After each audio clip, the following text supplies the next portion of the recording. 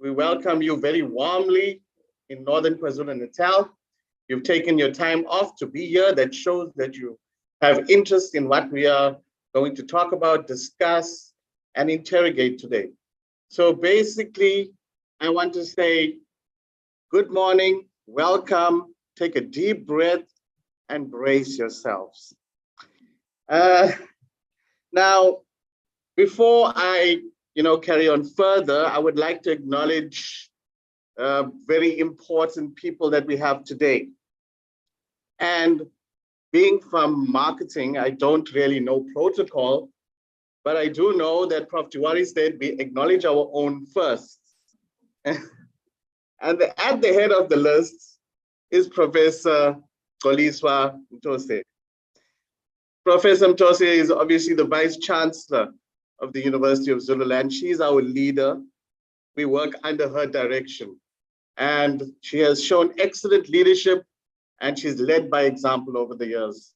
Thank you so much, Prof, for joining us. I also want to acknowledge the presence of the DVCs, Prof. Siepe, the DVC of Institutional Support. Thank you, Prof, for being here today and making the time. In absentia, I would like to thank Prof. Nomlomo for her support. She's the DVC of Teaching and Learning, as well as Professor Kunene, who is the DVC of Research and Innovation.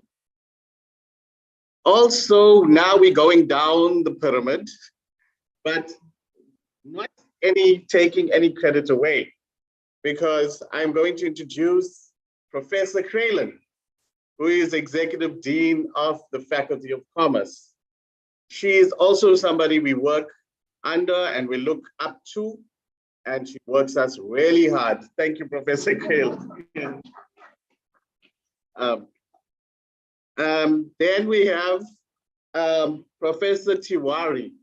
Now, Professor Tiwari has generously contributed to this event happening and taking place. Thank you, Prof. Tiwari. Thank you very much. Then, obviously, we have our head of departments. We have, obviously, the Deputy Dean, Professor Kasseram, Professor Ayer, Professor Makigaba, and all the leadership, the HODs, Professor Gilly, Professor Livingston, in absentia. Now I would like to draw attention to our keynote speakers. Our first keynote speaker is Dr. Zweli Mkhize. He needs no introduction. This wiping off the mics, etc., we only learned it from you, Doc. When you used to meet us at night for the COVID-19 pandemic, we know as soon as you finish speak, somebody would wipe and we'd look at the person. Thank you for leading us out of the worst part of the pandemic. Welcome. And then we have the second keynote speaker. It's Professor Anil Suklal. He's an ambassador, right? He's an ambassador to BRICS and Asia. And it's referring here in terms of being the ambassador at large. So Professor Suklal, you will explain to us what that means, ambassador at large. Are they looking for you, Prof? Thank you so much. Obviously, delegates, guests, those of you watching by Zoom, welcome and thank you for giving us your attention this morning. I will now introduce our leadership in the faculty. Professor Mtose is asking, why are we so well branded in terms of FCAL? We are everywhere. So Prof, you can ask Prof. Kralin. Prof. Kralin, come to the podium. Thank you.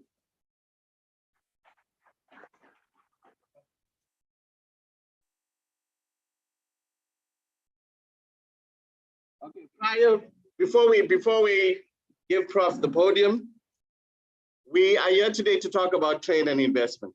We're here to talk about the economy of Africa, but more importantly, the economy of South Africa. We know that There's great unemployment. There's a lot of poverty.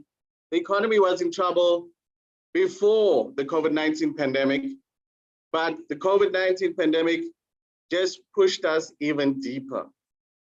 So it is time to be patriotic. It is time that we acknowledge our South Africanness. Hence, may I ask you to rise for the singing of the national anthem.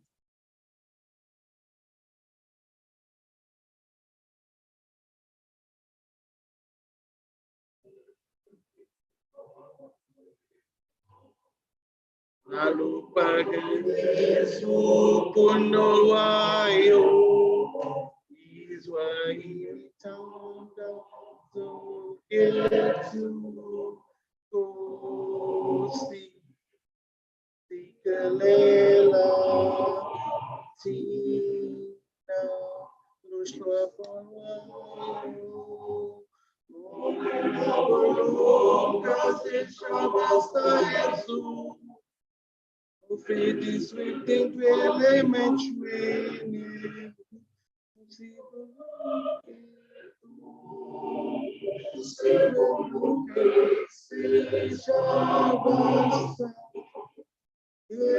Yesu sejabasta South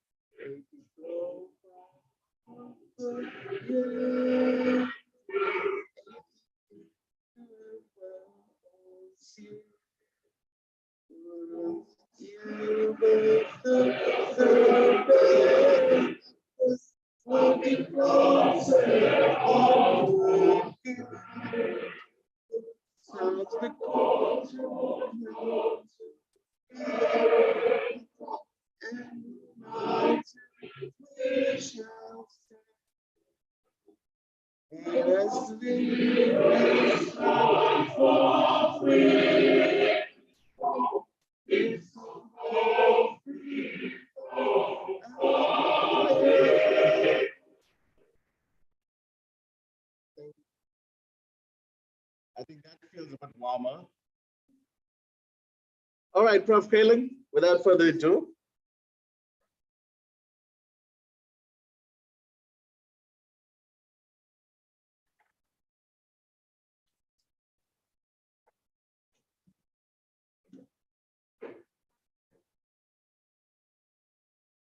Thank you, Program Director, Professor Matosi, Dr. McKeezy, Professor Sipwell, all protocol observed, ladies and gents. Thank you very much for joining us today at this workshop that we organize, Professor under leadership, and it's the brainchild of Professor Tawari, on Asian drivers in Africa. We're from the Faculty of Commerce, Administration and Law. And if I then can answer the question of Professor Matosi, why all this branding, Professor? Because I'm the Dean of the Faculty of Commerce, Administration and Law. And I am an extremely proud Dean. This is a faculty that is so near to my heart. And I would like to share a little bit of who is the faculty, who's in the faculty, some of the achievements. Then you will all think that we need to put some more branding up. Every other dorm must have some branding as well. We're small faculty and we're young faculty, although if you take me and Professor Tawari out of the equation, we're much younger on average. It's only the two of us that is the older people around in the faculty. But a small faculty, there's, for instance, only 3 professors, full professors in the faculty, and 3 associate professors, and then me. I'm also a professor in economics. So that is all that we have. A small faculty of 56 academic staff, of which basically everyone has a master's. We have then the 5 departments. We offer from a certificate in accounting, diplomas in transport economics, logistics, and cooperatives, up to a PhD in economics, business management, and public administration. And with this small component, I can just give you some information about the latest graduation. For instance, we had 987 undergraduate students that qualified. And in this small, that was actually the most undergraduate students in the whole university. And then we graduated professors, and we had the honorary professorship and as well. That was Professor or Dr. Gabi Magamola that we are very proud of. And we had 20 master students. Now for only 3 professors and 3 associate professors, this is a major achievement. But how do we manage to do that? By every one of the 56 members of staff really working together. And sometimes people would ask me, but isn't this a strange combination of commerce, administration, and law? No, it's not. If other universities think it's strange, with us, it really works so well because it's interdisciplinary. And where we need some law advice, the lawyers are there always to keep us the straight and narrow. Then we have the accountants that can help us with the budgeting and all the information, the economics people with all the graphs, etc. And then the administration side that we are showcasing around here. But some more in terms of our achievements. There is fierce competition in our faculty, but also in the university. And for several years, the VC normally at the end of the year, there's a research award function, and one of the awards is for the role model department. And for years and years and years, the Department of Economics was always the role model department. And then last year, fortunately in our faculty, the Department of Public Administration became the role model department. That is why, as a small department, and then business management said, watch the space. Don't feel too comfortable about this role model department. We are coming for this. We also have in our faculty the top researcher in the university and the top the research department, per capita output the most. But ladies and gents, this was done in a relatively short space of time. A few years ago, the faculty purely concentrated on teaching and learning, and I still think that was excellent. This is a faculty with a heart for students. We go out of our way to support students, to help students, to make sure that our students get through. And I can give you some example. Our honor students are enrolling only for a 1-year program. And we have 100% pass rate year after year after year. But remember, this is external assessors. So there's nothing wrong with our standards. It's not dropping the standards that get them through. It's dedication by the people that teach. And that where we have the principle of we don't leave any student behind. And we really don't. So this is, for instance, then some of this. Then some more achievements in the short space of time. Full accreditation for our law LLB. Whilst other universities and the really big universities were struggling to get full accreditation, we got that. We do have accreditation for BCom Accounting Science. And this year, and every year they come in and they look at us and they give us accreditation as well. Something that we are very, very proud of, and a total different, is under leadership of Professor Tavari, he came up with the idea to say, let's have a faculty conference every second year. And the first conference was in 2016, 2018, and this year we already also have an international conference. This conference is hugely successful. And it was so successful that we've decided, well, instead of just doing every biannually, let's do it annually and get an international conference every second year and change it, the alternative year, into a conference for upcoming young researchers. And we presented and we planned it like that, without knowing that this would be so popular that when we had our conference last year, I think Professor Kasirim said that we had to ask about 150 people to say, sorry, but we are full. We cannot take it. This is how important it is. But for me, this is also our contribution to creating new researchers in the system, because they come to this emerging conference, we give them some input, and they are ready for the international conference as well. And I will tell you some of the achievement that is very new that I want to mention today. 2 of our young researchers has been invited to the 7th Lindau Nobel Award that is taking place in Germany this year. It is fully funded. Now, why this is so special?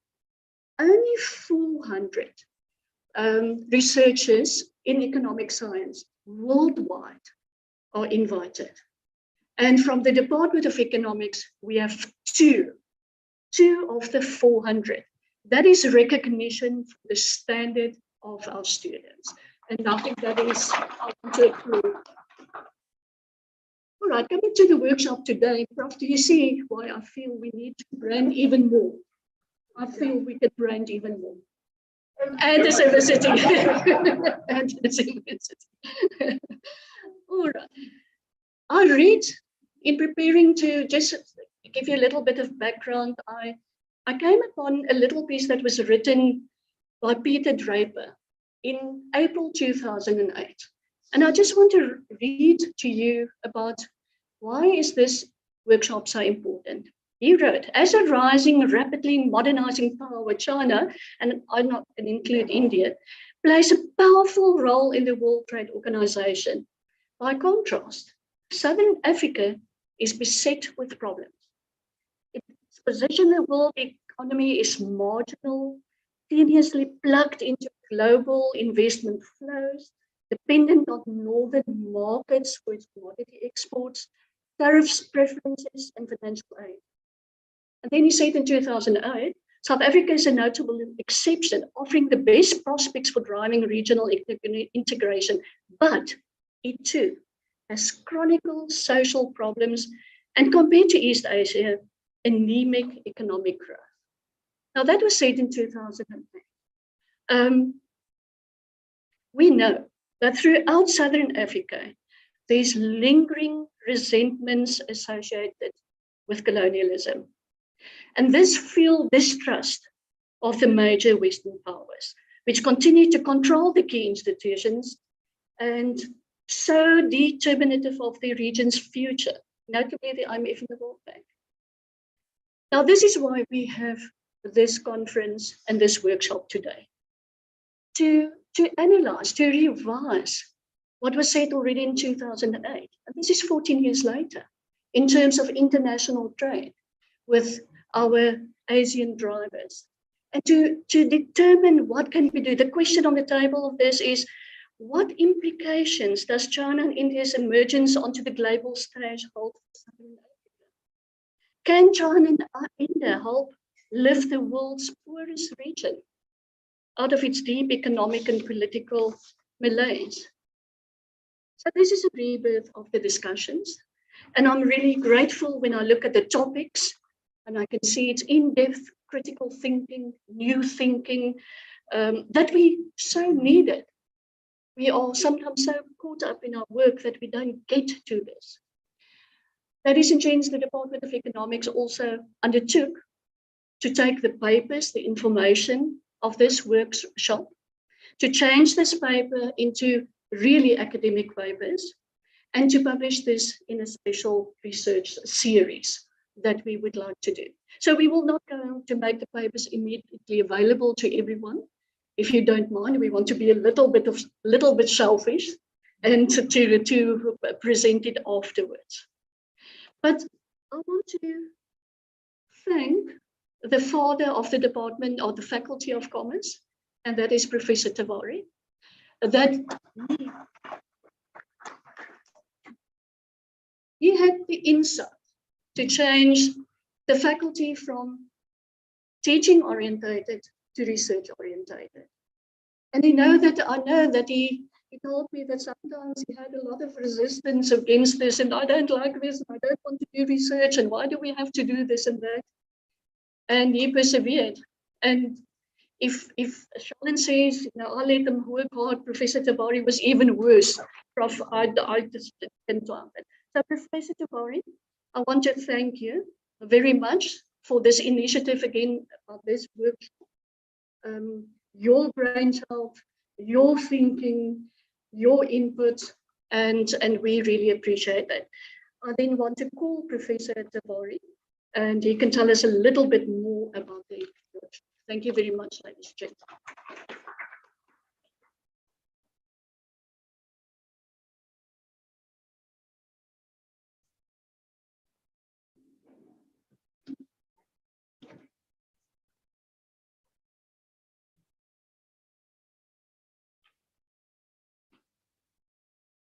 Good morning. Good morning to all. Sani Bonani.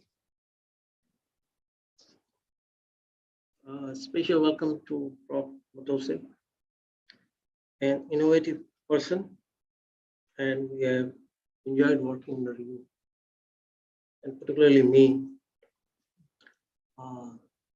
Honorary Dr. Juali Makize, he doesn't need any introduction, and Ambassador at large and Prof. Anil Shukla. Thank you so much for being here. Prof. Kreli, Deputy Dean Prof. Cash, Prof. Magigaba in absentia, other colleagues from FCAL and faculty, friends and delegates, all my well-wishers here, all protocol observed. As a chair of the workshop, my job is to just define the intent of the workshop and the objective of this workshop.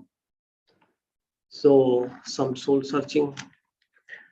Okay, why I thought of doing this workshop? I thought about it. I thought how to increase the income of average African, and what is the best way. After doing some literature search, I found that trade and investment is the only way to increase. So I thought maybe we should increase the awareness about it. Because newspapers only report scarce events. They don't report abundant events.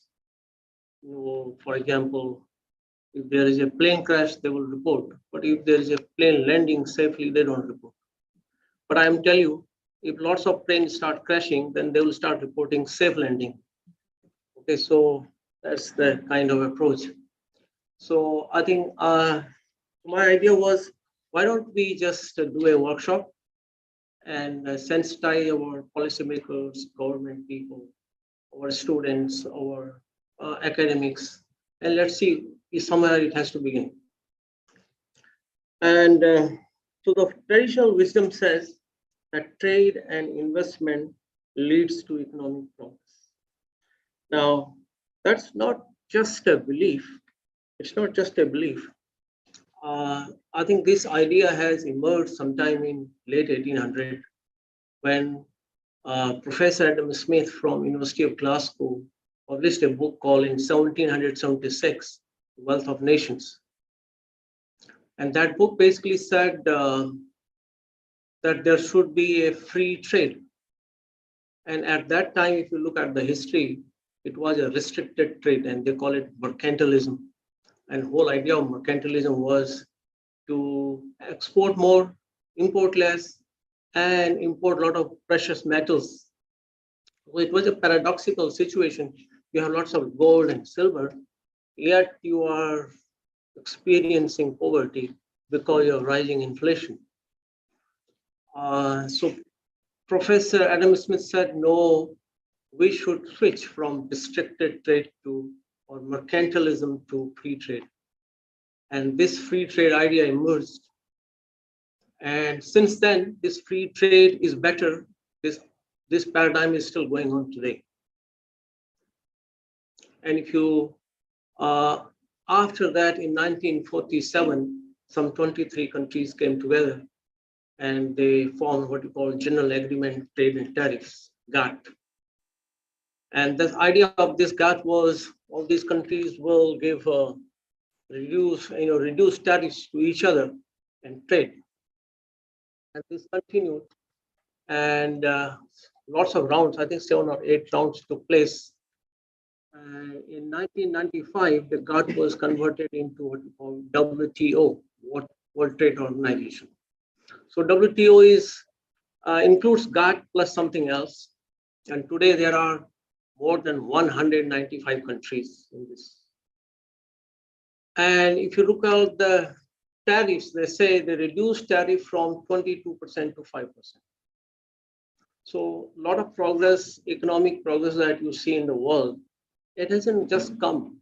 It's not an accident. It has come by conscious long-term planning.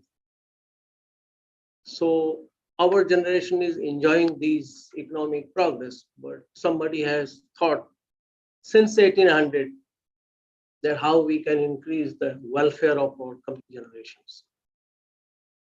So thanks to Prof. Adam Smith. All right. But at the same time, in 1776, there was another event happened that America became independent, free enterprise. And this free world concept came into being. All right. So I think that free world, free enterprise, free trade, all three things are particularly guiding the Western world. And in some large extent, it's also guiding us today. So this is, I thought this is a good idea and we should have, but interestingly enough, when we look at Africa, this trade liberalization that took place through GATT and WTO has not benefited much. African share in trade has declined over time. 1970s, it was around 4-5%. It has come down to 2.5%. So we didn't take advantage of globalization. And maybe there are a number of reasons. We can't go into those details. But if you look at our base, we are 1.3 billion people. We are probably the largest continent, if my geography is correct.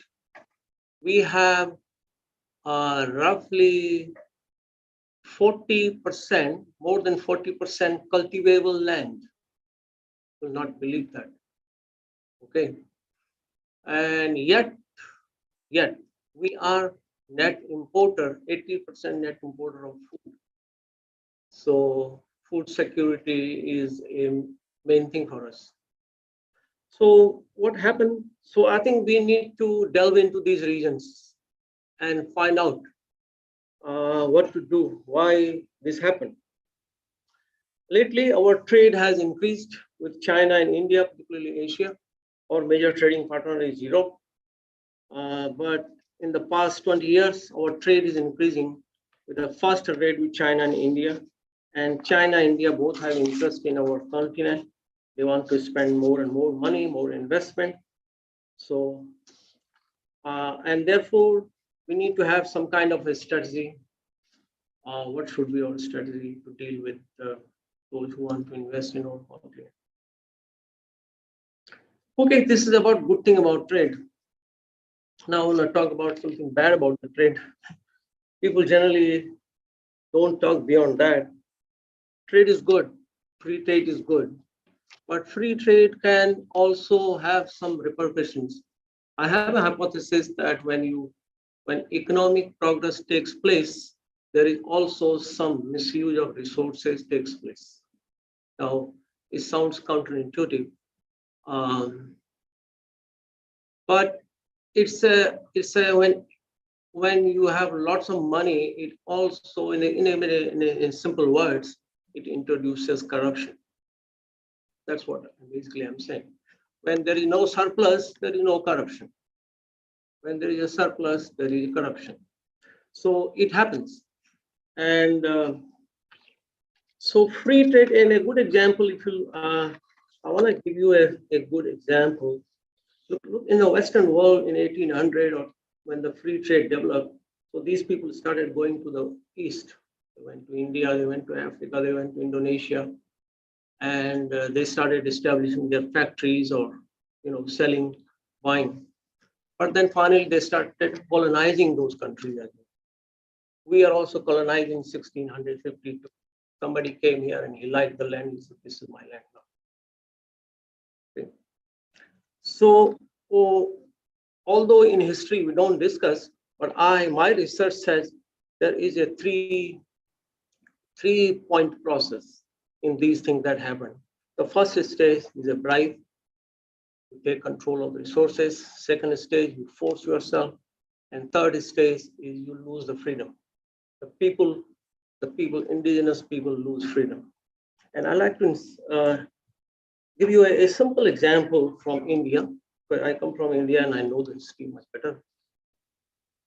In 1615, under the King James, he sent an emissary to India. By the name, his name was Thomas Roe, and he was given a title Sir, so they call him Sir Thomas Roe. And he was asked to go and negotiate a treaty with the Indian king for a free trade. So before that, many English people have gone and they were not successful.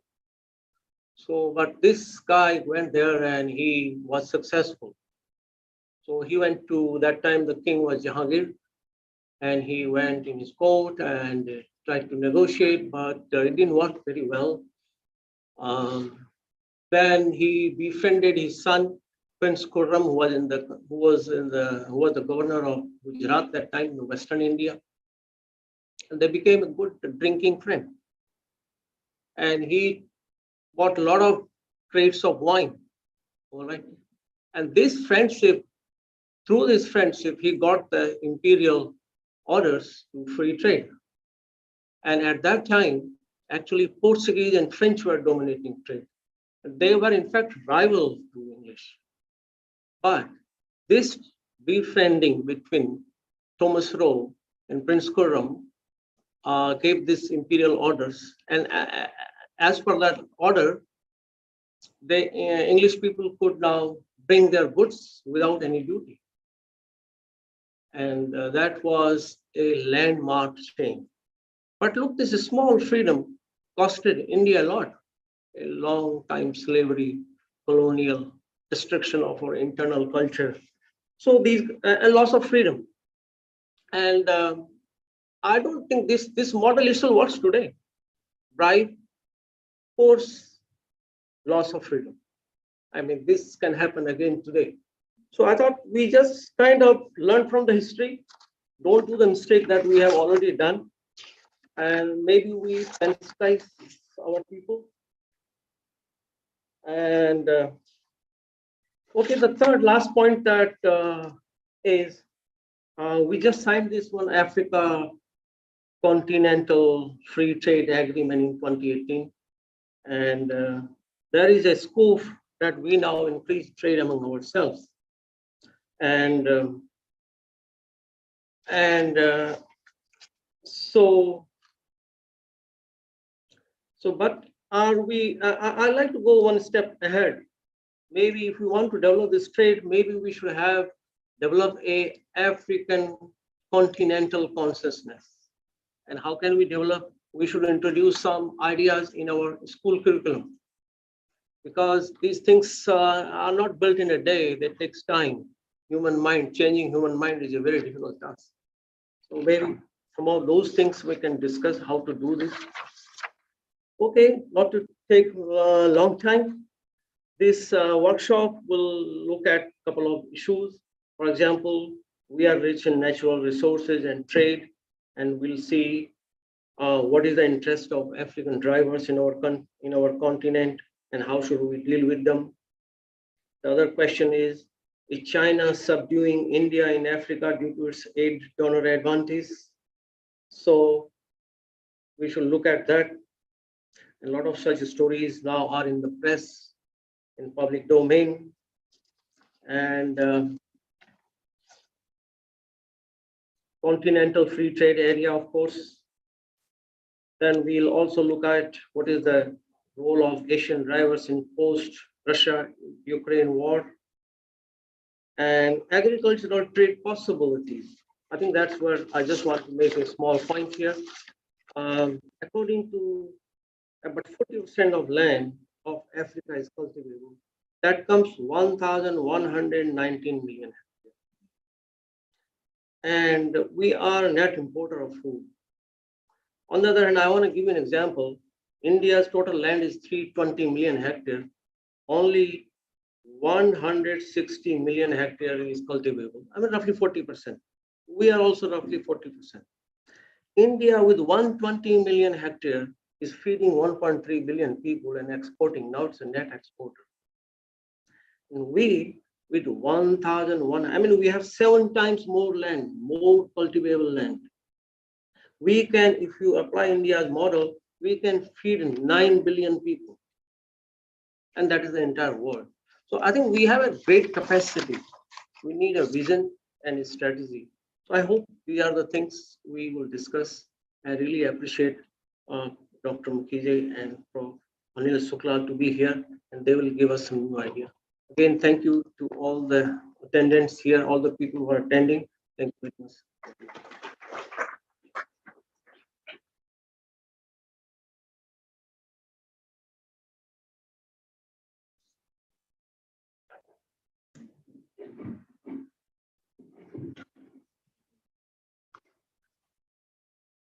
Thank you, Prof. Tiwari. A few points I want to make. One of that is that you are really the father of the faculty, because we were a teaching faculty before you arrived. Now we've got students that just yesterday were sitting at 3rd level like Slee, with an intern in our faculty. And now she's doing a master's.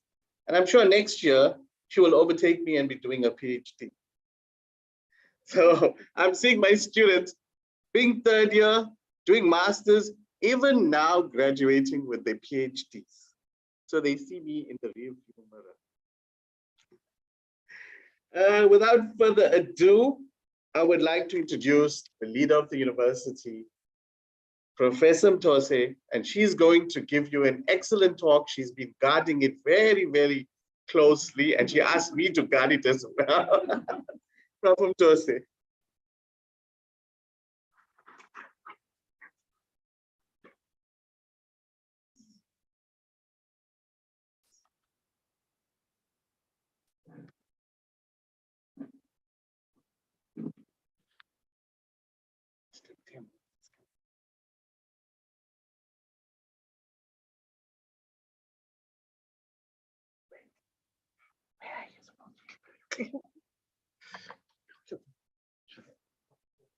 Presentation.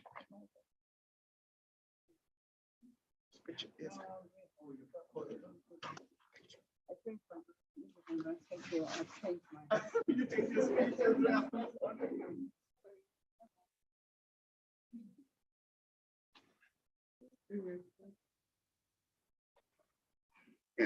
yeah, thank you.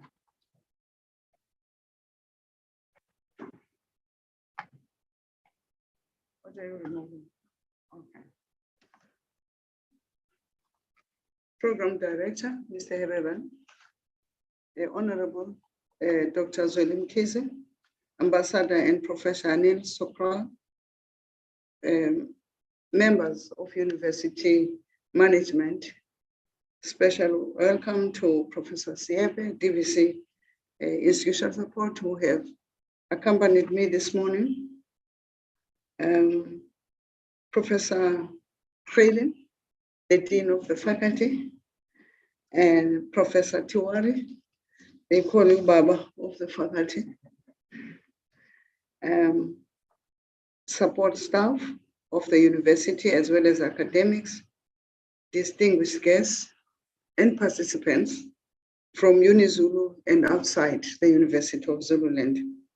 Ladies and gentlemen, our students, ladies and gentlemen, It gives me great pleasure to welcome you all at the opening ceremony of this morning of Asian Drivers in Africa, Trade and Investment Workshop on India, China, and Africa, organized by the Department of Economics, the Faculty of Commerce, Administration and Law, under the chairmanship of Professor Tiwari and the leadership of Professor Freilin. You all know that Africa is the home to 16.3% of the world's population, but it only produces 2.9% of the world's production and has to share of 2.6 in a world trade. Furthermore, there has been a secular decline in Africa's share in the world trade since the 1990s, despite the globalization of trade. It seems somehow Africa could not reap the benefits of globalization due to various challenges that our continent faces. You also know that trade and investment has been the instruments of enhancing gross domestic products of the country for the past 20 years, almost. We cannot hence afford to ignore our trade potential. Under these circumstances, Africa has no choice but to improve its trade performance and trade competitiveness in the world. Our major trade partners today are European Union, 34% of Africa trade, China 14%, USA 9%, India 5%, and other countries 21%, while the intra-Africa trade is only 17%. This makes China the second largest and India the fourth largest trade partners of Africa. Although Europe is our major trade partner historically, the trade of Africa with Asia has been growing at a much faster rate than Africa's trade with Europe.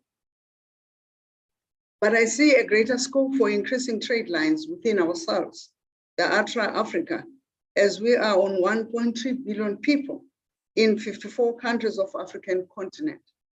The African Continental Free Trade Area Agreement, which was signed in 2018, gives this hope. This is a landmark trade agreement committing countries to remove tariffs of 90% of goods and progressively liberalize trade, and also remove non-tariff barriers. The intra-African trade has increased over time. For example, from 10% in 1995 to 17% in 2017. However, this is very low compared to levels of Europe, 69%, Asia, 59%, North America, 31%. This is why a trade is going to be an important driver of the growth in Africa. Is therefore going to be the game changer, the tonic for the continental economic progress. Over the last decade, China, India, and two emerging global economies have become Africa's most important economic partners, and their growing engagement with the continent is transforming Africa's international relations in a dramatic way. While the rising economic activities in China and Africa, South Asia, and Indo-Pacific, the Gulf and the Latin America has also worsened the geopolitical competition between the United States and China. On the other hand, the Asian drivers' relationship with Africa is currently dominated by competing interests in trade. According to Seoul 2022, and Cheru and OPI 2011, these factors of driving and competing interests for Africa by Asian drivers are: number one, the continent's estimated population of about 1 billion, which presents both China and India with a potentially huge market for investments and manufactured commodities. The continent's vast natural resource wealth, including crude oil. The dramatic socio-economic and security challenges facing the continent, which offers the developmental opportunity for aid, cooperation, and peace support operations based on Southern solidarity. But the competing interests in Africa by China have been well documented. While securing energy resources is a critical factor in China and India's expanding relations with Africa, both countries are also strengthening trade, investment, and aid ties with Africa through various bilateral and multilateral forums, such as the Asian-Africa Summit, the Forum of China-Africa Cooperation, the China-Africa Business Council, the India-Africa Forum Summit, the India-Africa Project Partnership, and the India-Brazil-South Africa Dialogue Forum. But African countries should begin to see the strategic potential that the competing interests of the Asian drivers present with them. I take a pause at this moment by inviting us in my presentation to locate this presentation within our constitutional democracy, which brought hope for me, brought hope for you, it brought hope for our people.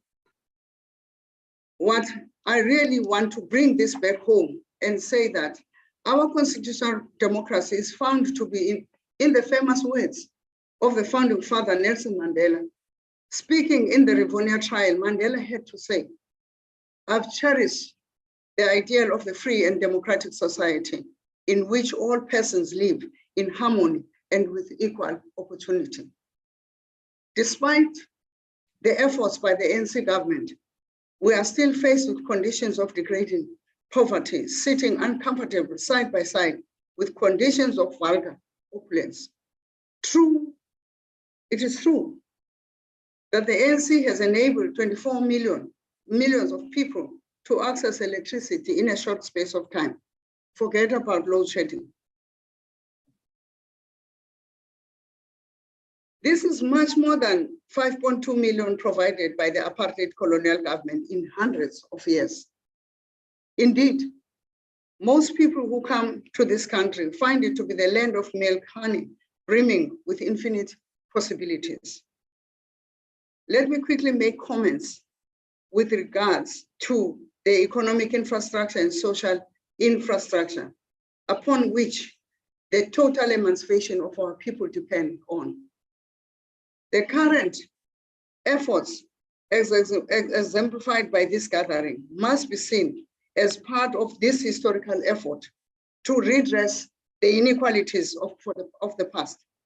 For as long as the majority of our people live in conditions of squalor or are unemployed and unemployable, illiterate, and for as long as they carry the heavy burden of disadvantage, our work is not done.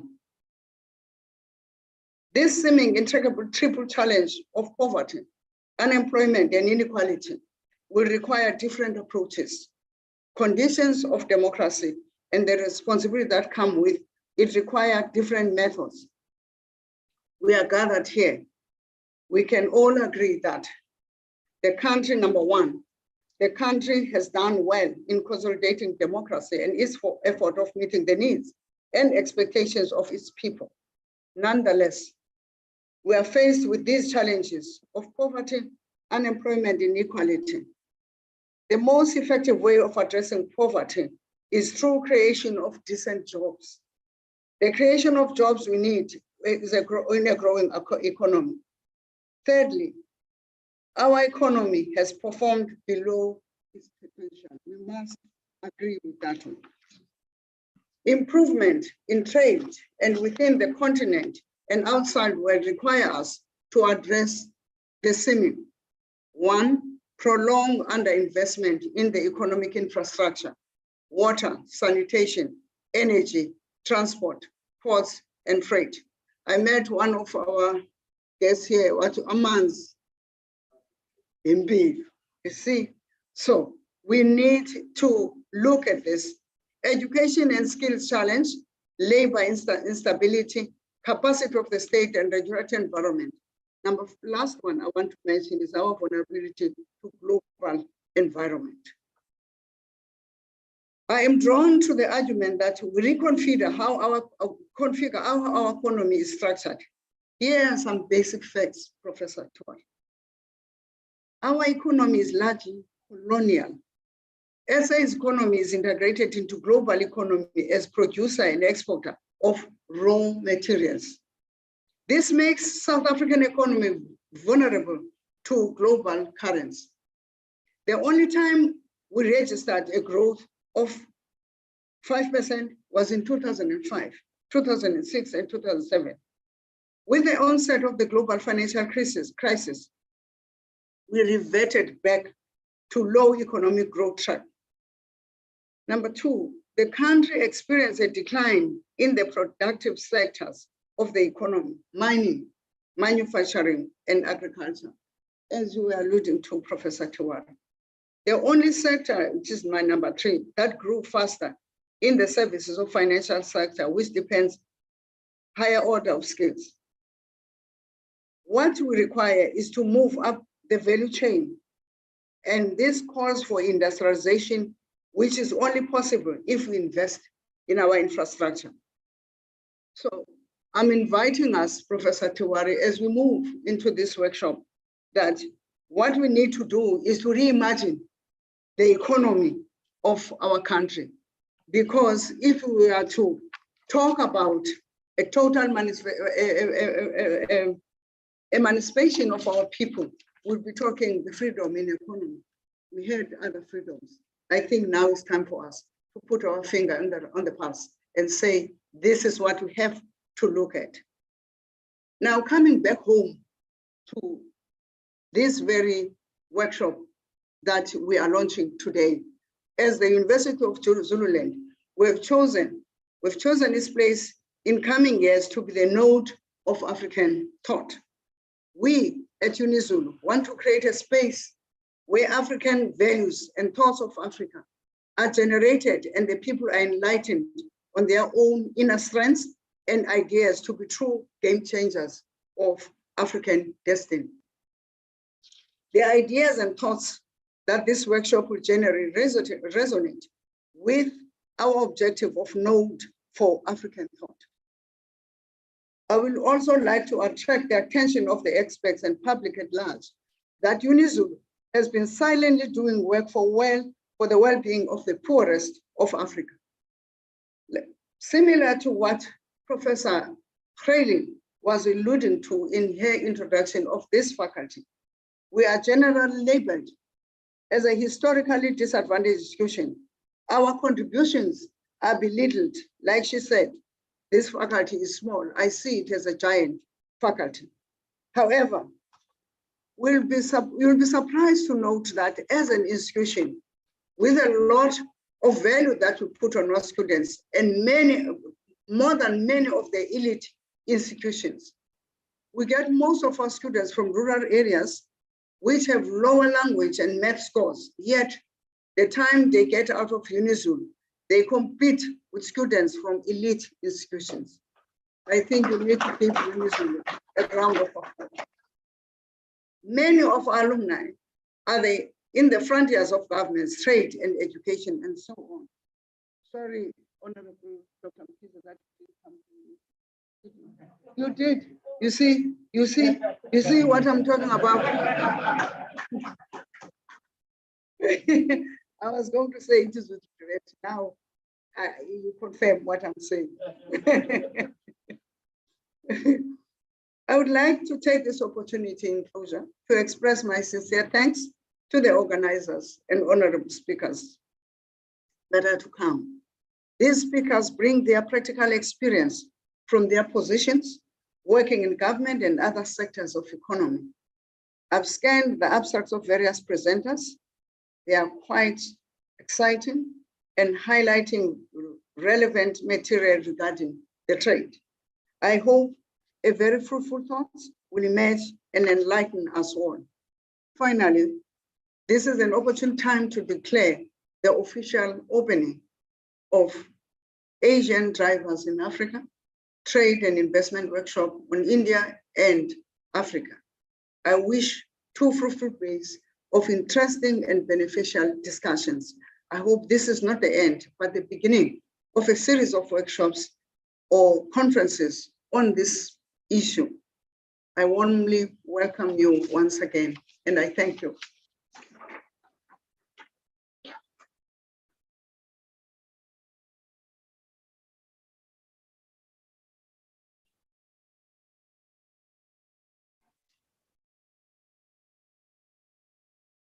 Thank you, Professor Mtose. Thank you very much. It was a very interesting, scintillating, thought-provoking speech. Thank you for officially opening this workshop. It is now officially open. Thank you. Okay, colleagues, I really agree with Prof. Mtose's sentiments. I mean, one of the spin-offs of COVID-19 over the past couple of years was the expansion of the waistline, right? So knowing that I had to be a program director, I realized that most of my formal clothing didn't fit me anymore. So I went to Woolworths to get formal pants. And to my surprise, there was nothing. Woolworths had no formal pants, there was nothing. And then I asked around and I investigated a bit. And then it came to my realization that most of the formal clothing is imported. And because China is having power problems, they're also having power problems. And they have the problem with the COVID-19 pandemic. So it just made me realize how much of stuff sold in South Africa is from China. Is it a mutually beneficial relationship or is it a one-way street? Okay, thank you very much, colleagues. Now, in terms of introducing our first keynote speaker, Honorable Dr. Zweli Mkhize was a former Minister of Health, right, as we've noted before, and the former Premier of KwaZulu-Natal. Now, I have had the pleasure, Dr. Mkhize would never have even recognized me at that time, where he spoke in North Beach for a Diwali festival. And I was right at the back. And I gave him a standing ovation. I don't know, Doc, if you saw my standing ovation, but I gave you a standing ovation. Such powerful words and such powerful, he had the audience captivated in the palm of his hands. He's such a powerful orator. And I think you will experience that now. All right, in terms of what he's going to talk about, he's going to talk about reinvigorating Asia-Africa solidarity through partnerships and defining a new world order. The Honorable Dr. Mkhize, I give you the podium. Mr. Tembu.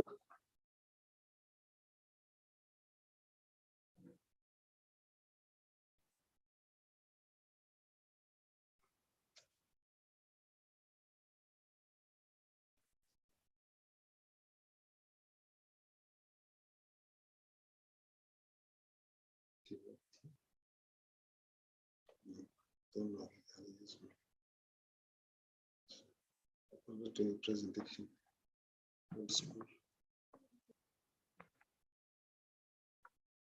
Thank you very much, Program Director, Mr. Hiralal. The Vice Chancellor, Professor Mtose. Just to say, I also won't be left out of the accolades. I'm also part of this university. I actually was a student 10 years ago, but I didn't finish the degree. I did the first year. And then it was a BSc first year, and then I went to do medicine second year. But I spent very precious time here. And also, this was in the 1976, so half a year was lost. And then the following year, I then went to redo the year, and then went to do medicine straight from here. So We had 2 courses in BSc. The one was suited for first year in medicine, so I moved over. So I do want to be able to claim the university as my alma mater as well.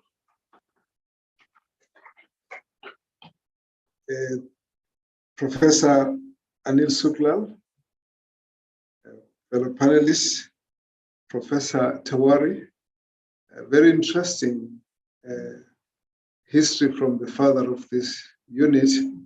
But I just found your analysis about how the issue of colonization came about to be very, very interesting, not only because it is the same everywhere in the country, in the world, but because even today we still haven't been able to shed the legacy of colonialism. And part of this discussion is taking us to that point. And we need to understand that while colonialism officially ended, its legacy will resist further elimination. And so we need to be conscious that those who might have benefited from colonialism at the time will find reasons why they should find a way to defer its complete eradication. And therefore, it brings us to a very important issue of how we should be comparing the notes amongst ourselves. So all the professors who have been acknowledged, Professor Siepe, Professor Kasiram, and the other professors and academic staff and other guests, the Dean, Professor Hreiling, thank you very much for having me here today. When we are not in a tight program, I can tell you lots of stories about this university. We've come a long way, and when I see what I see here today, I look back and I say, it's been many years of struggle to try and improve the education and the quality of education and the quality of products, the students from this university. It's come a long way, so I really do appreciate it. That's why I was quite readily excited to be part of this discussion. Africa and Asia have shared a history of struggle, solidarity, partnership, and friendship. The first Asia-Africa Summit, convened by the leaders of the newly independent states of Asia and Africa in Bandung, Indonesia in 1955, created a template for internationalism under the emerging rubric of South-South solidarity and cooperation. Bandung Summit, where South Africa was represented by the African National Congress and recognized as the voice of the majority of South Africans, laid the foundations for the non-aligned movement, which was formally established in 1961 in Belgrade, Yugoslavia. The non-aligned movement played a critical role in the championing of the fight against colonialism, racism, and apartheid.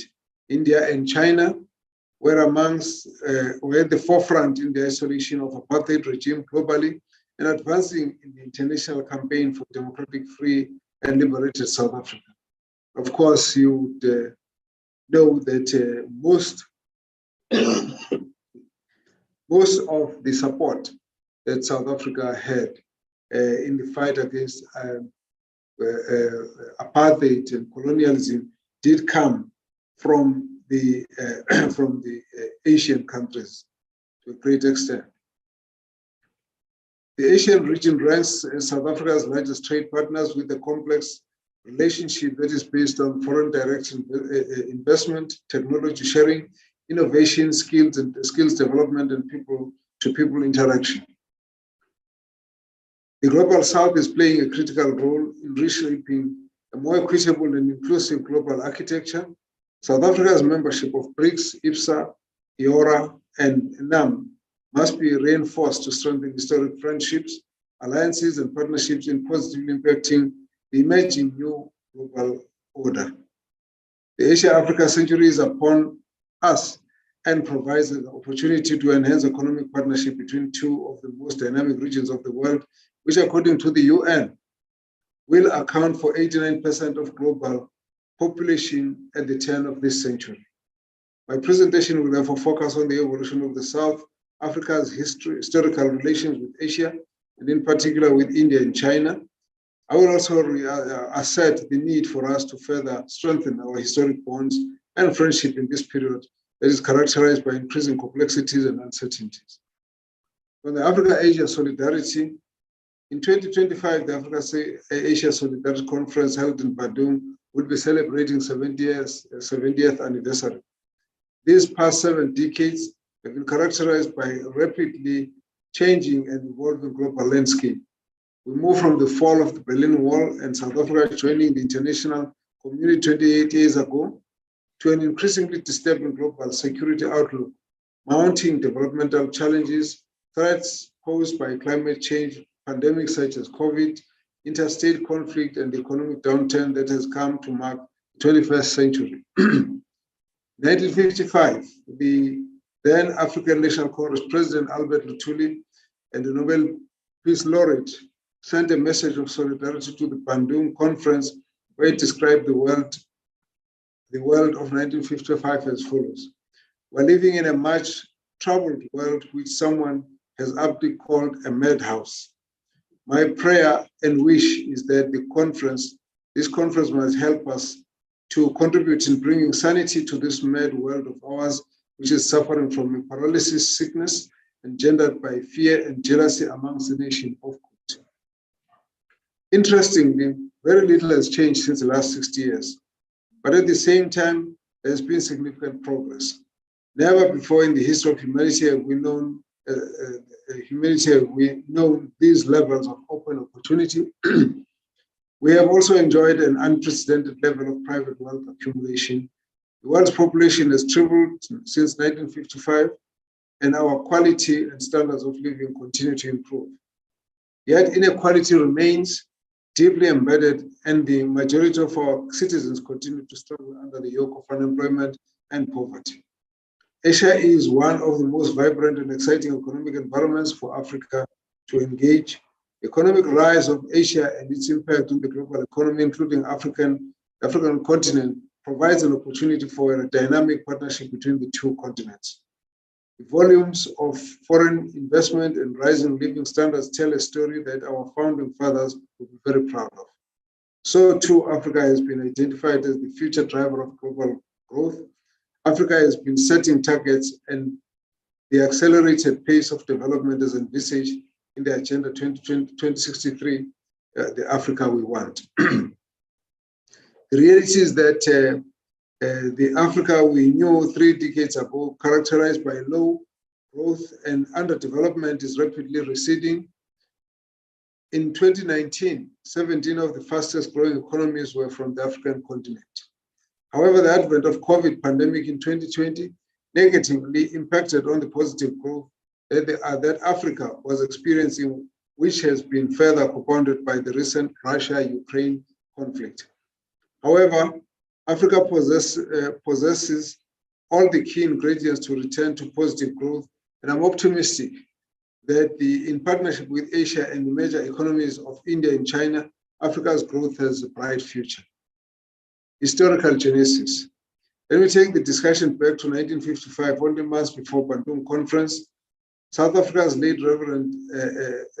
and revered liberation leader and Nobel Peace Laureate described the circumstances that confronted our liberation movement in South Africa during an interview with Drum magazine at the time.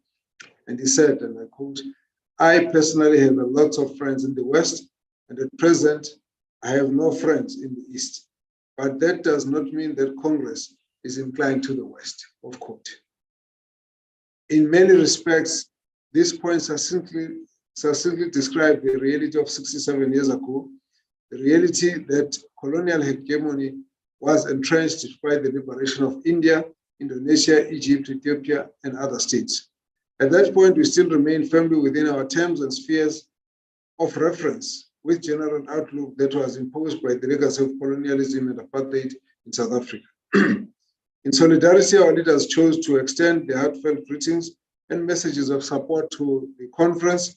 The African National Congress, through its then acting Secretary General Oliver Tambo, sent another message of solidarity to the Bandung Conference, and I quote, "The significance of this conference, therefore, lies in the fact that the sponsors and the people who are meeting have themselves been for centuries the subjects of exploitation and foreign domination by Western colonial powers," unquote.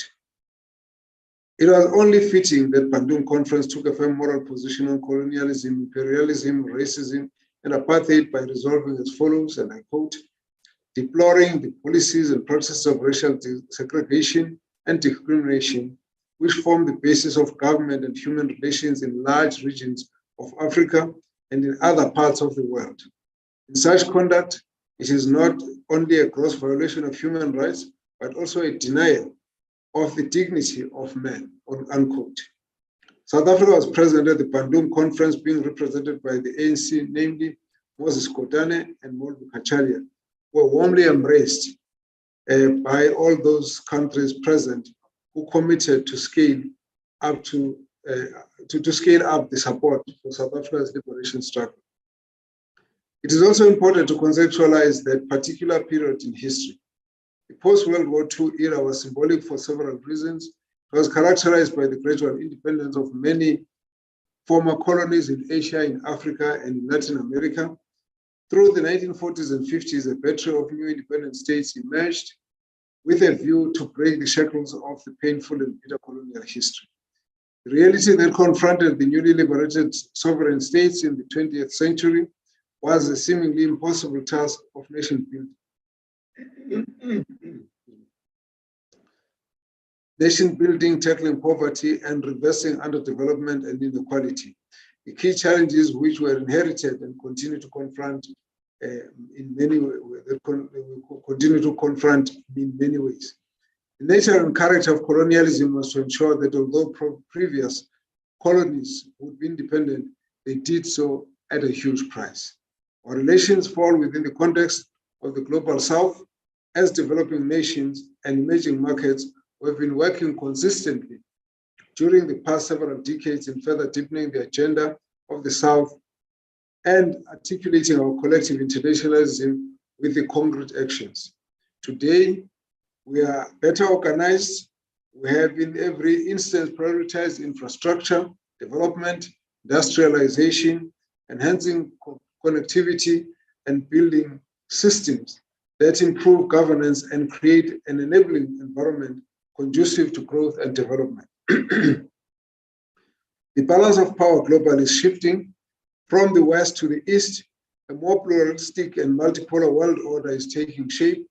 Global formations of the South, such as BRICS, IPSA, Indian Ocean Rim, EORA, and the ASEAN, the Asian Association of Southeast Asian Nations, are beginning to show an increased confidence with a stronger voice on the global stage. The reality rests in the fact that we as developing countries must act in tandem, ensure and secure our collective development through a more robust and intensified economic engagement. More importantly, our partnership is about revisiting and reinvigorating our historic Africa-Asian strategic bonds for mutual benefit. Africa's context.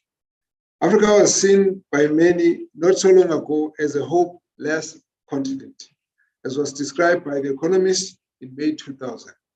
The very same magazine, 11 years later, in 2011, described Africa as the continent of hope. This sentiment was echoed by the United Nations Secretary General, Antonio Guterres, when addressing the 28th summit of the AU in Addis Ababa, where he stated, and I quote, "Far too often the world views Africa through the prism of problems. When I look to Africa, I see a continent of hope, promise, and vast potential," unquote. In 2021, Africa's population was measured at approximately 1.37 billion according to the United Nations. Africa is a resource-rich continent, but poverty, inequality, and unemployment remain central challenges. Africa is expected to reach a GDP growth of $29 trillion by 2050 from its current $2.7 trillion in 2021. We must address how we reconnect our historic trade networks between Africa and Asia as key points of mutual trade, investment, development, and people-to-people interaction. Africa is at an important juncture in its development. Having been left behind in the industrial age, it now has the opportunity to mainstream its development in the fourth industrial revolution in partnership with Asia, which is recognized as a leading continent on the new technologies. Africa can leapfrog into the new technological era, rapidly advancing its economic and technological growth. African countries have been working hard to improve digital and mobile connectivity. Today, mobile phones and the internet are reaching more Africans while contributing a higher literacy rates and engagement in business. Internet penetration in Africa was 43% in 2021. Although this is below the global average, this pace is expected to accelerate in the coming years. Africa is expected to generate high growth and profitable investment opportunities in the next decades, powered by the technological revolution. The African technological ecosystem grew exponentially in 2021 with capital investments reaching an all-time high. Africa's young digital ecosystem, digital literate population is powering the rapid technological revolution. Tech startups across the continent received almost $5 billion investment in 2021. The host of fast-growing tech companies throughout Africa is generating hopes and optimism for more rapid and innovative advances in years ahead.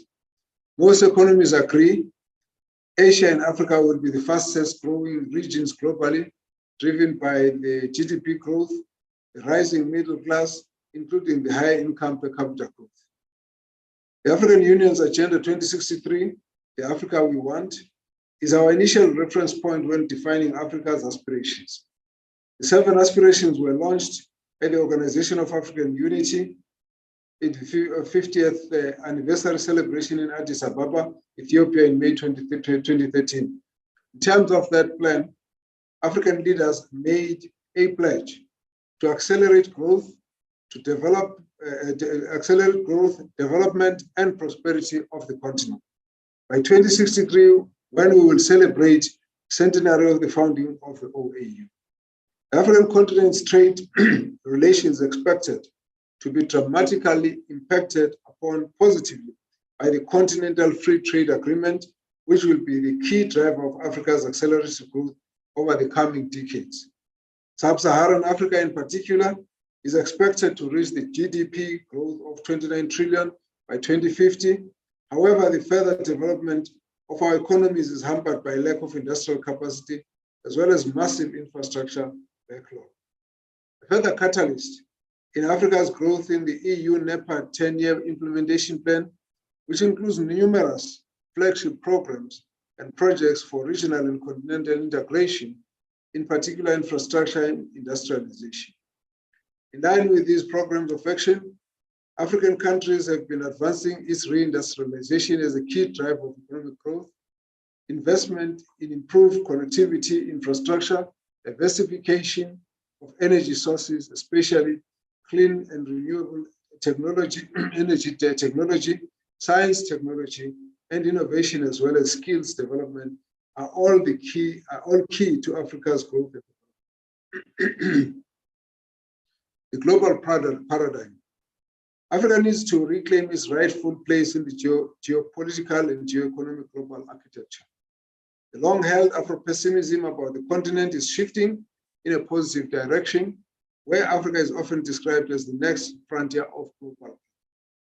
On the 17th of May 2022, during an address at the Indian Council of World Affairs, Indian External Affairs Minister Jaishankar reaffirmed India's long-held position that Africa must be represented at a reformed United Nations Security Council. This statement is significant as it demonstrates the mutual respect rooted in the histories of Africa and Asia solidarity and non-aligned movement that we share. It is unfortunate that after 7 decades after the founding of the United Nations, that an entire continent of over 1.3 billion people is still not represented in the United Nations Security Council. This historic injustice cannot be perpetuated and must be addressed as a matter of urgency, and we call upon our partners in Asia to support Africa's quest to take its rightful place in the United Nations Security Council.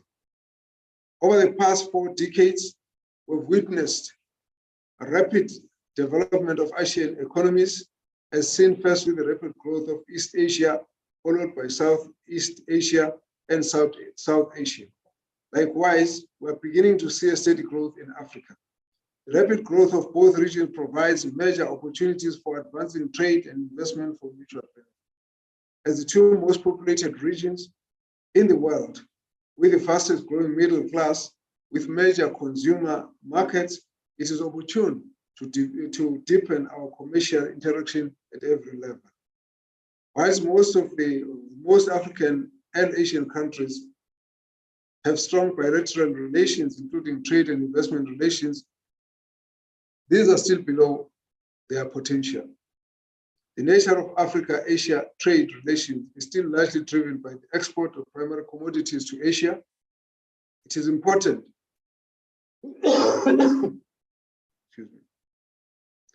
It is important that we see a diversification of the trade basket between the 2 continents. Africa's vast natural resources, coupled with Asia's major appetite for these resources, need to evolve into a partnership for mutual benefit. In this regard, India and China, as leading Asian economies, must play a catalytic role in the beneficiation of Africa's natural resources and natural resource wealth, as well as industrialization processes.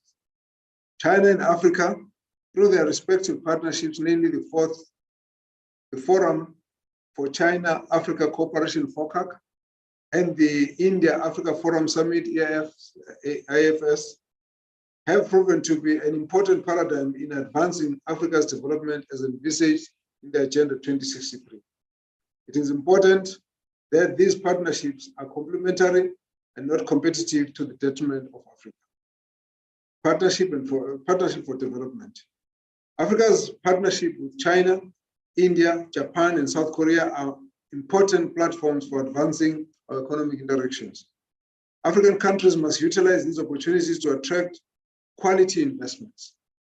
The presence of multinational companies from leading economies on the African continent is an important catalyst for growth, development, technology transfer, and skills development.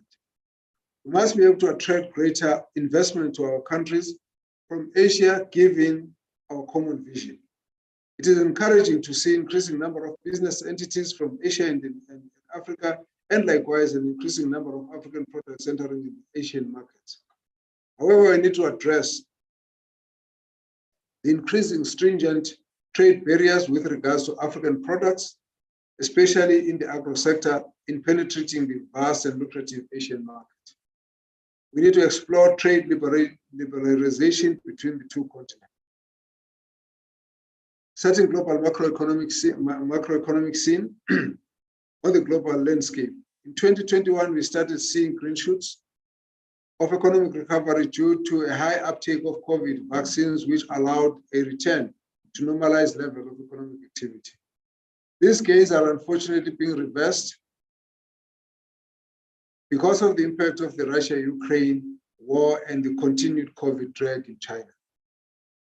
The global economy is expected to rebound in the second half of this year, and economists continue to forecast a return to above potential GDP gains as commodity price pressures are expected to stabilize. However, the private sector is expected to be able to cushion further shocks to the global economy. China has had to adopt restrictive measures to respond to the threat of a meaningful surge in COVID infections. And therefore, its economic growth outlook has had to be revised downwards. Some economists expect GDP to contract in Q2 due to sharp decline in retail sales and industrial growth, which might only begin to normalize in the second half of the year as the virus is contained and moves towards an endemic equilibrium. In the US, consumer sentiment is at pandemic low, because of rising inflation concerns and weaknesses in equity capital markets. Some world business leaders, like Chairman of the Goldman Sachs, Lloyd Blankfein, have warned of the probability of recession in the US. Some equity market practitioners estimate that the investors are now pricing in as high as 70% the probability of a near-term recession. In the euro area, the impact of the Russia-Ukraine war is now showing in industrial production numbers due to supply chain disruptions and higher energy prices. This negative impact is concentrated in Germany, given its closer integration with the supply chain with the Eastern Europe, auto sector component shortages, and heavy reliance on the natural gas from Russia. The Russia-Ukraine war could become a frozen conflict, excuse me, with potential for more radical actions both from Russia and Ukraine and its allies if the war proves to be unwinnable. The future of Ukraine will be marked by fragmentation and instability, and as the President Zelensky of Ukraine has stated, that the decision on Ukraine's sovereignty will be subject to a referendum, although that remains unclear who will act as a security guarantor for Ukraine. The development of this war are not constructive for Europe, given its reliance for energy.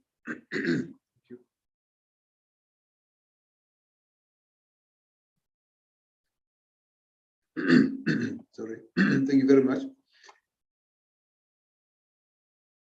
The developments of this war are not constructive for Europe, given its reliance on energy on Russia and Ukraine being the breadbasket of Europe.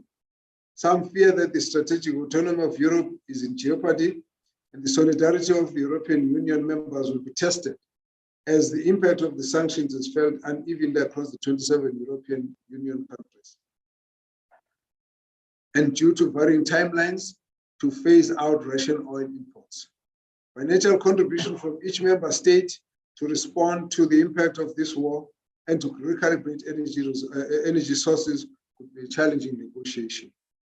There is a market shift in geopolitics and geoeconomics driven by a paradigm shift in natural and economic security consideration, as the so-called developed world is laser focused on securing diversified supply chains heightened by COVID and the ongoing Russian-Ukraine war. Considerations around national security now have to factor in capital trade flows, technology transfer and cybersecurity, FDI and other considerations. Geoeconomics is replacing globalization and free trade with the neoliberal world fading.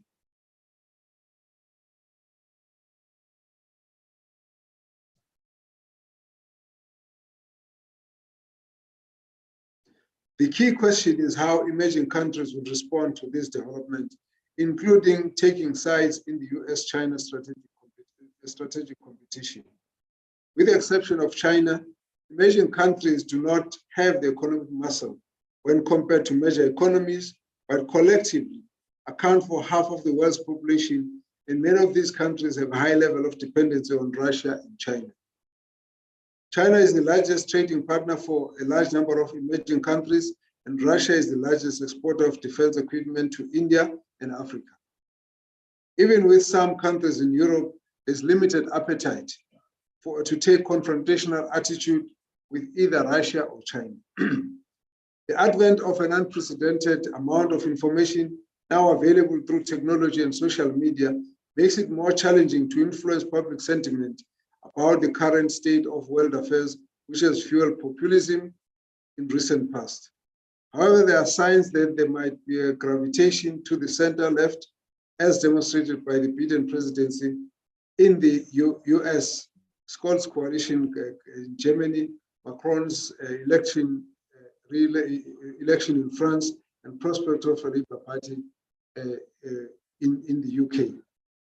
Energy prices, inflation and GDP, higher commodity prices, that is oil, gas, metals, primary channel of transmission to higher inflation and subsequent impact on growth, that is every 10% uptick in oil prices shaves off 0.2 to 0.3 of global GDP growth. Central banks' hawkish stance to fight inflation, calling for balancing act not to tighten too much too soon with the risk of derailing economic growth. The Fed has raised rates in May by 50 basis points and is likely to raise interest rates further by another 50 basis points, planning to stick to its previously stated plan of raising interest rates by 200 basis points for the year. And the European Central Bank raised interest rates by 100 basis points, marking increases in rates at the last 4 consecutive meetings, leading to the highest benchmark rate in 13 years. And the South African Reserve Bank increased its repo rate by 50 basis points and is expected to hike another further 50 basis points by July to mitigate against the softening US dollar, South African rand exchange, which could ultimately have an impact on inflationary expectations. Food security is also seen as the next pressure point, with 44% of respondents indicating that increases in agricultural commodity prices will exceed the price pressures of gas. Russia will continue to weaponize energy, food, and raw material. Emerging markets are particularly affected by rising food prices, since these constitute relatively large shares of consumer baskets, possibly leading to social destabilization. So in Africa, the African continent continues to have favorable macro trends and demographics, including strong population growth of 1.1 billion people, which by additional people by 2050, and the current population and population growth driven by young people, rapid urbanization, which required town planning, infrastructure development, and stable energy supply. And I think we've seen this as an issue in South Africa with the devastation of informal settlements in the eThekwini area, which basically challenges our settlement patterns and our forms of housing settlements. The ease of doing business has improved in the last decades, which has catalyzed trade activity and supported by improved political stability. In South Africa, South African economy has stagnated for a number of years and requires significant economic reforms to redress structural impediments to inclusive growth. The expected about 2% GDP growth rate in the near term is well below the required level for growth to combat poverty, high unemployment, and inequality. The security of energy supply has been a focal area since 2008. However, we still have not managed to resolve the operational and financial issues at Eskom, and any solution going forward should take into account our energy transition plan and integration of renewable sources of energy to the broader mix in a commercially sound manner that factors in our national interest and endowment of natural resources.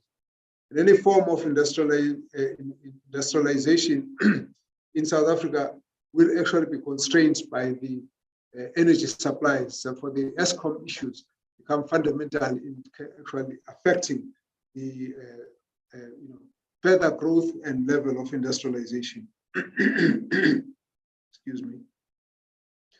We expect the main budget to balance from year 2023 onwards, and the gross loan to stabilize between 70 and 80% by 2024-25. So what Africa and South Africa need to do to foster development? The extraction of mineral, excuse me. The extraction of mineral resources to international market has spurred development in many African countries.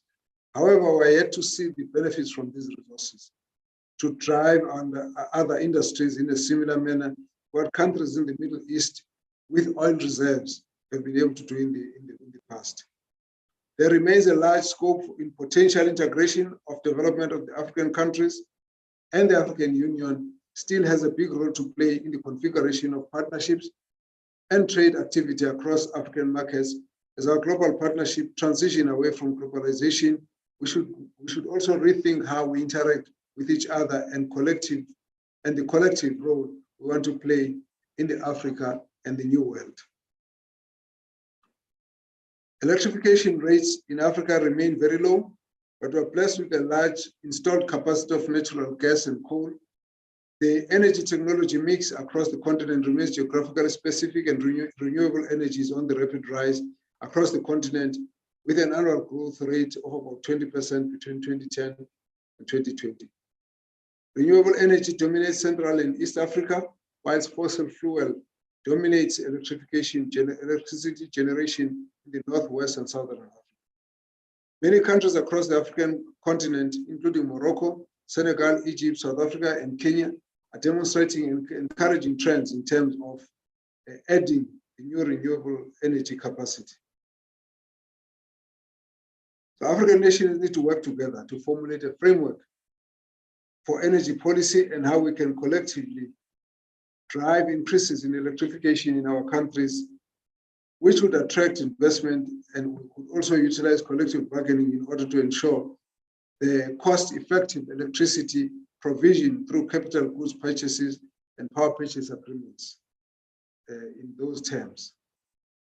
We should also rebalance the focus of our economic policies from being export-driven towards fostering local industry, which is important for both growth and resilience.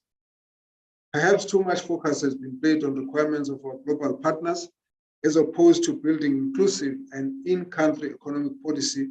To be successful, we need to harness and enhance skills and realign the financial sector to support these activities and create markets for produced goods.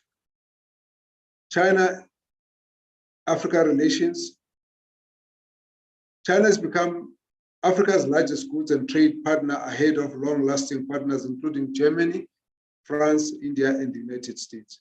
And China is by far the leading financier in infrastructure projects in Africa, and has disbursed over $150 billion in loans to African countries, mainly towards transport and power-related projects involving key Chinese players in the EPC market, including China Communications Constructions Company, China Railways Groups, and Sino Hydro Corporation. China ranks in the top 5 largest FDI and financial aid providers into Africa, and it is the fastest growing in the continent. More focus has been on the FDI as opposed to financial aid in the recent past. Chinese companies operate across a number of sectors, including trade, manufacturing, construction, real estate, and services. There's a high component of local labor force employed by the Chinese companies, including some long-term infrastructure projects. It's estimated that more than 10,000 Chinese companies in Africa, and they are predominantly privately owned companies. In South Africa, Industrial and Commercial Bank of China, ICBC, lending to Africa via partnership with Standard Bank as their significant minority shareholder. Our $2.5 billion loan from the Chinese Development Bank has gone to ESCOM, and about $300 million a loan from ICBC. Nigeria, Central Bank of Nigeria signed a $2.5 billion bilateral currency swap agreement with the People's Bank of China to strengthen trade in 2018. The federal government and 8 Nigerian states and China Africa Machinery Corporation entered into an MOU designed to enhance Nigeria's stock of agricultural tractors and mechanization, and many more. Ghana. China is one of Ghana's largest development and trade partners, with FDI approximately $680 million in 3 years. And China accounts for 12.9% of exports in Ghana since 2018. There's a lot more that we can talk about, including Kenya.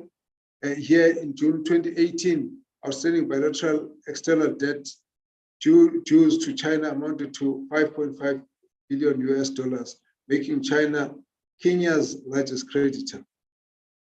India-Africa relations, similar to China, India's Indian economy has restructured with a view to make itself self-reliant in order to minimize the adverse impact of external shocks, make it conducive to inclusive growth, and foster an entrepreneurial spirit.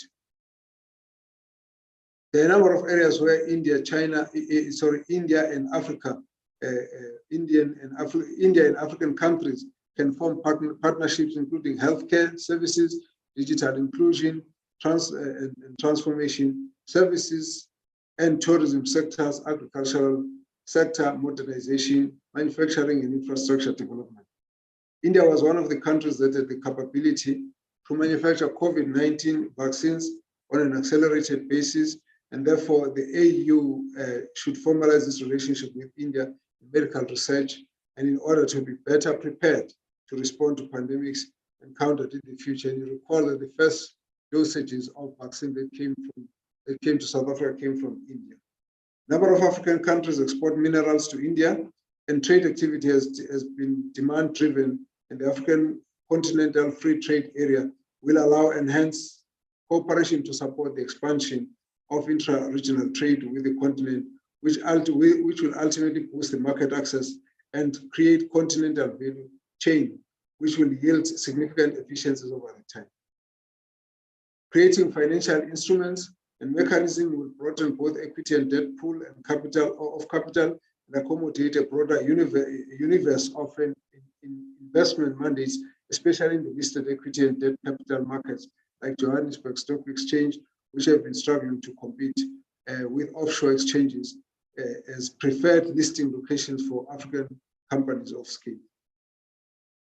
As we had earlier, the External Affairs Minister, Jaishankar, referred to the relations between India and Africa as being underlined by a shared desire of developing together as equals.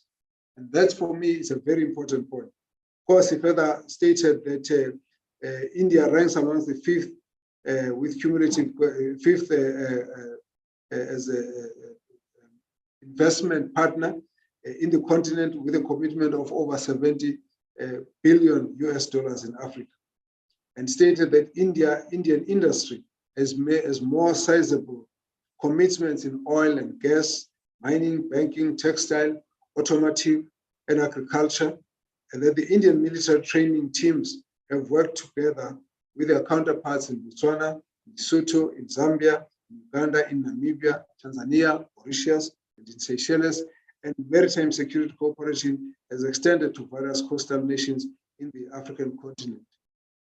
There's also the role of the New Development Bank, the BRICS Bank. The establishment of this bank is an achievement of BRICS countries and truly encompasses the spirit of multilateralism with a governance structure based on equality, mutual respect, and trust within its members. Africa needs to embrace this institution because its purpose is to respond to development needs of emerging economies. The membership expansion drive of the NDB should involve more African countries in addition to South Africa. So in conclusion, though some have regarded the economic activities of some of the Asian drivers as bad for business, evidence shows that most of the African countries have benefited from their commitment to Africa's development in the form of low interest loans and investment in infrastructure and industrialization. While it is not unexpected that China and India and other Asian countries will seek to maximize their returns from the economic activities, African countries likewise should see the relations with Asian drivers as one from which they can benefit from putting in place the right measures and take advantage of the immense opportunities that our Asia provides for Africa's growth. There's a lot for us to learn. If you look at the numbers of people who have been moved out from poverty in China, South Africa needs a kind of structured plan to be able to do so, to eradicate poverty in South Africa. If you look at the focus of India to the small business development, small business banks, all of these are very, very important lessons that we can actually learn from and partner with India as well to improve the economy of South Africa and focus on the elimination of poverty, unemployment, and inequality. So we need, therefore, as South Africa, we must see India and China as key strategic partners in the advancing of our common vision for a more inclusive and equitable and prosperous global order, and to deepen the diversity and resilience of our economy. Partnership with the Asian economies require renewed focus. Thank you very much for having me.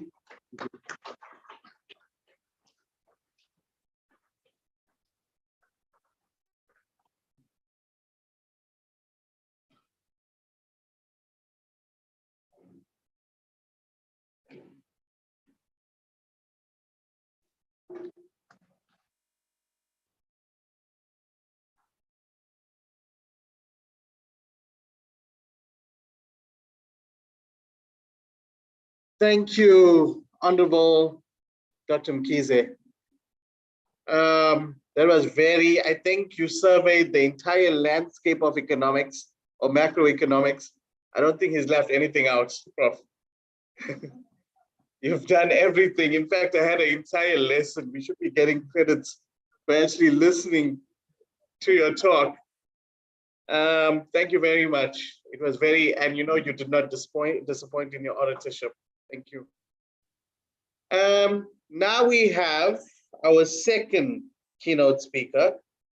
That's Professor Anil Suklal, and he is the Ambassador at Large, BRICS in Asia, Department of International Relations and Cooperations, or DIRCO. And he's going to speak about South Africa, China, India trade and investment as a catalyst for mutual growth, development, and prosperity. Professor Suklal, you may take the podium.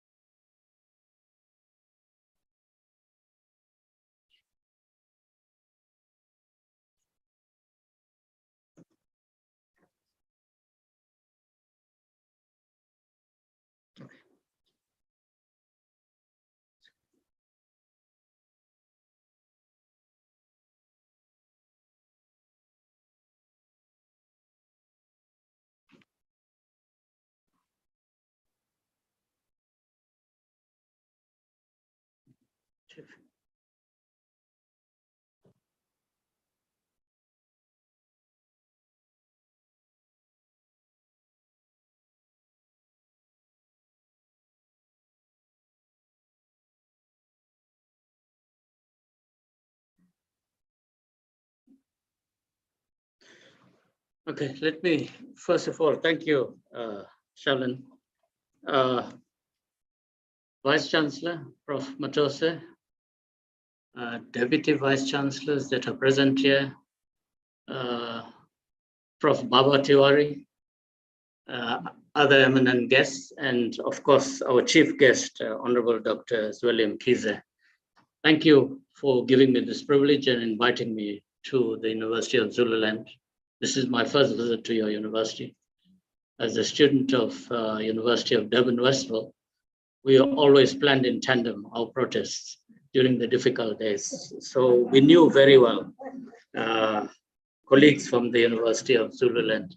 So it's a great privilege to be here this morning. And I want to also express my deep appreciation for the topic that you have chosen to focus on. Very often, our relations with this part of the world, Asia, doesn't get the necessary attention that it should get.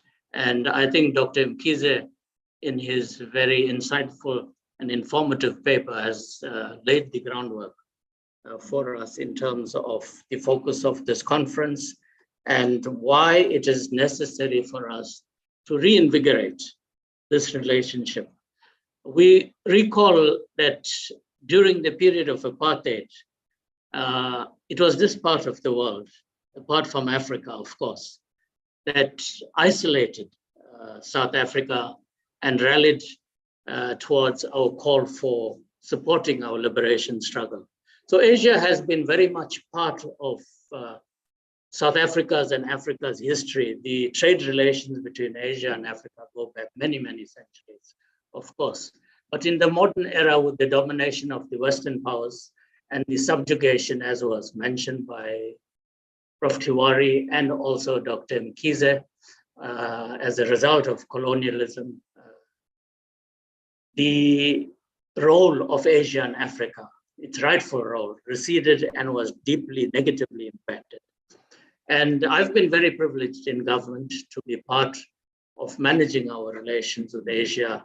In my 27.5 years in government, I think the major part of that has been the responsibility of Asia Middle East.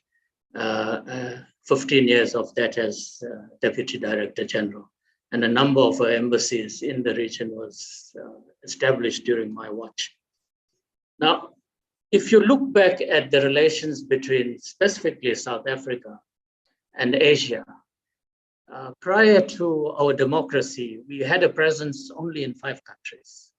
We had offices, when I speak of we, I'm speaking of the apartheid regime, pre-94. We had offices in Taiwan, Hong Kong, Australia, Tokyo, and Bahrain. Those were the 5 embassies that existed pre-1994.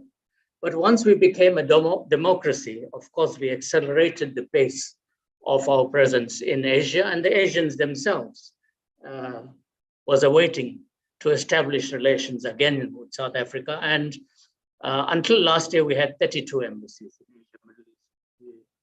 On a process of rationalization, we closed down 2 embassies last year, while 2 offices in Fiji and Oman. So we have 30 embassies in this part of the world. Now, if you look at the historical relations, that has been solid as outlined by Dr. Mkhize. But if you look at trade relations, of course, it was almost non-existent. The apartheid regime's trade with the outside world was very Eurocentric.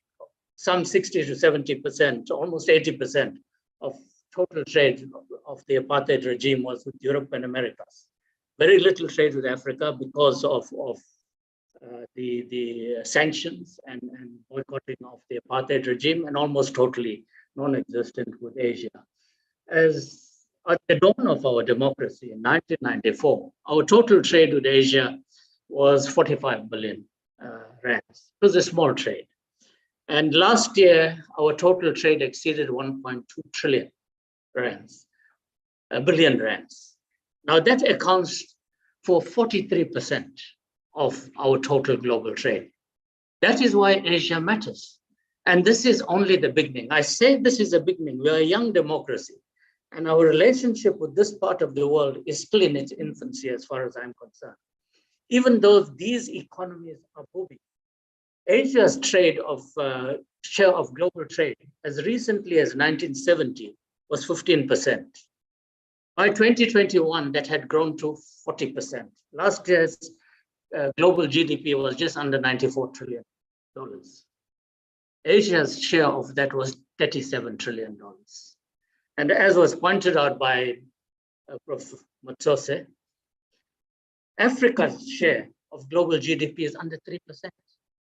I was just looking at an organogram that was shared yesterday from one of the global think tanks. In terms of manufacturing output, Asia accounts for 52% of global manufacturing output.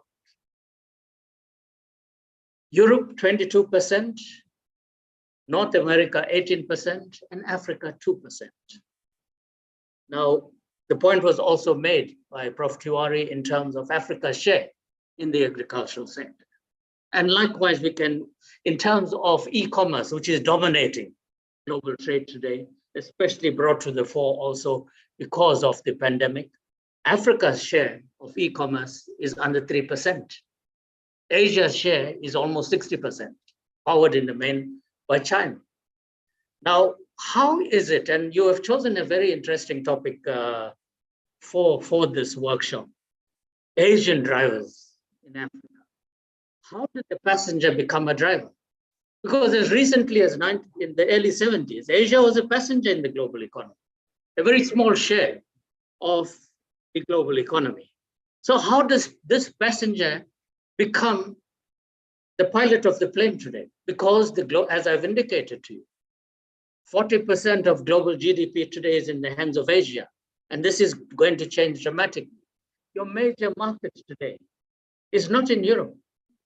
Your fastest growing middle class is in Asia and Africa, mind you. The problems you have in Europe and America, the move towards electing conservative government and populist government, as you pointed out, was because of the diminishing middle class. And you find protectionism coming back to these countries, and it's having a negative impact on the global economy. Whereas the open Asian economies are starting, the green shoots after the 2008 financial crisis was provided by Asia. The green shoots post the pandemic was provided by Asia. And that is why the partnership between Africa and Asia is the partnership for the future that matters.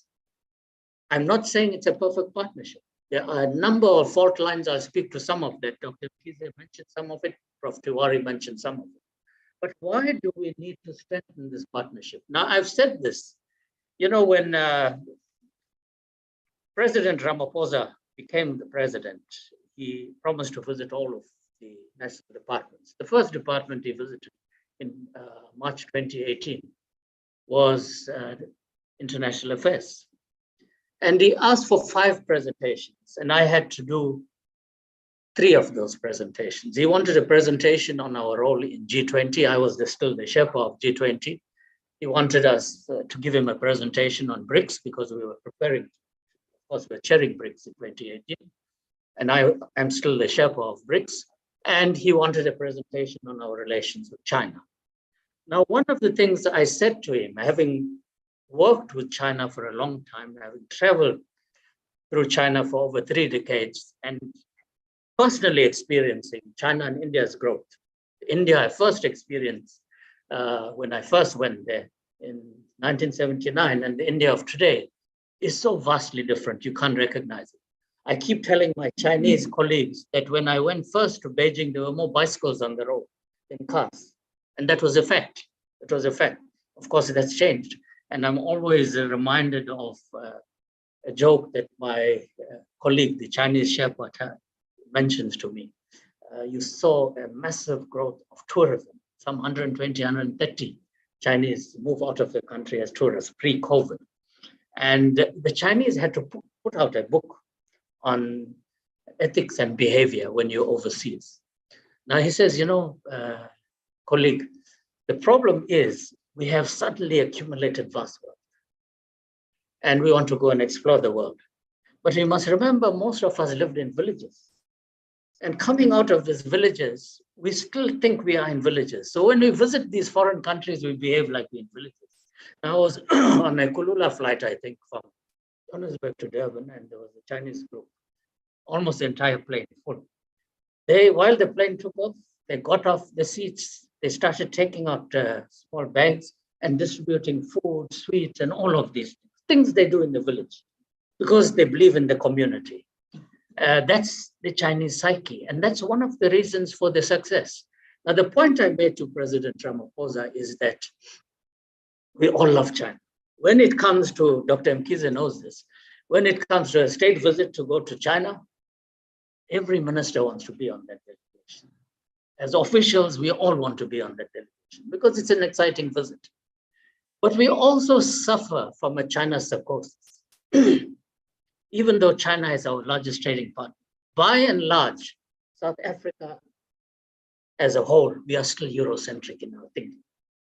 You may not agree with me. I served 6 years in Brussels as ambassador to the European Union, Luxembourg, and Belgium. Dr. Mkhize visited me when I was there as ambassador. And that's a very important relationship for us with Europe. But we still have not orientated our minds away from a Eurocentric world towards a part of the world that really matters for the future of the growth of this country and the growth of the African continent. It's a partnership that will propel us into the forefront. We can move also from being a passenger to the driver of the global economy. We have spoken of the African Continental Free Trade Agreement. Our share of intra-African trade is very small. Figures range from 16 to 18%, depending what study you do at the present time. Now, the African Continental Free Trade Agreement came into force on the 1st of January last year. We started trading with each other along the preferential trade agreement. Some 80% of goods are already being traded according to the preferential trade book, and we are expected by July this year to complete the remaining of the negotiations, those sectors that have not been completed. Now we are projecting that inter-African trade by 2035 will grow by 110%. Now, if you look at our current, let's say 18%, that will mean that our trade will come close to 40%, which is still below the average of what you see in Americas, Europe, and Asia, which ranges from 50 close to 68% in some regions, where you have trade integration, and where these economies are powered. How did China move from poverty and underdevelopment? Dr. Mkhize mentioned China moving out of poverty and underdevelopment. When President Xi was elected in 2013 as president of the PRC and also as General Secretary of the Communist Party, one of the first things he said is that by 2020, we will get rid of abject poverty in China. And China achieved that. China pulled over 700, 800 million people out of abject poverty. We can do the same in Africa. We have all the ingredients to do that. India, as you would have seen, despite the pandemic, last month, the UN complimented India for also almost getting rid of abject poverty. Now, it's being done by populations similar to ours. China, 1.42 billion, whatever. India is almost 1.4 billion. And our population is almost 1.4 billion as well. So similar populations, similar challenges. China of the 70s was poverty-stricken, underdeveloped. Most of my Chinese colleagues described to me the living conditions that they had to experience when they were growing up. I remember the Ambassador Liu, one of the first Chinese ambassadors to be stationed in South Africa.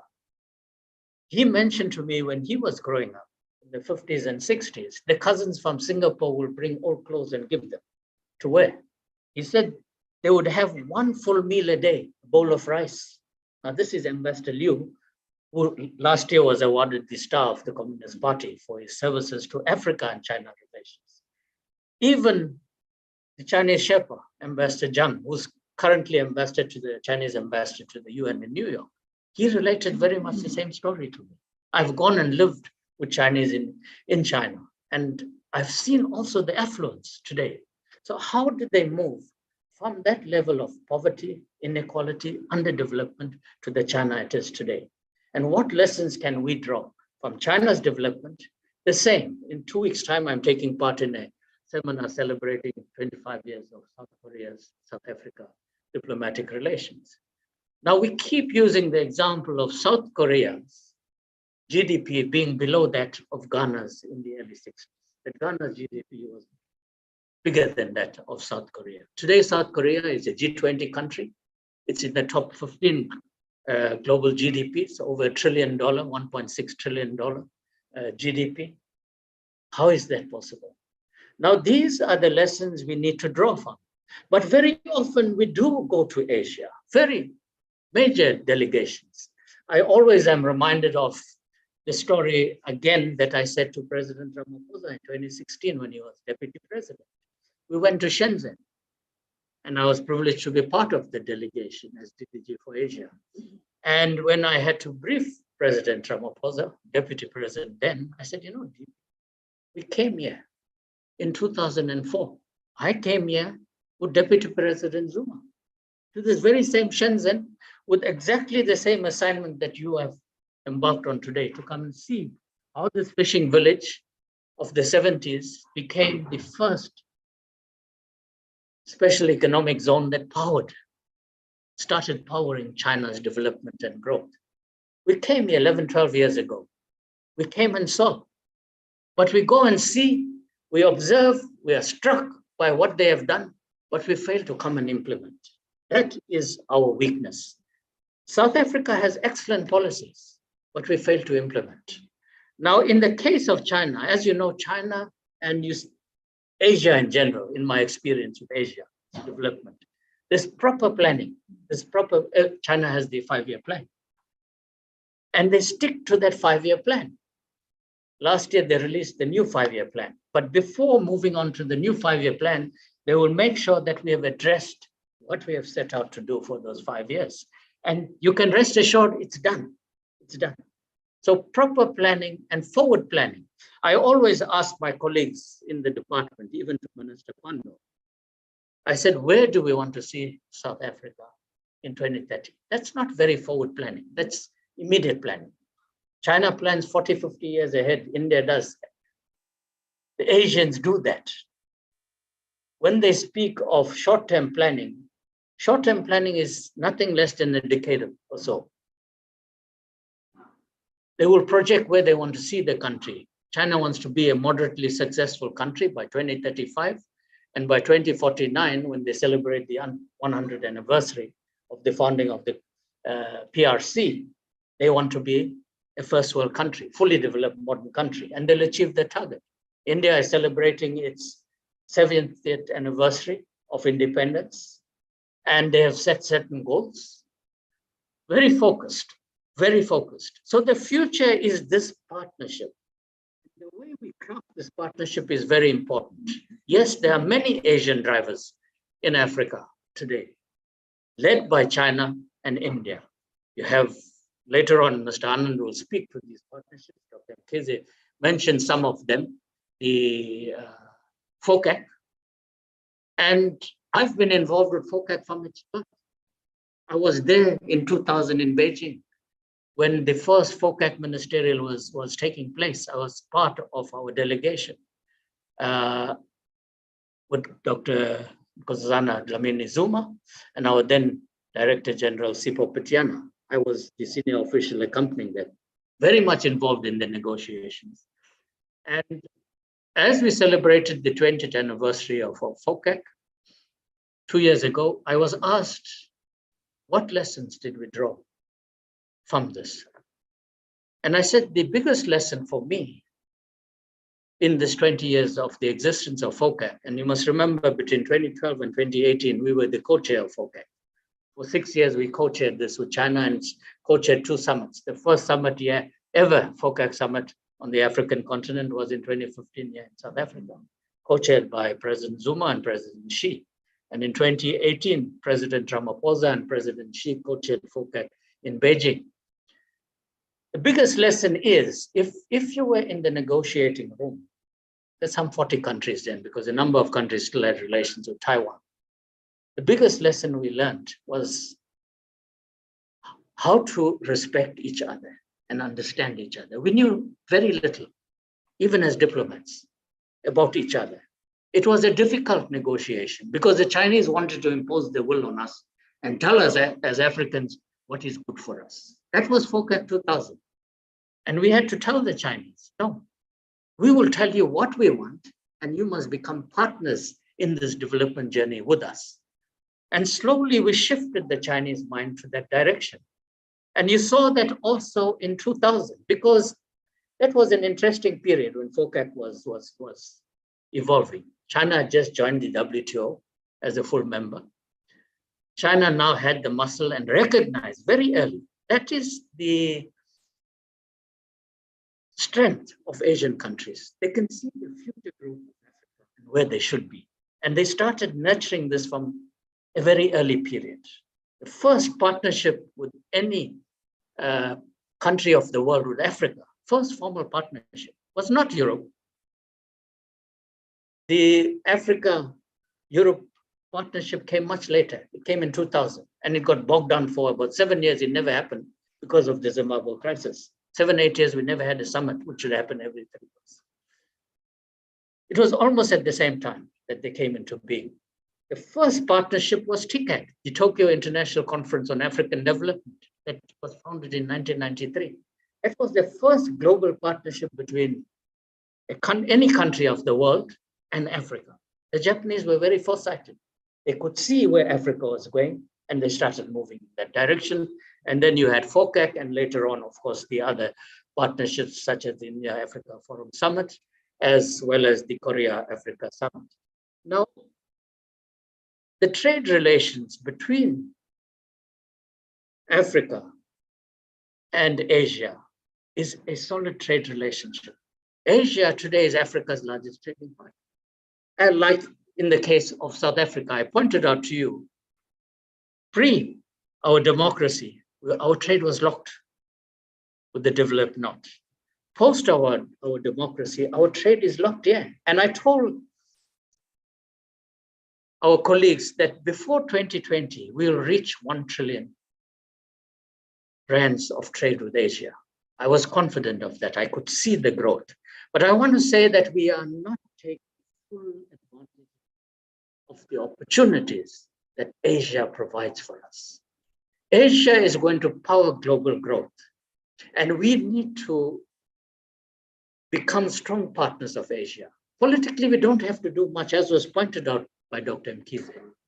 Asia has there's a natural affinity between Asia and Africa. We didn't go and colonize any country in the world. The Asians didn't go and colonize any country in the world. It's our common psyche to work together and share. The philosophy of Ubuntu is very much the philosophy of Asia that you see in Asian countries. Vasudhaiva Kutumbakam that India has, that the whole world is one family. It's there in the Confucian ethic. It's there in the Zen and Taoist ethic that you see in Japan, that you see in China. We have so much of similarities, but we are not taking full advantage of the tremendous opportunities that are there. Our relations with Europe is extremely important and will always be important. Our relations with North America and Latin America is also extremely important. But the future of growth is in this part of the world. This is the part of the world that is booming.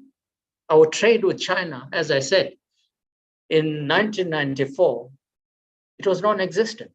And we didn't have diplomatic relations with China when we became a democracy, because China wanted us to subscribe to the One China policy. And as you know, I pointed out that under apartheid, we had very close relations with Taiwan, Republic of China, as they call themselves.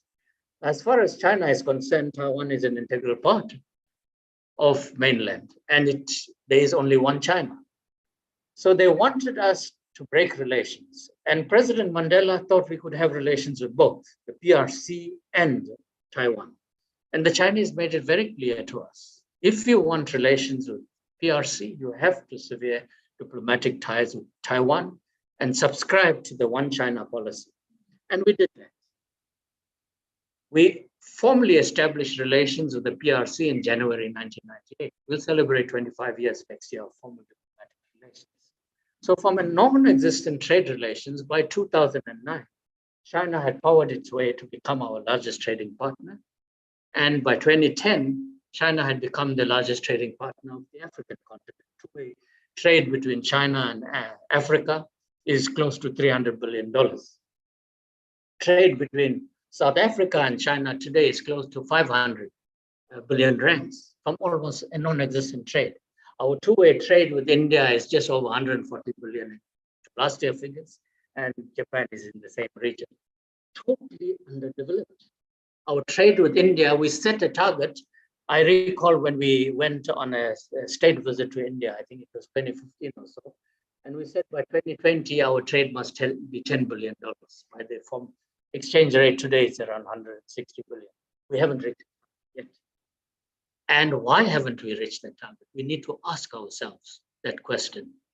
And some of the challenges that we are experiencing, the African Continental Free Trade Agreement can be as successful only as much as we make it successful. It's left in our hands. Intra-African trade is extremely important. We have to focus on that.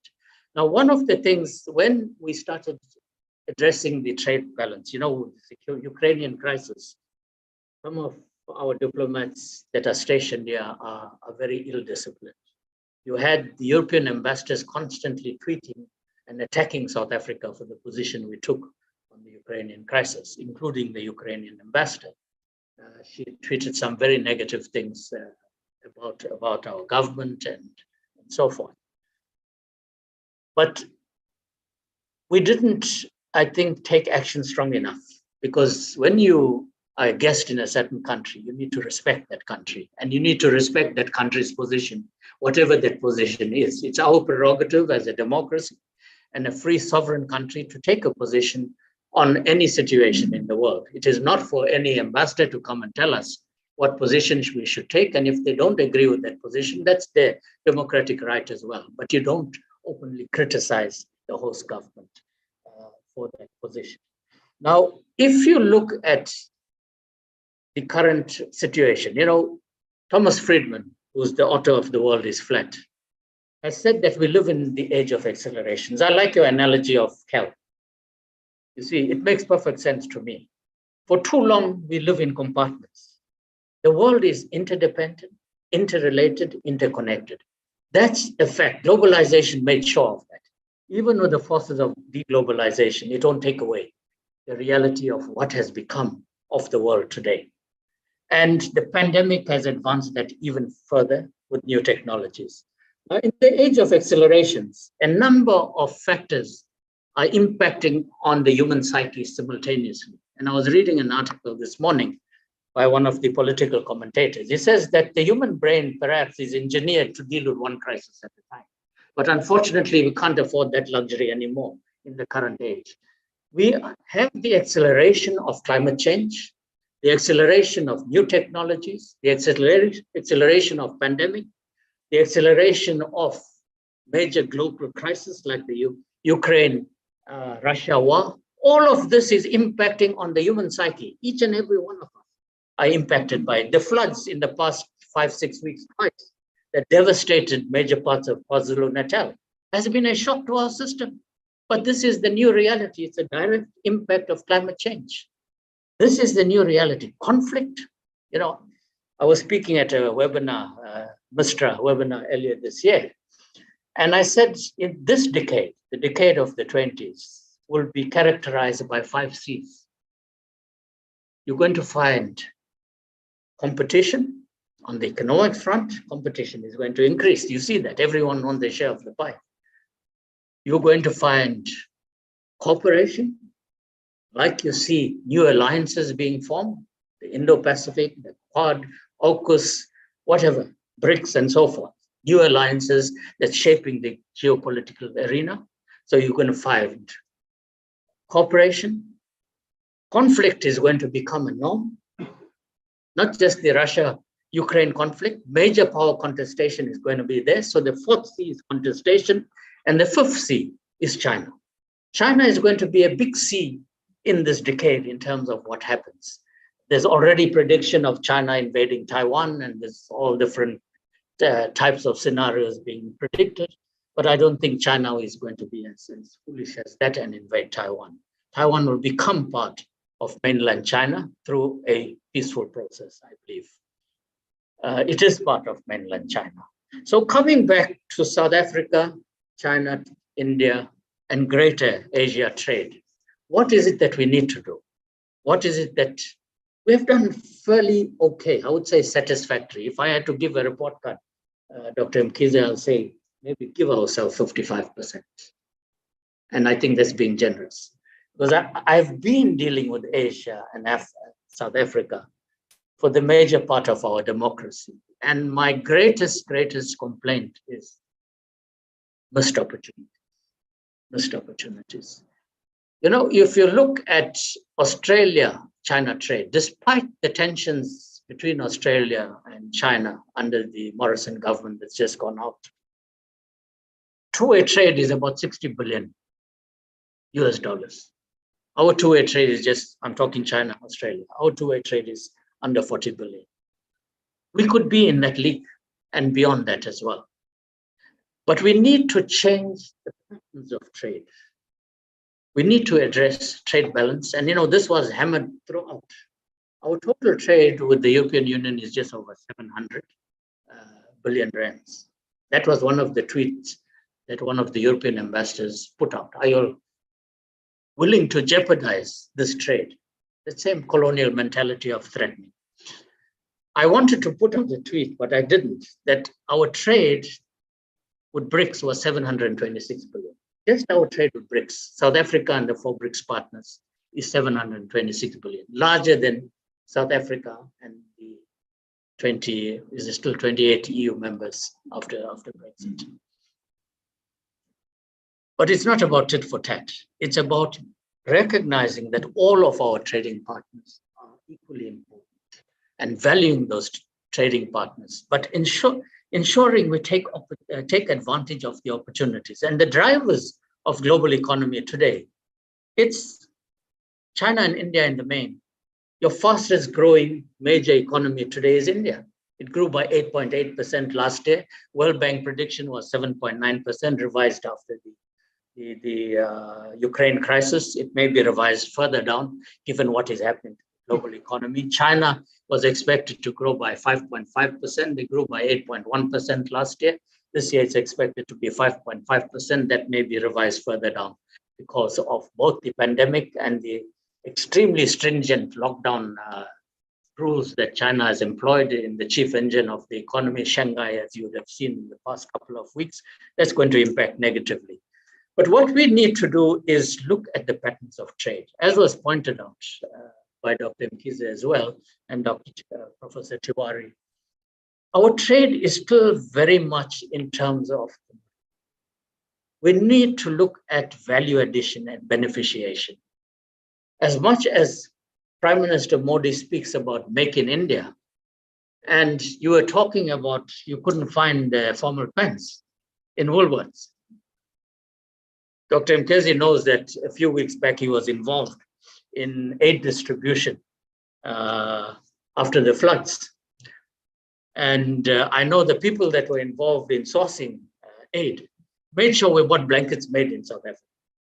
We could have got blankets made in China, perhaps cheaper, but it's also about us supporting our economy. I was saying to some colleagues, when I go to South Korea, one of the things that strikes me most, every bus on the road is a Hyundai bus or a Daewoo bus. Every other car is a Hyundai, Daewoo, or Kia. The road is full of, it's not your, you'll see your Mercedes and BMWs and your VWs there as well. But the overwhelming majority of vehicles on the roads in Korea are their own products.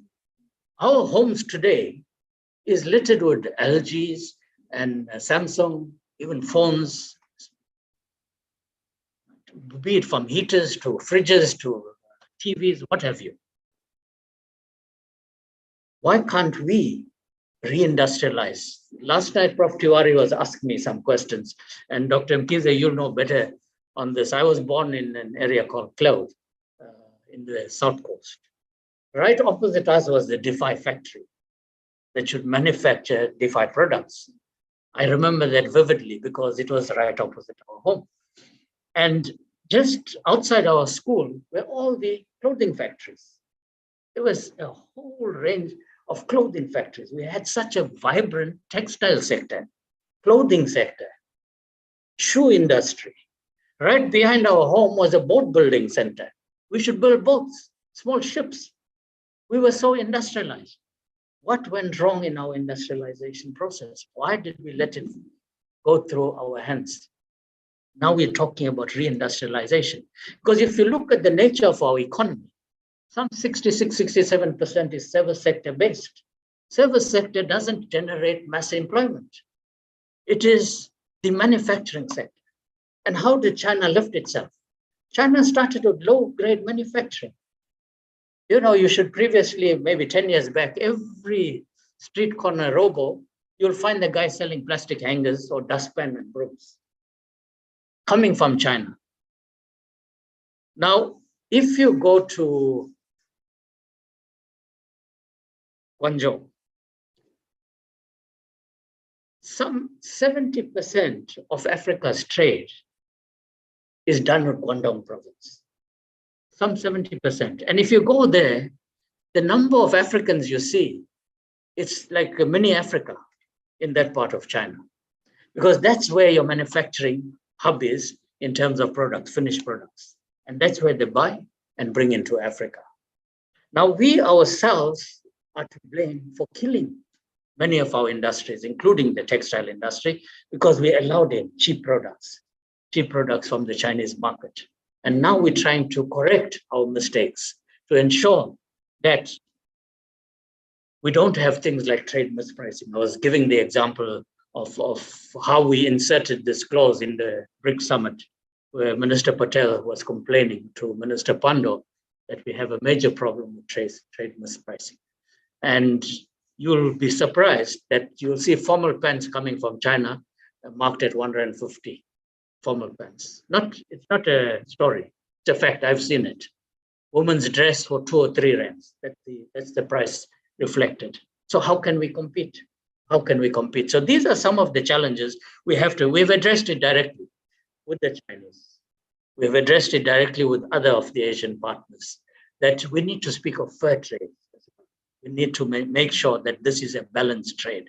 Now, in terms of addressing the trade imbalance between ourselves and China, for example, which has been at some stage, it was over 130 billion. Whittled down, last day it came down to about 50 billion rand. So it's coming down. But when we first raised this, I recall we were President Zuma in 2012 in Beijing, and he raised it to President Hu Jintao was still in office. President Xi hadn't taken office. So they asked us, what do you want us to do? We told them, we want you to buy more from us.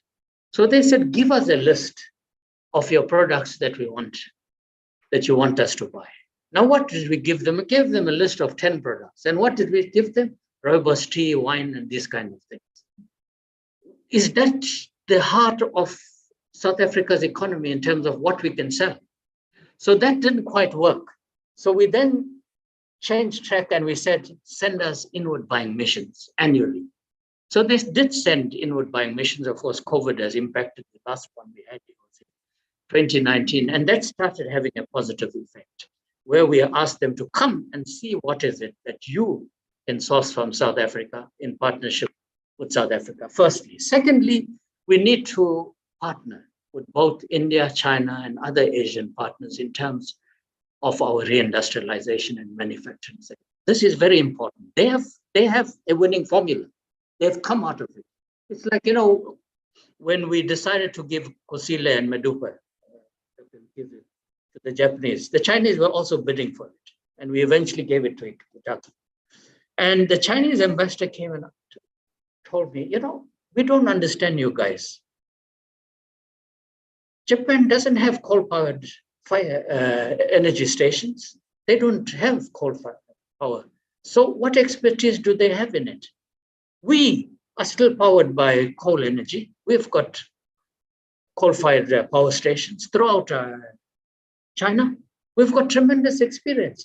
But you chose to give it to someone that doesn't even have this experience. I don't know if that is one of the reasons we're having these challenges with Medupa and Kosile. But I think we need to be more hindsight and more open. You see, one of the things I learned from President Mbeki, very often he would say, speak truth to power.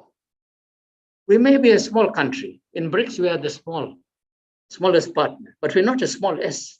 BRICS is with the big S. And last night, I was also asked the question, are we a junior partner in BRICS? I've been Sherpa of BRICS now for 11 years. We're not a junior partner. We are an equal partner. We were instrumental in forming the New Development Bank. You may not know the history, but President Zuma had a direct hand in the creation of the New Development Bank. When we went to New Delhi in 2012 for the summit, President Zuma was already engaged by Manmohan Singh, who put forward the idea first, that let's look at us as developing countries coming up with our own bank. So President Zuma then had a letter that was signed by the then AU chairperson, the chairperson of the commission in 2012, and the chairperson of NEPAD, which at that stage was president of Ethiopia.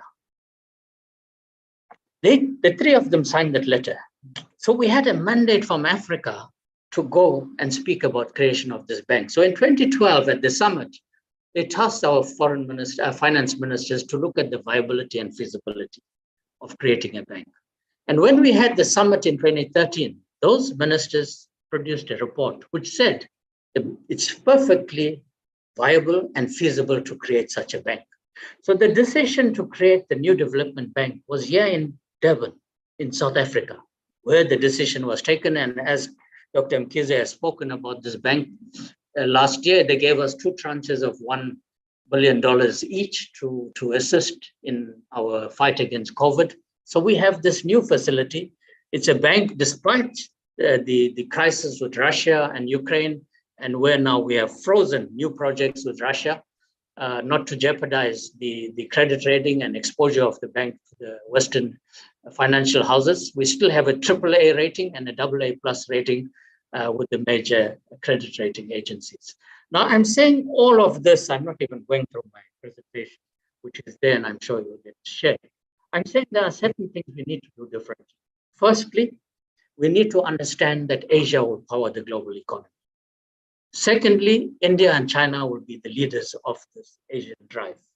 We need to strengthen our relations. Our embassies do not have the capacity, and it can't be an embassy-driven process.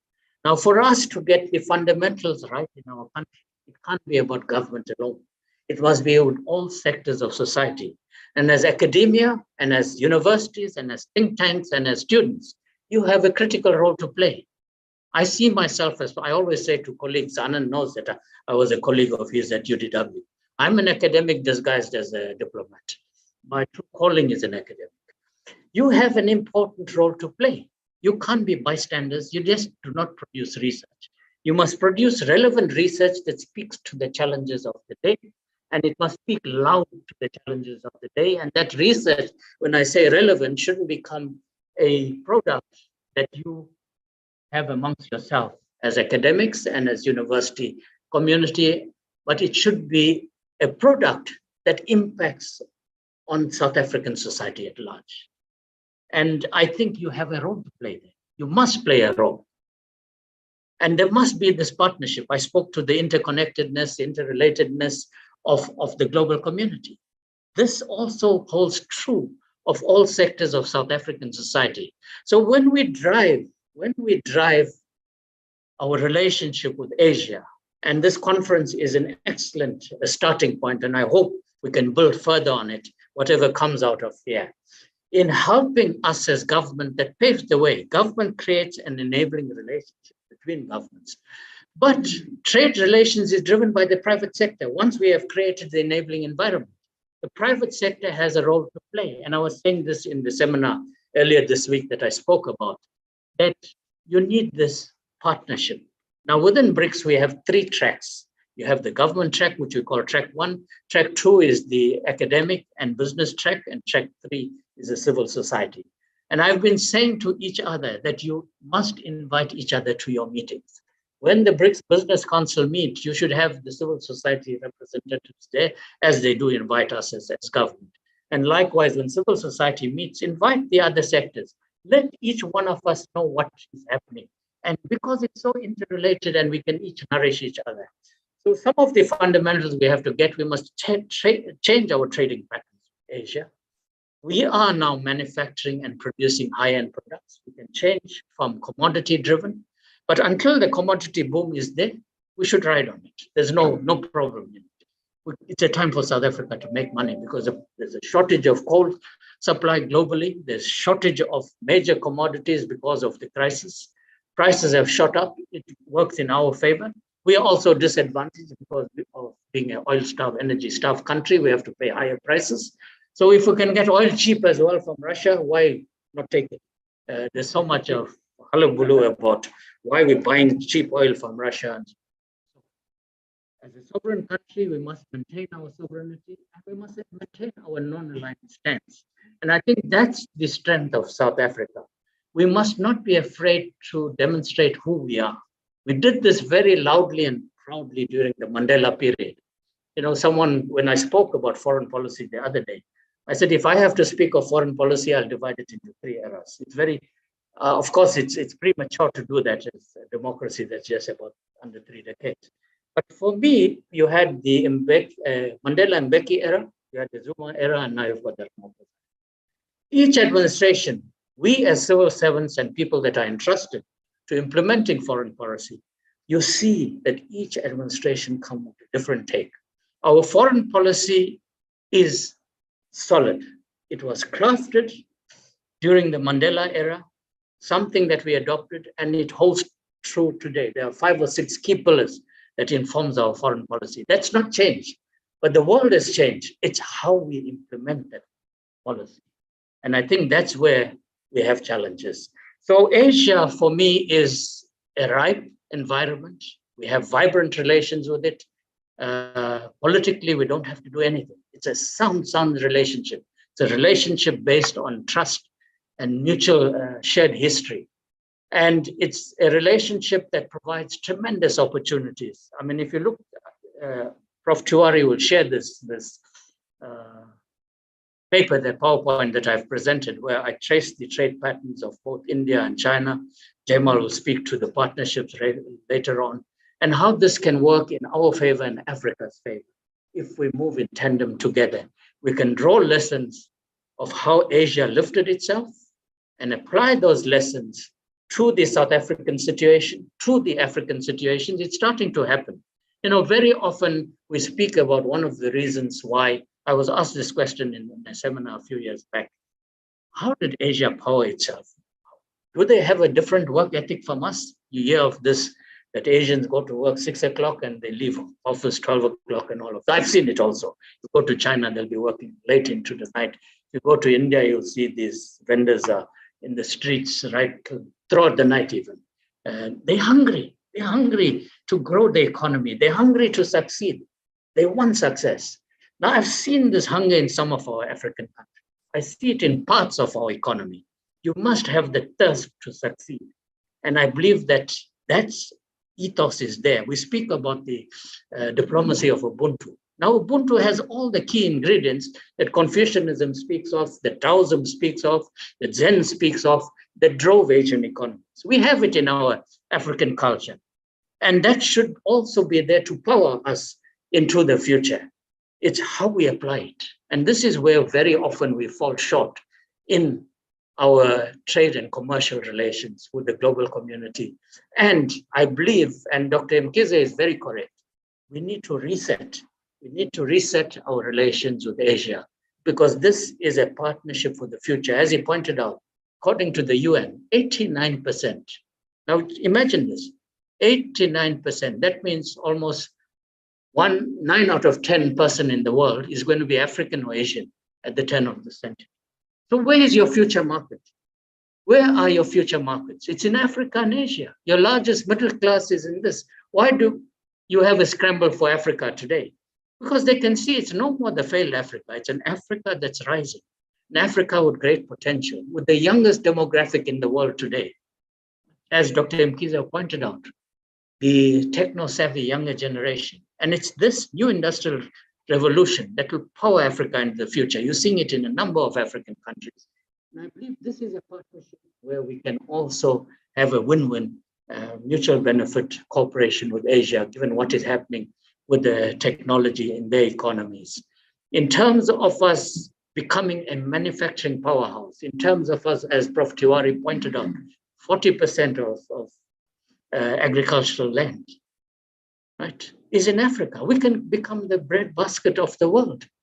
Food is going to be a major source of contestation in the future, food security. Africa can become that basket. And I think in partnership where they have lifted the agricultural sector, one of the things we have to do is modernize. When you speak of farming, especially the younger generation, you think of the whole going and digging or driving your tractors and things. Farming is a science today. It's an absolutely sophisticated science. So we need to attract more younger people into the agro sector because it has tremendous promise for us. So we need to change some of the emphasis and draw lessons of how Asia powered itself into the global economy to become the major shareholder in this global economy, Africa can also occupy that space. And I believe this partnership has a special place for us. But I haven't even touched my presentation. But let me leave it here. Otherwise, I'll continue. Thank you.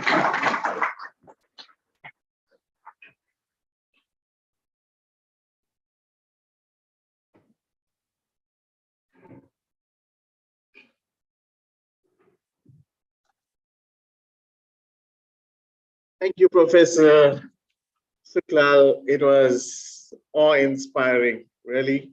I think we also how passionate you are about what you do. I think it's a lesson for all of us to, you've been doing this for a long time, a couple of decades. So you got a lot to speak about and a lot to teach us. So hopefully we can bring you in future as well. I think it's a lot of lessons we can learn from you. Thank you, Prof. And we look forward to future engagements with you. Okay, colleagues, we've come towards the end of the morning session. We now have a gift giving ceremony. Professor Mtose, if we would kindly ask that you hand over gifts to our keynote speakers.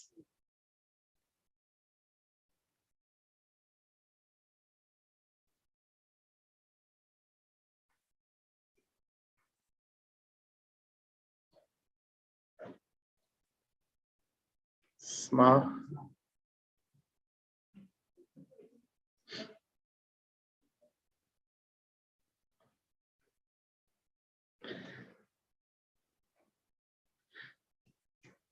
The first keynote speaker one, the Honorable Dr. Mkhize.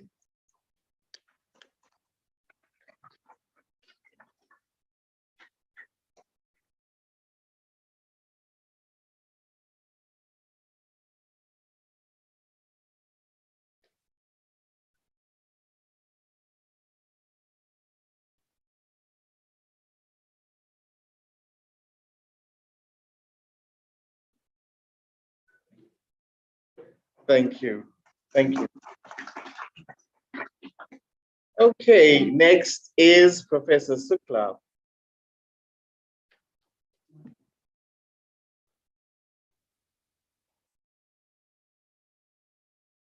Thank you, Prof.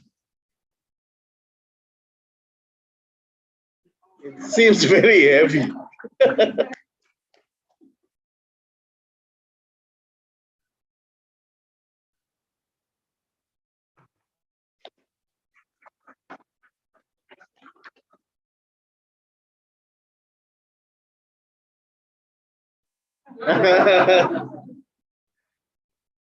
Thank you. Thank you, Professor Suklal. Colleagues, we've come towards the end of this session. I would like to hand over to somebody who has been my mentor since I've been at, and thank you, Professor Mtose. I know you've been lifting that part. I'm not going to say what it is, but it's heavy. I want to hand over to Professor Kasseram, who's been my mentor since I've been here. And he's an understudy to both Professor Tiwari and Professor Krelin. Professor Kasseram.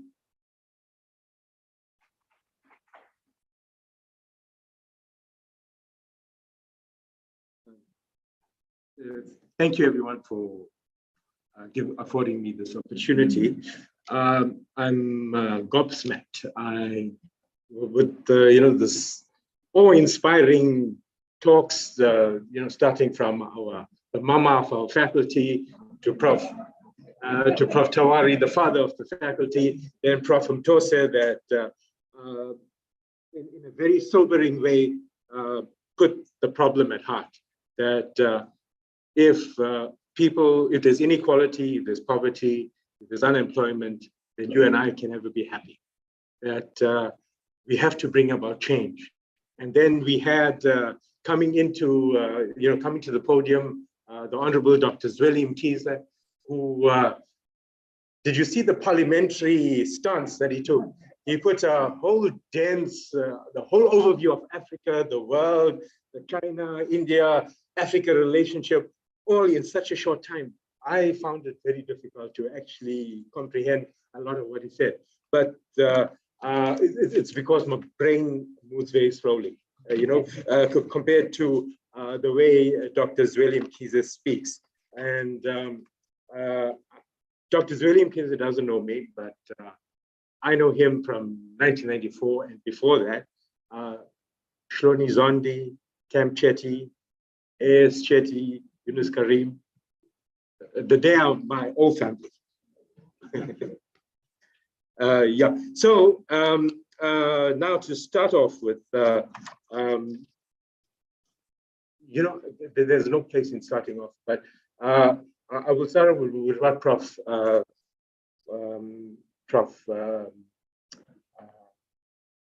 Kralen mentioned, that when Prof. Kumari had a discussion with her, he said that there was resistance in the faculty to ushering in research and having august events like this and in Bali conferences and so on. And three of the resistors are here.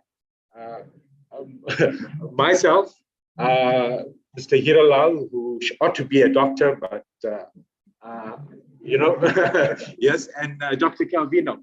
We were the resistors is because we have the village mentality you spoke about, that we know that the students, I was going to say kids, that we teach, the backgrounds they come from, we have to correct for the bad education that they had for 12 years, and then we had to prepare them for the world, now in doing that, we were wondering now how was one going to fit in events like this? How is one going to fit in global conferences and so on? But we said, we've got to do it. So we wrote a petition that said, no, we can't do it because we don't have time. We have to focus on the basics. And how can we do both? And so, but he drove us to do it, back in 2014. And that made us to realize that, we have to do both. I think Prof. Suklal said that we have, the brain can only deal with one crisis at a time. We could only deal with one challenge at a time, and that is teaching. Then research as well. And so we tried it, and it worked. We built networks. Prof. Freyland came over to our first conference, and now she's the dean of our faculty. She saw the potential that we have. It was people like Prof. Contagianis, and then it was like Dr. Iyer, Mrs. Calvino, who now became professors, etc. So all these changes were ushered in through all these events, through us working together, through us networking, and so I'm grateful, to all the leaders. Prof. Siepe is here. When we were coming in, a lot of just in one or two discussions we had, he echoed exactly what Prof. Suklal mentioned, that we have to trade as equal partners. But how can we do that when we have extractive industries, when there's mispricing?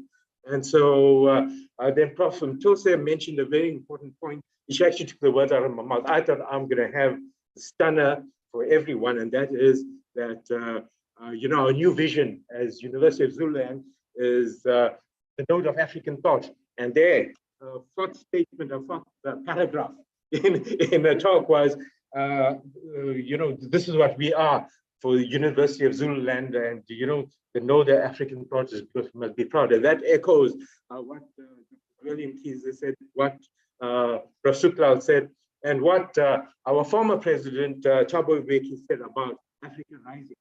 That we know more that Africa scrambled. We are the new generation of Africa that can one day become the world leaders. And through events like this, through what Prof. Suklal mentioned, that we are very similar, India, China, in terms of our background, in terms of our concept of communality.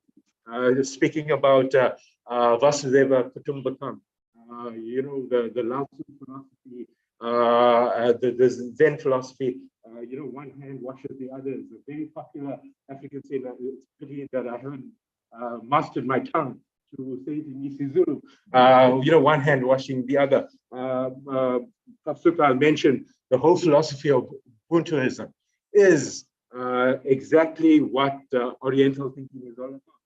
We need one another, that we are really one, that, Brahmasmi, these concepts is that we really are driven by the same spirit. And an event like this is a starting point to promote the node of African thought, to work together to find solutions to the challenges of mispricing, of extractive industry, of no beneficiation. All of these things were so eloquently mentioned by Dr. Zweli and Prof.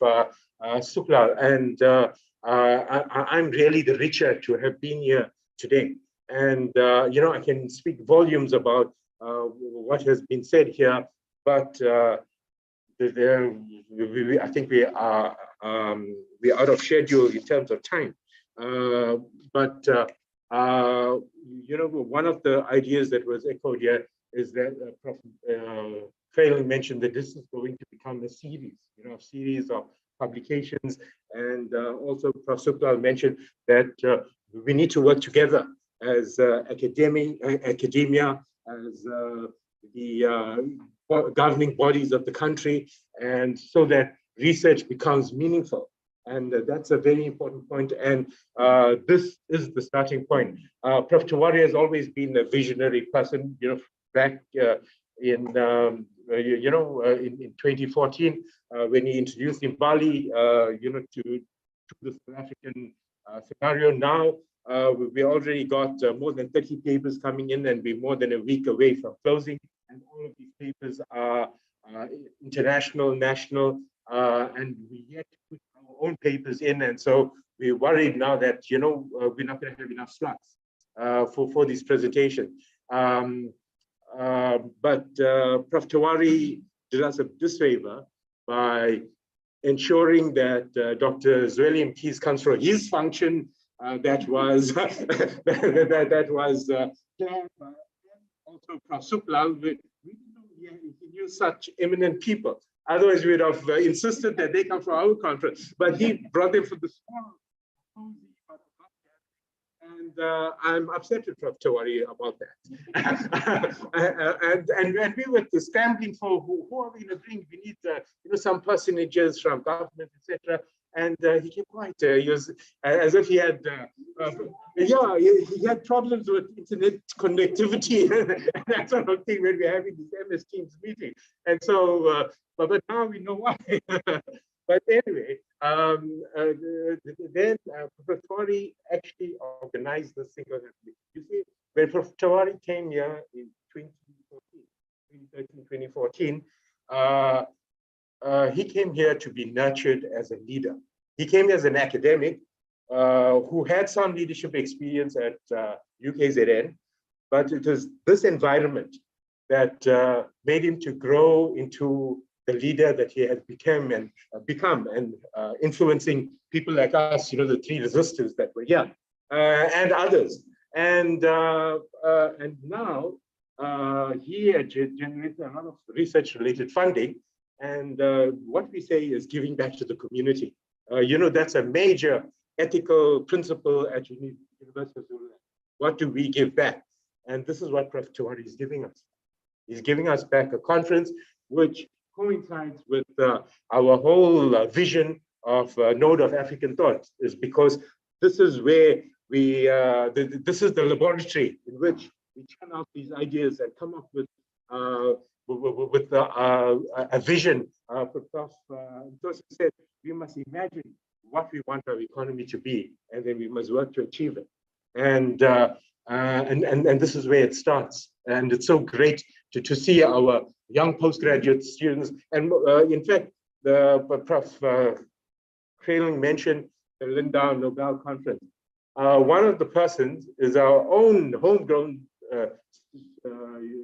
he's working for us, he got his doctorate at the University of Zululand. He comes from Lausanne.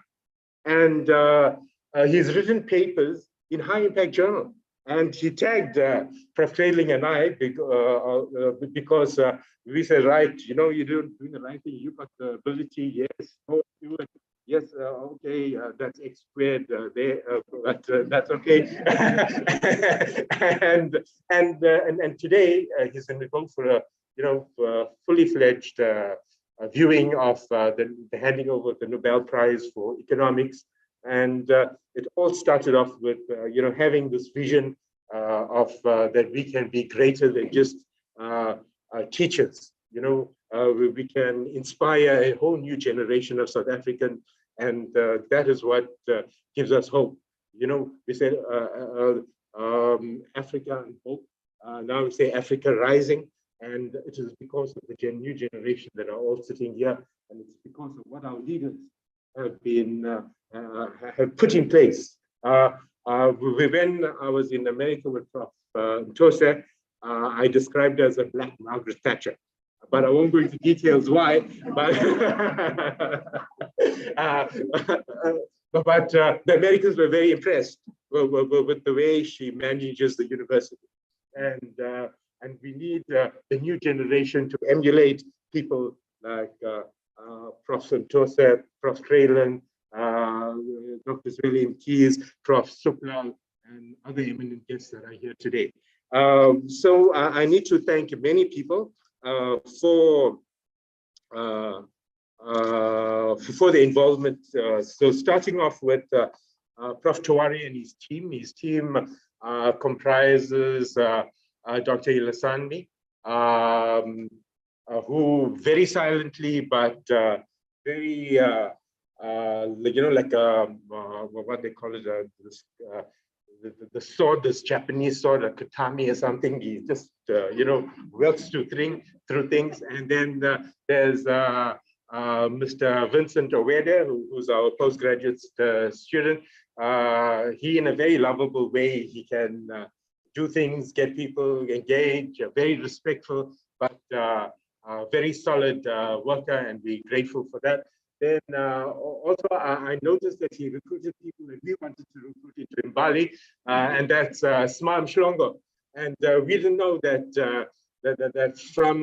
we could recruit people from sports services. Otherwise, we'd have recruited her long ago for putting together a wonderful conference or workshop like this. And then Miss Zikali Lindopushla.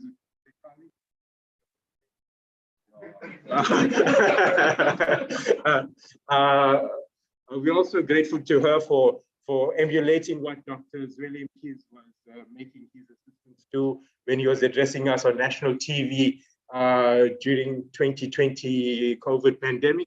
And so thank you for that, and thank you for all the work at the desk and that.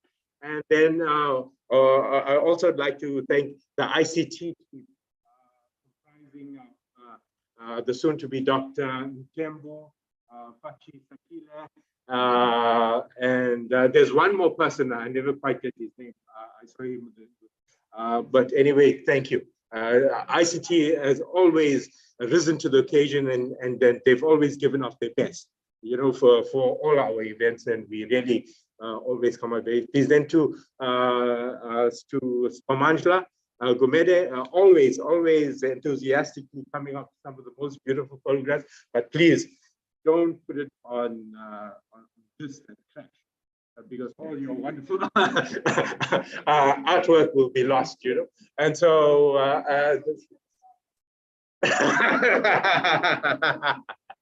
and then to CMD for all their general support. They're also excellent in terms.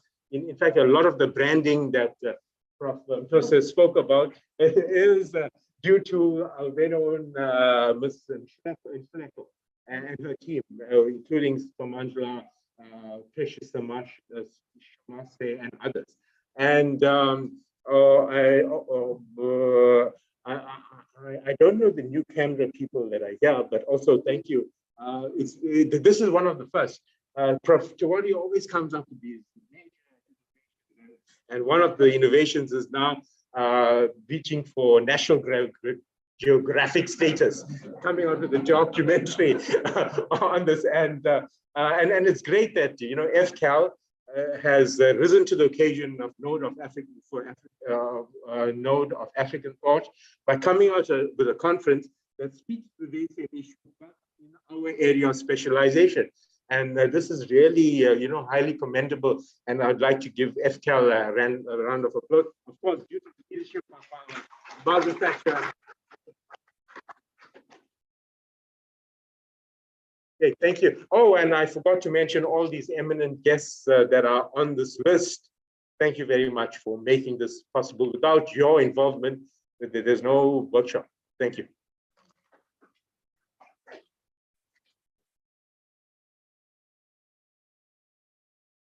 Thank you, Prof.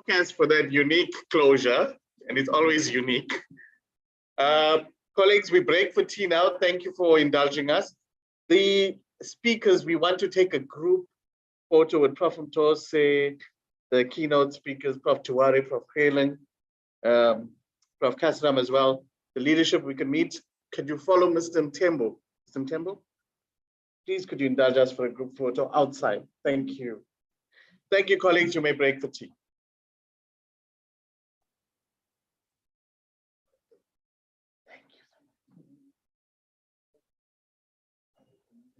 Yes, you can have. I can't believe I'm meeting you in person, to be honest. I see you on TV. I look at you as a TV star.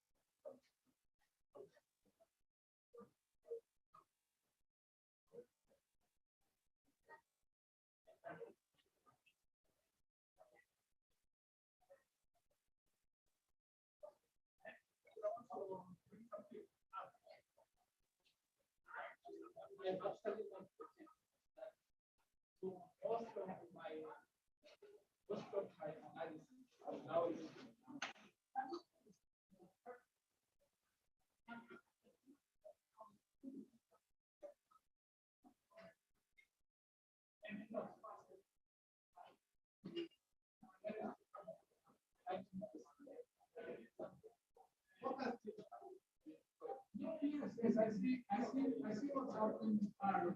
And you know, the level of involvement in Paris is very high because it opens up. And so it makes it very easy for someone to just write a code and now it's distributed without price and cost treatment. So R is growing very fast. Very fast.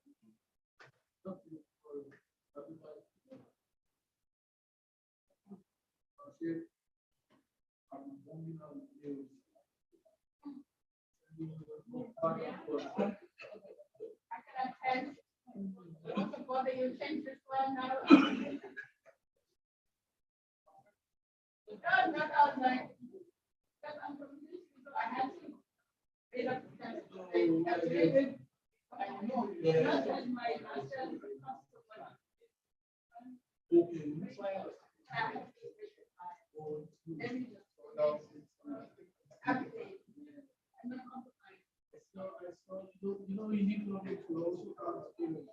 economic history. That was the economic history. There are those who are fully in that area. History, economic history, and history of economic thought. So your area will be really fit. So I'm really looking for. I've seen your paper. I really want to see you do justice to your organization. I know you do that.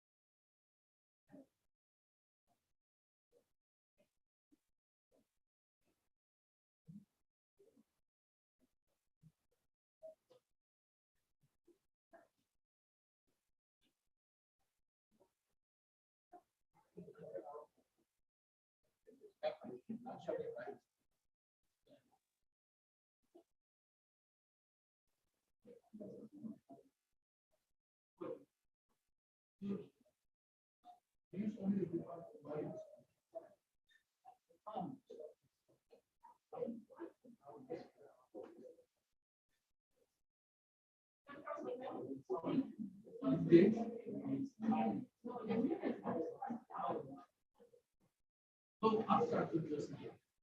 Combine. I don't know. I read the class.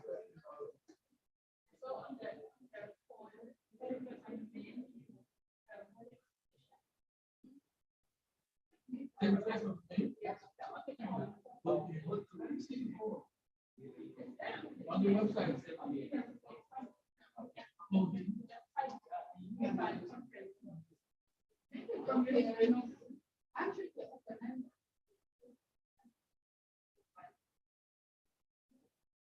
Are you part of the bunny too?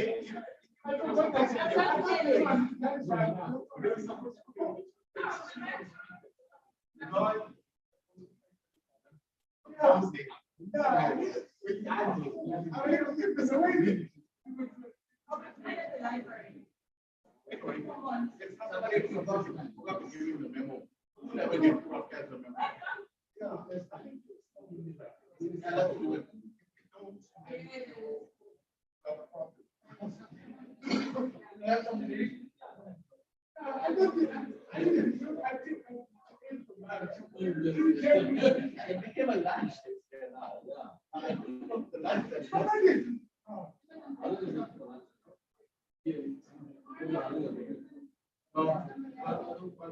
You have to move now.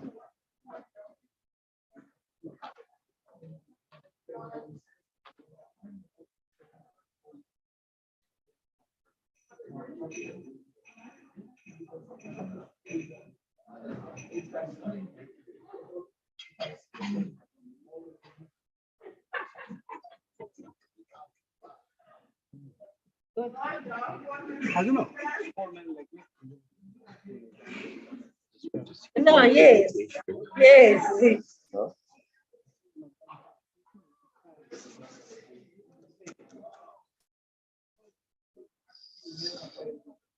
CDC presentations. Yeah, but you can ask. I just want to see where it might be. Oh, okay. Somebody else. This is mine. Good.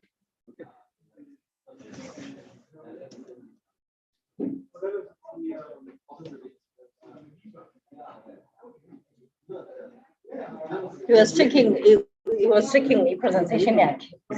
Here, then wayibona ukuthi So it's very simple.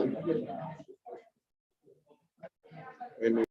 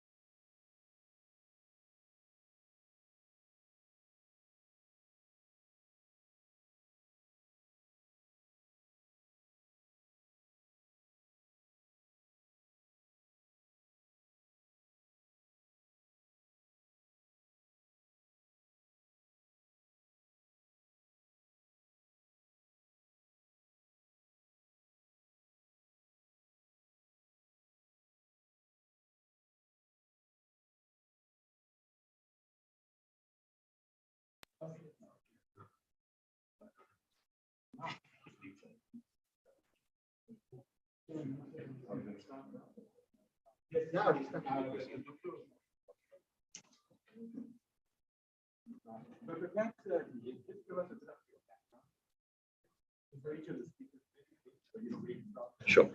Okay, great.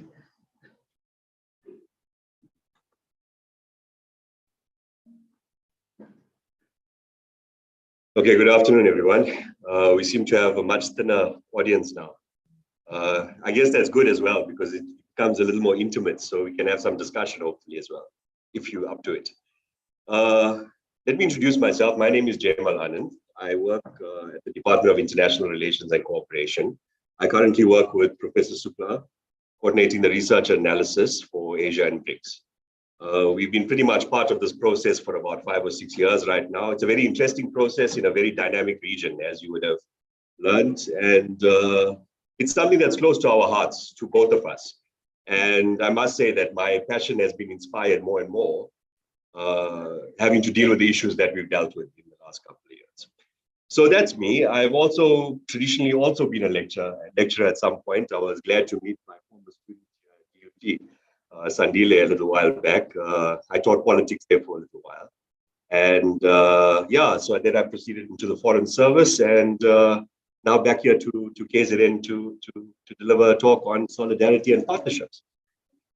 So, ladies and gentlemen, I think that given previous speakers, it's very difficult, and I think you would agree, for me to add much more. I think there was a significant amount of mileage that was covered through Dr. Mkhizi, through Professor Suklal, and I think a lot of the nuanced, intimate pieces of international relations and our relations with Asia were shared by Professor Suklal in much detail. And I think that is symbolic, because when we talk about diplomacy and international relations, it's not so much about those bilateral mechanisms that we have. It's those coffee breaks where things happen. It's those personal interactions, that understanding of each other's cultures, each other's histories, each other's awareness of the world around them. That's what makes the big difference. And that's what creates a situation where if an embassy needs assistance on something, they know who to call. And that is what starts to build credibility for your country. And that often comes under a broader rubric that we call diplomacy. But in many ways, for us as developing nations, it comes under this rubric also. But let me just go through my presentation. There's not much here, again, that has not been covered already. But as the speeches were going on, I just thought I'd raise also a few fundamental questions that I think that would be important for us to go away with, or probably even raise today. Scroll down. Some technical help, sorry, trying to get to the slides. Use those ones. Thanks. Okay, this is fundamentally the contents of this presentation. So the contents of this paper as well. We'll look at these areas. And I start there with Africa-Asia as the broader continental interaction. Then the emergence of the South. Now, we've covered that in relative detail, but there's still a few other nuanced areas that I feel that we need to address. And one of them is this word solidarity, and how solidarity and interests play a role in our partnerships that we have with the region. The third is the AU and partnerships. And here I thought I'd just touch on a little bit about how the African Union sees partnerships. And it's very interesting. It's not often what we hear from analysts or in the media or from journalists, but it's a very specific approach to partnerships that the AU has adopted. And it's a very scientific approach that has emerged since 2006 largely. Africa and China. Now, Africa and China, a lot has been said.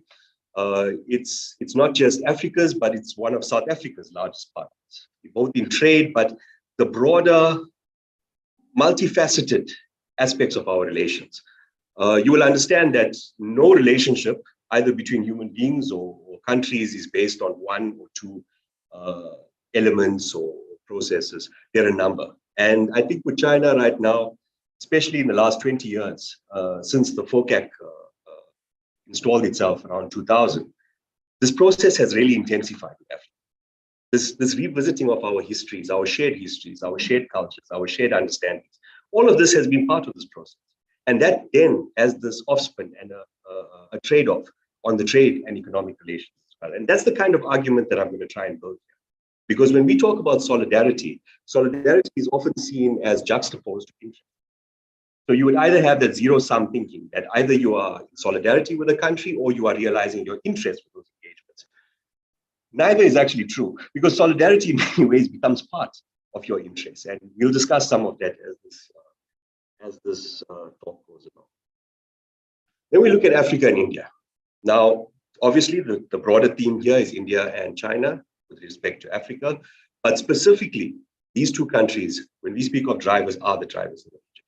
And specifically, these two countries have adhered traditionally, since 1955 in particular, under the broader notion of solidarity, this brotherhood and sisterhood among nations. And I think that is fundamental, and that forms the basis of everything else that emerges out of our relations. Yes, there are issues that are difficult to deal with, but that does not mean that our solidarity with each other is in jeopardy. But we need to interrogate this better, and the critical minds that come from the academic community will help us. I think that's Professor Kraling as part of the earlier discussion in terms of a research agenda at the university. We need to evaluate, we need to be critical, we need to say, is South Africa really realizing its interests in this FOCAC with Africa and China? So then the conclusion, of course, as with any presentation. Professor Tiwari, I've been apologizing you systematically since Monday for the presentation, but I think it was good that I had the opportunity to make some notes while the speakers are going on, because I'm hoping that some of the gaps would be filled and probably some analysis in terms of how we understand partnerships in general. Now, when we ask ourselves, what does the Asia century mean, or have we really interrogated that? And then if we talk about the Africa-Asia century or the Afro-Asia, have we really interrogated that? What does it mean? Is it just about economic growth and development? Is it about human development? Is it about capacity development? In many Asian countries right now, we see all of them. Human development, high levels of literacy, improved literacy, changes in living circumstances, emerging middle class, we often call that. And that then links to the broader notion of emerging markets globally. We also see this interface with old money. We must never forget that in all our countries, even in Africa, we have pockets of really old money. People who've been trading for centuries, if not millennia, and continue to this day. You know, European traders, for example, maximize these with the East India companies, for example, throughout Asia, Africa, as they pass through. There's an analyst that has referred to the Indian Ocean in particular as a cradle of globalization. Why? You take a language like Swahili. Swahili has adopted Arabic, Hindi, indigenous African languages, etc., as a melting pot to become a very strong means of communication in the East African region. How did that happen? How did it emerge? So, I mean, there's more than enough evidence to demonstrate the ancientness of our interaction. The question is, how does that refer or have any relevance to our contemporary interaction? And this is very important as a question, I believe. Africa-Asia partnerships and why they are important. So as much as this historical framework exists in which we interact with each other, the importance in this contemporary 21st century dynamic is fundamental. And why is it fundamental? We spoke about Bandung in Dr. Mkhize and Professor Suklal's talks. What is the significance of Bandung really? I mean, we've even heard quotes from Albert Luthuli on his views of East-West relations. Fascinating. That there was already this thinking emerging in the 50s. And the 50s was an incredibly fascinating time for human history. And what is evolving right now is linked to that directly. When Professor Suklal referred to non-alignment, our position with Ukraine is precisely that. Non-alignment does not mean that you're taking sides or no sides. No, neutrality means we don't agree with any principles. So a country like Switzerland, and I know it reasonably well, I served there for 4 years, they don't really care what your political agenda or your agenda is. If there is a gain to be made, they will interact. And that is based on the notion of neutrality. So you have Switzerland providing good offices for the United States in Iran and Cuba, meaning they're not really interested in the ideological battle, but they provide diplomatic services for a fee, of course. Right? So you have those dynamics, and that's what we call neutrality. Countries like Malta, they follow that doctrine very strongly. But non-alignment is very specific. Because in Bandung, specific principles were adopted. Principles that were guided by the United Nations. Principles that were guided by equality and justice. Principles that were guided by decolonization at that time, which really is a process that has an end. I mean, there's still The reality is the reality, and decolonization has not been. Therefore, the Bandung outcomes, the Bandung spirit, as it's often called, is highly relevant to this particular century and what we are experiencing now. The East-West divide we thought was, that was a Cold War reality. No, the East-West divide is real. We're seeing it manifest itself in Ukraine right now. We see it manifest in the South China Sea with the kind of battles that are playing out. How does a country like South Africa respond? How does a continent like Africa respond? Our priorities are economic, our priorities are development, but they cannot be divorced from these issues. And the notion of solidarity demands that we take a position on the side of principle. So if we say that we are not happy with Russia invading the Ukraine because it's a violation of the sovereignty of Ukraine and the UN Charter, we said that, and we will continue to say that. But at the same time, we will also say that we call for the cessation of hostilities, to stop all the provocations that are underway and return to dialogue. Those are Bandung principles. Those are non-aligned principles. That is what we've always stood for and will continue to stand for. There are those who feel it won't make a difference. Maybe it won't. But we'll only know in a few years, isn't it? At what measure, at what point do people find themselves around a table? Maybe then, if it's not making a difference, what do we now do to amend our strategy and tactics to improve on those kind of situations that we confront? The impact of what's happening in the Ukraine, the impact of this conflict on the economy has been discussed, on the global economy. It's been discussed already. So there's not much more for me to add in that regard, except to say that we need to find ways as nations of the South to survive this storm. So you have India, for example, being very clear. When they were asked, whose side are you on? External Affairs Minister Jaishankar was very clear, we're on our side. And our side meaning that if we could control inflation by buying fuel from Russia, we will do so. South Africa has to think about this very carefully as well. That's part of that solidarity. I'm sure that if India or China had to have stockpiles of fuel in excess that they've just procured from Russia, if we needed some, they will send it to us at a fair market price. Not at these currently exorbitant prices. I mean, there's conspiracy theories around as well among many of the left communities in the South who say that COVID decimated the fuel prices for a good couple of months. That resulted in near bankruptcy of major oil companies in the world. These fuel price hikes are not just required, they are necessary as one of the bullet points for this conflict, bolstering fuel prices. So these are the different dynamics that play out. Now, how do we define this as countries of the South? How do we define this in terms of our priorities? We have to think about this very carefully and we have to apply ourselves to these. And there's no easy answers to these questions. These answers are multifaceted. What was referred to also, Professor Suklal and Dr. Mkezi on the Africa Free Trade Area. What does that mean? 3.4 trillion US dollars. That's our market in this Africa Free Trade Area. 16.5%. And as Professor Suklal said, it varies between 15 and 19%, depending on which style. This is the IMF's figure, by the way. 16.5%. What does this mean for Agenda 2063 and our aspirations? Does liberalizing intra-Africa trade and improving intra-Africa trade necessarily imply that we're going to have better economic circumstances? I think the answer is clear.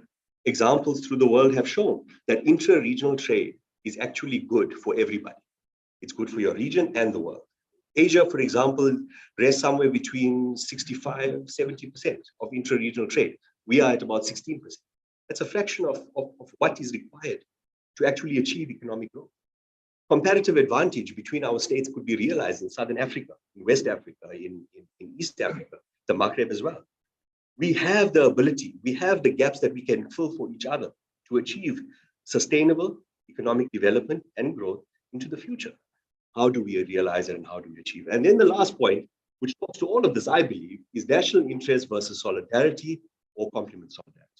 So does your national interest, and when I say national interest, I also want to apply it to the broader African context to say, does our regional interest oppose the notion of solidarity or does it complement it? Now, that's a question. I have a specific view. I've already shared it. I do believe that solidarity actually reinforces our interests. Because when there is solidarity among states, when you are in trouble, you are there to help. There was this argument about Zimbabwe 20 years ago. Everybody remembers very clearly. South Africa came under heavy attack for its position on Zimbabwe. As Professor Suklal also indicated, there was the reality that the EU and other states of the North, due to the sanctions, had no interest in interacting with the African agenda due to the Zimbabwean question. But what was the issue at stake? This is a neighboring state. It was a neighboring state in serious financial trouble. As part of our solidarity within the region and the broader context of the African Union, I think that South Africa was actually obliged through its interests to not necessarily support, but to ensure that those sanctions did not have maximum impact on the Zimbabwean people, which will then impact on us. With the progress of time, I think we can safely say that the generation of Prof. Suklal's diplomats in the early 2000s were right. The impact is there. We find more Zimbabweans in many parts of this country than we find South Africans. And it's resulting in other security challenges. That foresight was there, we anticipated and we supported. But under this rubric of solidarity, how do we manage it going forward? Is every Zimbabwean in South Africa linked to the meltdown in 98 to 2000? Not necessarily. Those things have to be reevaluated. But does that mean that it becomes a threat to solidarity, as many would argue? There are those who would argue that, but I don't think that they really understand what they're talking about, because such scenarios can impact negatively on the solidarity between states. Imagine your entire population, in our case, 58 million people or 60 million people, feel that Zimbabweans are taking away jobs, they're taking away our livelihoods, and they occupy all the hospital beds. Is that an incorrect argument? No. I think our Minister of Home Affairs has recently been dealing with this issue of illegal migrants. How do we manage that in the context of solidarity? Does that mean that you surrender your interests? No, because solidarity means that President Mnangagwa must also understand that South Africa cannot play host to illegal migrants, and they have to be returned. If you're here legitimately and legally, it'll be fine. So that is where the crux of the matter comes, where your credibility never comes under question under these conditions and circumstances. So when we get into the actual presentation here, I mean, like I said, there's not a lot that I want to talk to in this regard because it's covered in very, very great strategic detail already. So I'm going to try and build up some narratives around also how we see things, where we work in Pretoria. What is the thinking? How do we build on this? Yesterday was Africa Day. 20 years ago, the African Union was inaugurated here in KZN, in Durban. What does this mean? I honestly, I mean, I've not seen much activity this year around Africa. I think people are tired. Funds are low. COVID has taken its toll. The economic situation has taken its toll. But Africa Day is rooted in deep issues of solidarity. For those who understand, I just recently completed a study on this idea of responsibility to protect. Responsibility to protect, as it has emerged at the United Nations, is probably one of the most significant human rights principles that came out of the various doctrines that we talked about. The issue of just war, for example, is ancient, right? But the issue of protecting civilians in warfare is equally ancient. It started in China, it started in India, it started in Africa. It was part of that understanding that went on through the Confucian ethic, etc., until the point that we arrived at now. Why is it that the African Union Charter was the first to adopt responsibility to protect? Yet it took the United Nations another 3 or 4 years at the World Council to adopt it, but in a watered down fashion. And this is all about preventing genocide. How do we deal with those issues? This is a very, very fascinating area in terms of how the political realities interface with the economic realities. And why is it that sometimes we just find it difficult to see the strengths that we have with each other? But I'm not going to labor on those issues too much. Africa's partnerships with countries in the world within the broader concept of solidarity, specifically the post-Anglo area. And I've spoken about this, but it's at this point here that I'm going to share a little story. I was telling Professor Singh about it just now. It's a story that I love telling. It's about Vasco da Gama. When I was in school in Standard 3, we were taught that Vasco da Gama was part of these voyages of discovery, as if no other continent existed before he got onto his boat and started to sail. But to my surprise, about 6 years ago, I came across an article which I then went and verified. I verified this information, and it was actually true. There was a sailor, a captain of a fleet, not a captain of a ship or 2 ships, but a fleet of ships that were sailing around East Africa, trade missions. The guy's name was Madam Kanji. He was an Indian navigator. And Vasco da Gama was really struggling to get to what is now Tanzania, going towards Zanzibar, hugging the coastline because they were afraid of, going out too far, then they'd end up where Christopher Columbus found himself, and, all kinds of other scenarios. So they stopped here in Zanzibar. I'm just making up my own version here to say that, as sailors would normally do, they obviously drank together in Zanzibar or Tanzania or wherever they found each other. And Vasco da Gama would have poured out his lamentation about him being stuck here, and this African coastline is so difficult to navigate. So Madam Kanji says, no, it's not. It's actually very easy. We come here all the time and we use the monsoon tides. For 6 months of the year, the monsoon tides, as Professor Dewey will well know, travels in a northeasterly direction. And for the other 6 months, it's in a southwesterly direction. And the seas move at a very high speed. It now took Vasco da Gama under 3 weeks to get from East Africa to Calcutta. When he arrives there, he gets arrested. I'm sorry, I can't remember the name of the king that was presiding over the area. But he was asked, who are you? What are you doing here with your fleet of 3 ships? And we really don't care that you name Natal, Christmas Day, or whatever. Who are you? So he says, no, I represent my king, my emperor, who sent me off to find the sea route to the east, because the Silk Road collapsed, remember? The Crusades largely resulted in the collapse of the Silk Road. So he was arrested. And a message was sent to Lisbon to say that if you want your ship and your men back, you're going to have to pay a ransom, which a couple of human beings weight in gold had to be paid. But obviously for Lisbon, this was a very, very important discovery. So they were prepared to pay anything to get Vasco da Gama back and get him on those ships. That, ladies and gentlemen, was probably the most significant event that changed the landscape of the world. Colonialism stemmed. A vibrant trading African-Asian region called the Indian Ocean was suddenly turned into a battlefield for colonial powers, the Portuguese, the Dutch, the English. That also has a direct bearing on our existence here. Those of us who came as indentured much later, the battles for the Cape in the 1600s, 1700s, 1800s, they were intense. They were terrible, actually. They were quite bad, these wars that were fought out. When my ancestors and many of us here came in as indentured laborers, your ancestors probably, let's say they were pirates, right? They were the good guys of those days. They were actually challenging colonial navies. So, the Chidleys of the time. So yeah, let's just say that it was feeling you come from a lineage of pirates and you were arrested at Cape Town. That's how you ended up here. So the reality is that this is what colonialism created. The fact that we're sitting in this room and having this discussion is a product of those years of crisis and warfare and slavery and tyranny. So again, we come to this word called solidarity. We need to apply it somewhere. Let's see if it adds up in much of what I'm trying to say. And obviously, your critique of these would be absolutely critical. So, highlighting Africa's partnerships, etc., etc. We've been through all of this, right? So I'm not going to bore you much more with that. We've been through this. We've spoken about which partnerships we have in place. We've spoken about, well, not much has been said about the SDGs. SDGs are fundamental, the UN Sustainable Development Goals. So as much as we have the issue of free trade playing itself out, if you would notice, the Africa Free Trade Area has also included the implementation of certain SDGs, especially around industrialization, which we spoke about, especially around infrastructure development, et cetera, into the debates and the rubric that they were doing. So that is also fundamental. Durban hosted last November the Intra-Africa Free Trade Conference. 7 heads of state from the continent.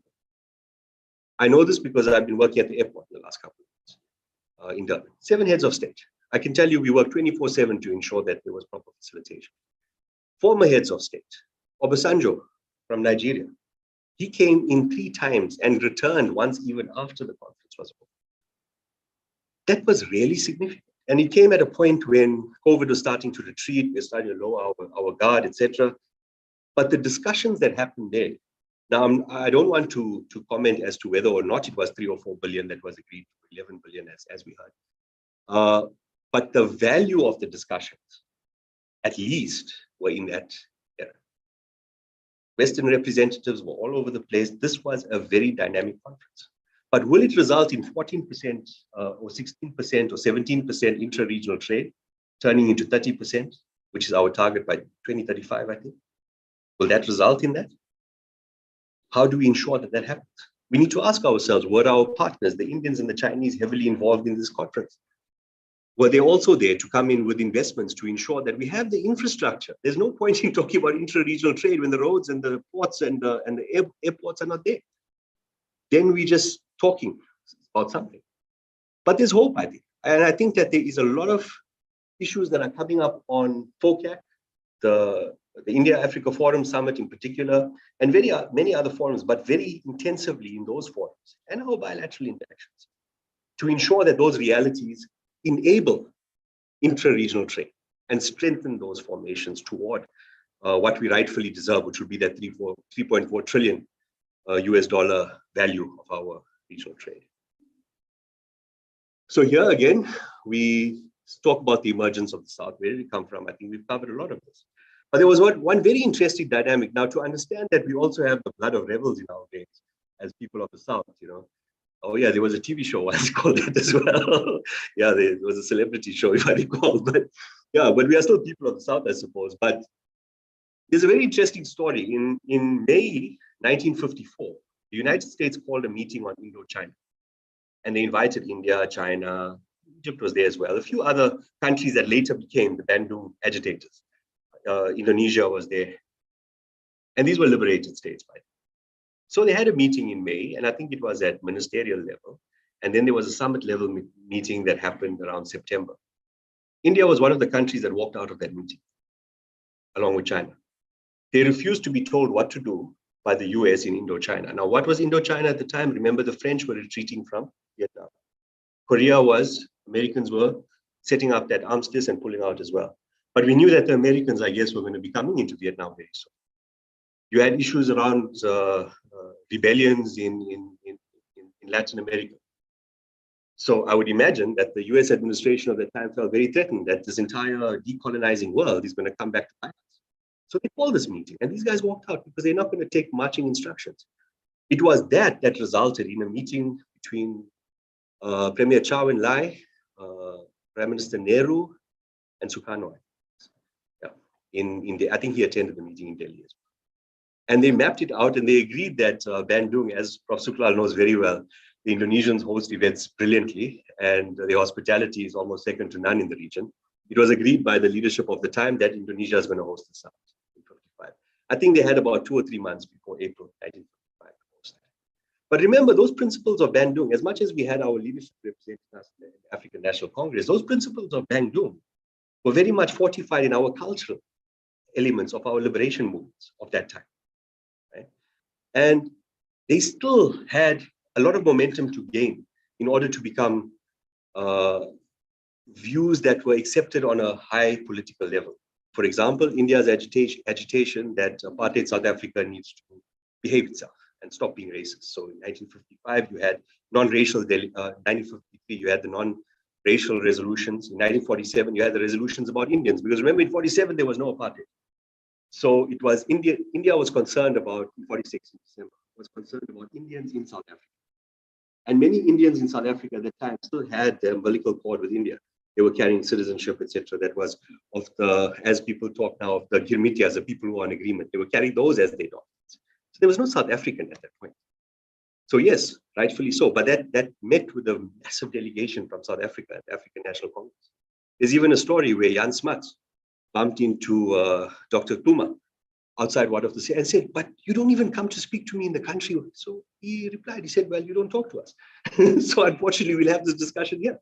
So these were the dynamics that were playing out into the 50s. But significantly in South Africa, we had Kliptown in 1956. June 1956, the Freedom Charter was adopted. The principles of Bandung, the spirit of Bandung is reflected there. There should be peace and friendship, etc., etc. So we cannot divorce the link between Africa, Asia solidarity, and how all of this is playing. So the reality that we're confronting is that in South Africa right now, in Africa right now, underdevelopment is a major issue. I've been in Durban for the last year, and I can tell you that these floods and other developments have been very heartbreaking to see what has happened to the city. To ask ourselves, why have we not been spending correctly on infrastructure? We're not that poor, we have the money.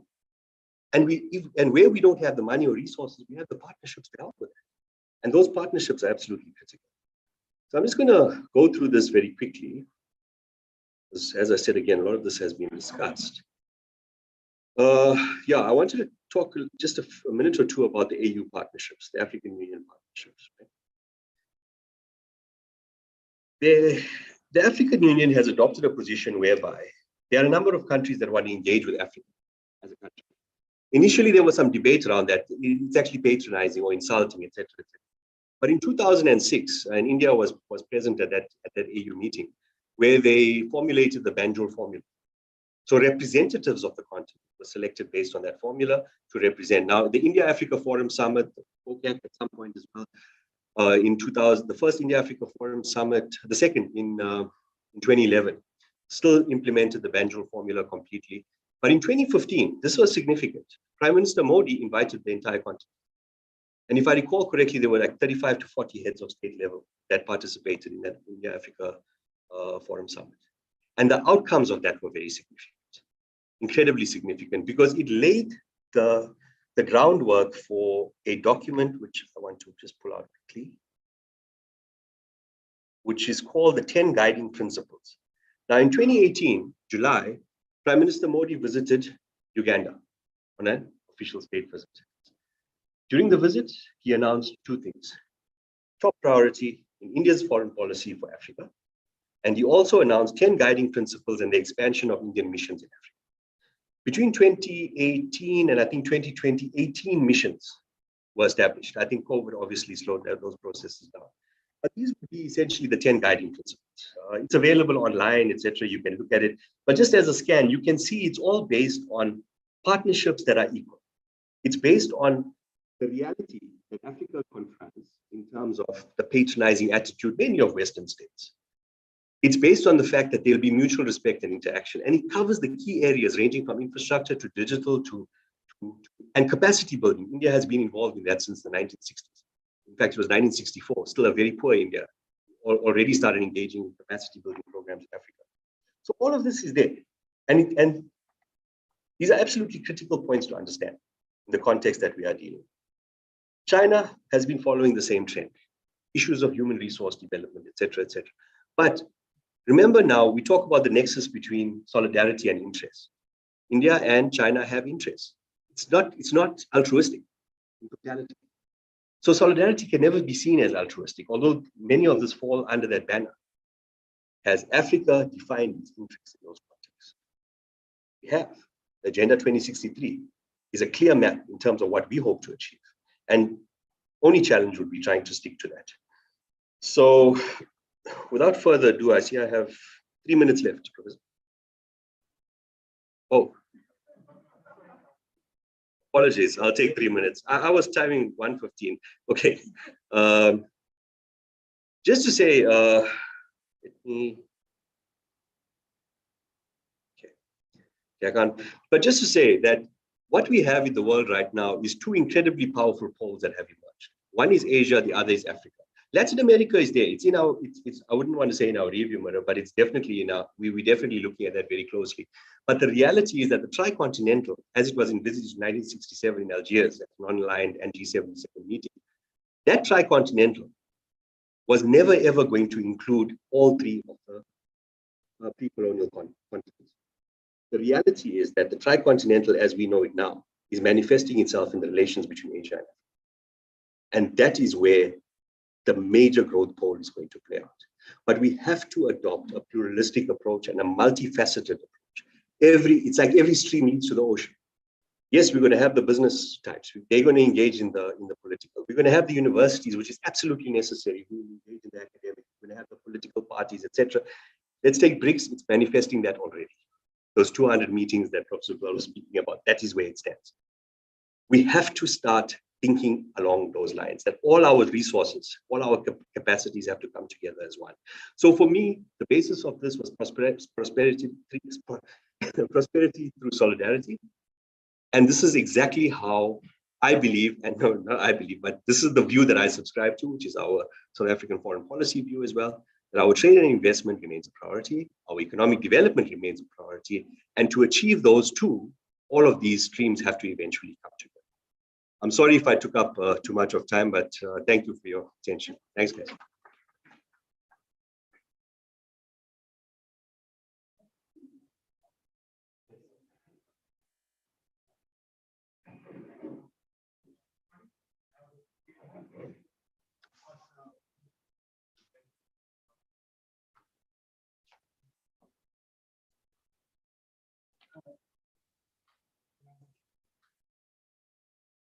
Okay.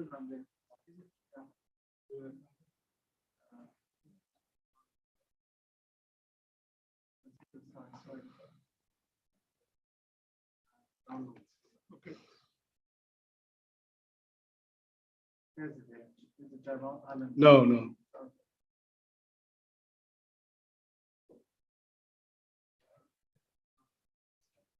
Presentation, front of presentation. No, no, Oh, no, it's not. it's not there. I did send it in the morning. Okay, the main directory of the submission folder.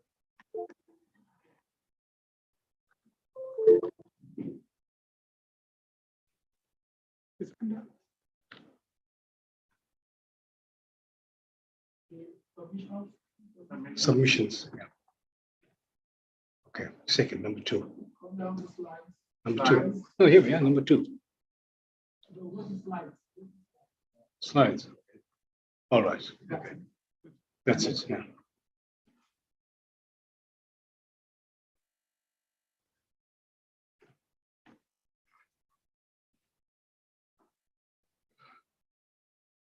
Oh, that's not it.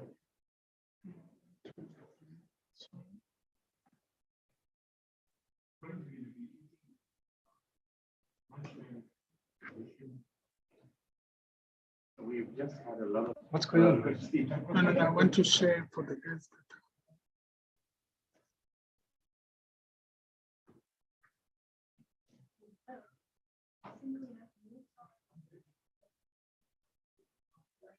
Yeah, very true.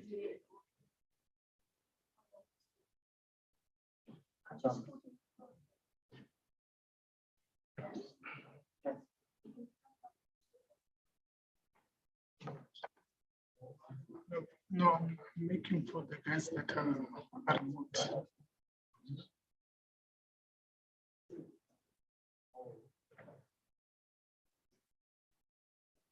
That's not mine. Here we are. There it is. No, it's fine. Yeah. Yeah. You can move. Yeah.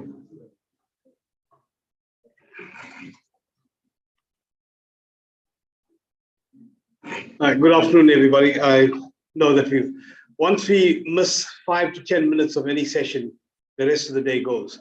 I'll try not to be over generous with my presentation because I know people can become irritable and it can become quite tiring. The question that I raise here is about allegiance to which new world order. And I title my speech deliberately this way because I think I have a lot more flexibility as an academic than the politician, the 2 diplomats have spoken earlier. So I will be a little bit more provocative, but in a constructive way as possible. Allegiance to which new world order? The word new world order is being bandied about in so many ways that everybody thinks that by using the word, they actually understand what it means. And the truth of the matter is, in my reading of the situation, I'm not sure that there is a universally acceptable definition for the concept. And I will try to go into this a little bit more because we need to understand why the workshop that we are engaging in today has India and China as drivers in Africa. And there is a recognition about what Dr. Zweli Mkhize has said earlier about the issues of the changing world order and a multipolar one, and something that Dr. Suklal mentioned earlier as well with regard to how passengers became drivers. I liked that, largely because I want to actually do a critical construct on that.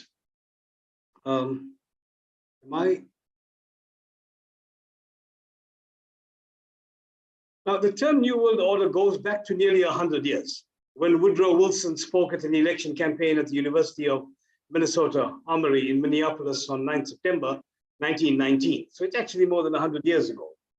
In neutral terms, the concept refers to a new period of history, evidencing dramatic change in world political thought and the balance of power in international relations. At that particular historical juncture, I think we can safely say that there was a tremendous amount of neutrality that was used with regard to what might have been understood in terms of the New World Order. And you know, Jamal Anand, to say that, if you don't mind my commenting on the neutrality of Switzerland, I don't agree with that, okay? To say that Switzerland is being neutral, or that the British are being neutral when they have a whole lot of crooks bringing in billions, and only because these guys are bringing in money, they are welcome guests. They can rob the bank and go into London and Switzerland legally, and the rest of it can kind of follow through without a problem.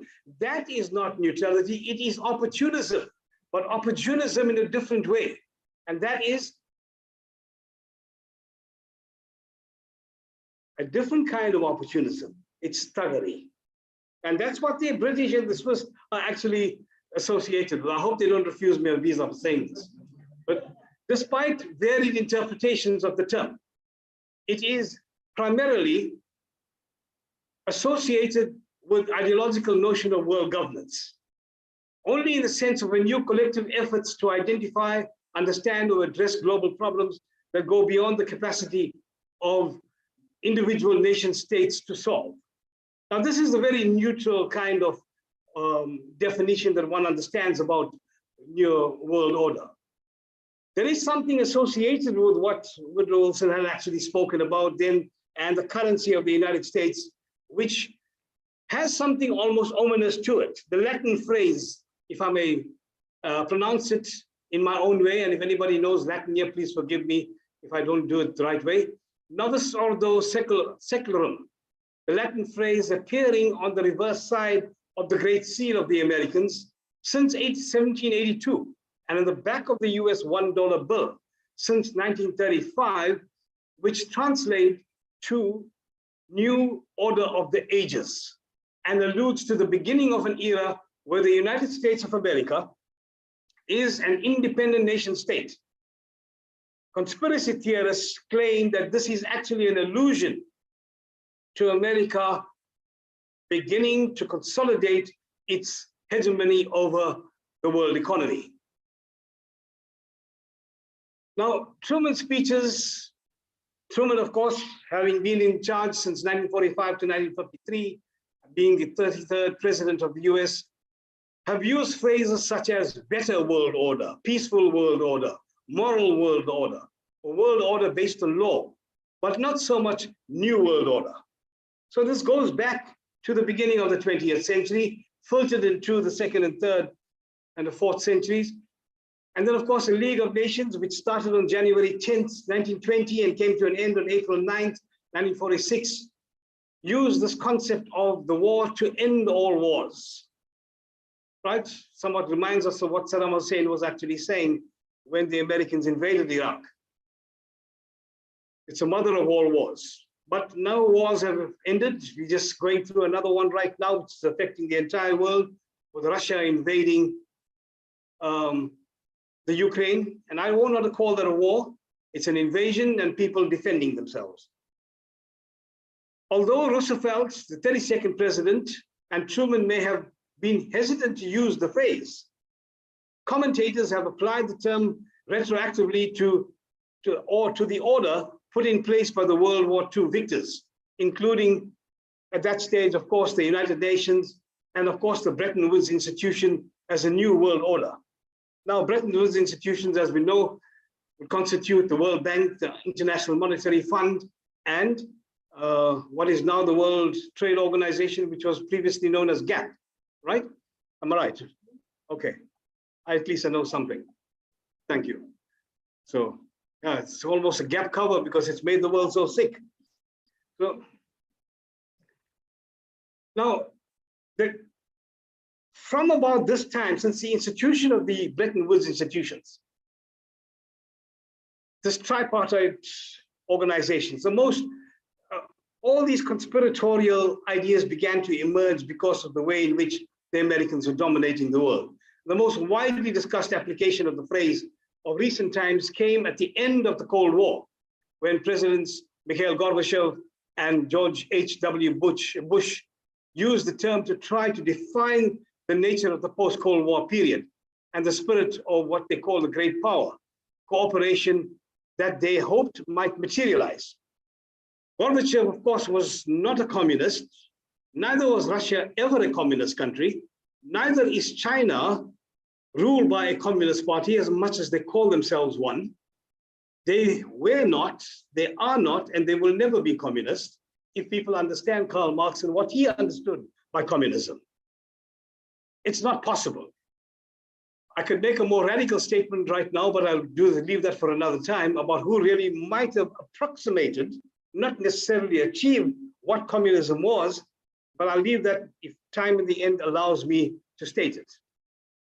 Gorbachev's initial formulation was wide-ranging and idealistic, but his ability to press for it was severely limited by the internal crises of the Soviet system.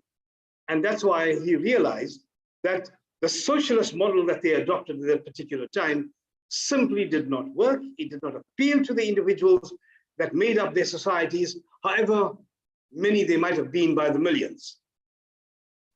Now, in comparison, Bush's vision was not less circumscribed, where he stated, for instance, and he gives us a very provincialized taking on this, 100 generations have searched for this elusive path to peace, while 1,000 wars raged across the span of human endeavor. Today, that new world is struggling to be born, a world quite different from the one we've known.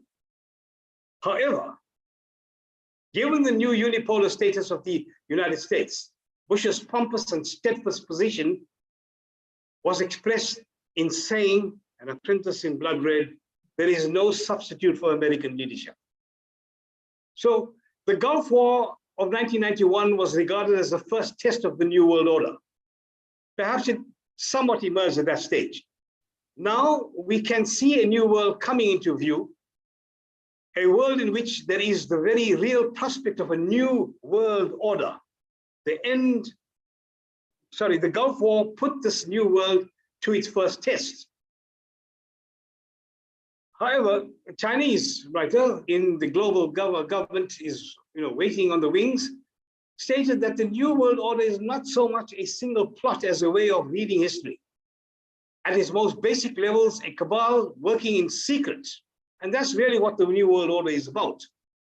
Working in secret, as well as through official, seeming above ground means, seeks to establish an all-powerful, possibly Luciferian one world government.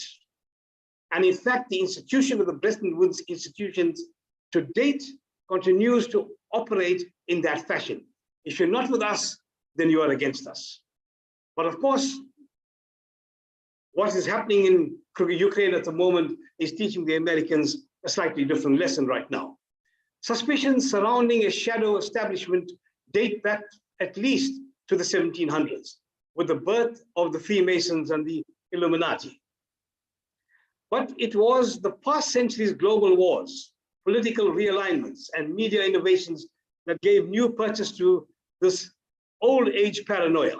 In the modern version of the world order, New World Order, hides in plain sight a mad lib-style meta-story about how the free people of the West, or the so-called free people of the West, beg this kind of situation, surrender ourselves to coming to totalitarian overlords.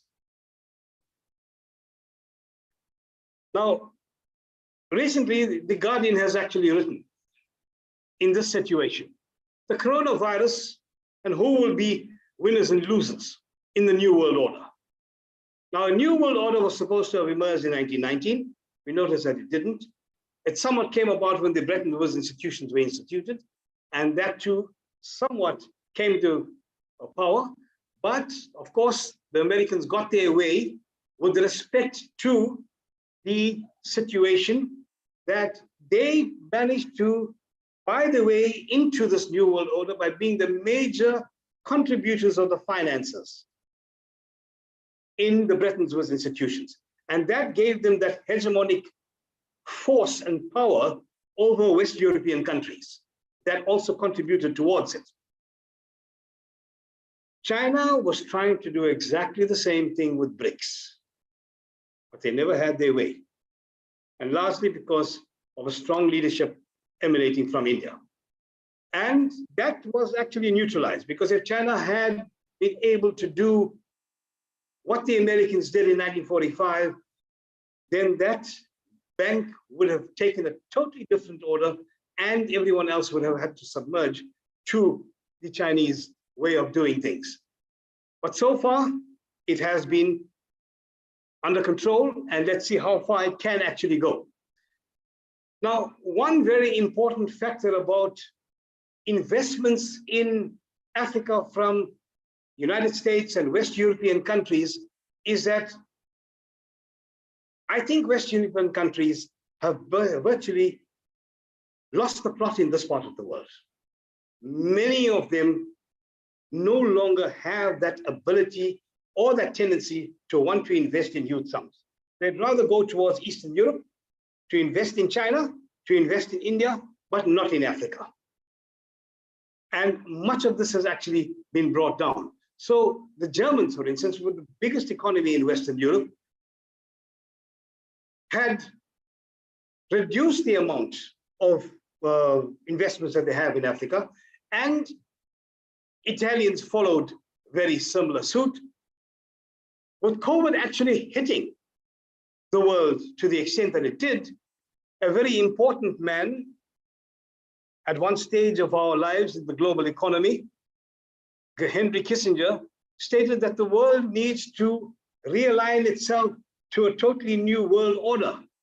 But his understanding is a smart one, realigning itself to the reality that the United States and Western Europe can no longer dominate in the ways that they did over the last 60 years. So this situation is something that needs to be critically looked at. So in Europe, the United States, and in Asia, the discussion has broadened out about the new world order. Public life might be at a standstill, but public debate has accelerated. Everything is up for debate. The trade-offs between a trust economy and public health, the relative virtues of centralized or regionalized health systems, the exposed fragilities of globalization, the future of the European Union, the populism that has actually brought so many people to power, and the inherent advantage of authoritarianism. That's what China actually really has been since the start of the Cultural Revolution. In all due respect, and I'm not a defender of China, neither am I a defender of India, but you know, the Chinese have been accused of killing during the Cultural Revolution something like 30 million, 60 million, and the rest of it. So too were the Russians under Stalin, killing up to about 30 million or 40 million. But where is the evidence of so many tens of millions of people being killed? Or was this part of Western propaganda to undermine their competitors? That is important, because you know, you can't kill 10 million people and not have a gravesite for them. You can never do that. If it's 60 million, you cannot hide that. You know, the Katyn massacre in Poland at one stage, where the Nazis had got hold of a truckload of Jews and got them piled up one after the other, one person managed to survive to tell the story. But that was just a small number. And the Katyn massacre became quite a world-renowned gravesite. But when you got something like tens of millions of people allegedly dying, and you don't have the evidence for it, why should we believe the Americans and the West Europeans that this is what the Russians or the Chinese have actually done? Not that Stalin in any way is my favorite. Neither would Xi Jinping or anyone around prior to him have been one. But we also got to guard against the kind of propaganda that we face in this world today, when so many competitors continue to want to dominate because they believe that they have the moral right to continue.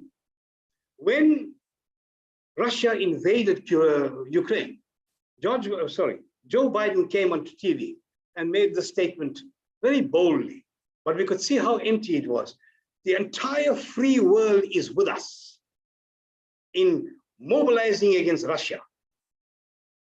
I would have liked to know what his definition of free world is, because those countries that actually subscribe to American hegemony are in a far greater sense of chaos upon which the Americans thrive rather than doing otherwise.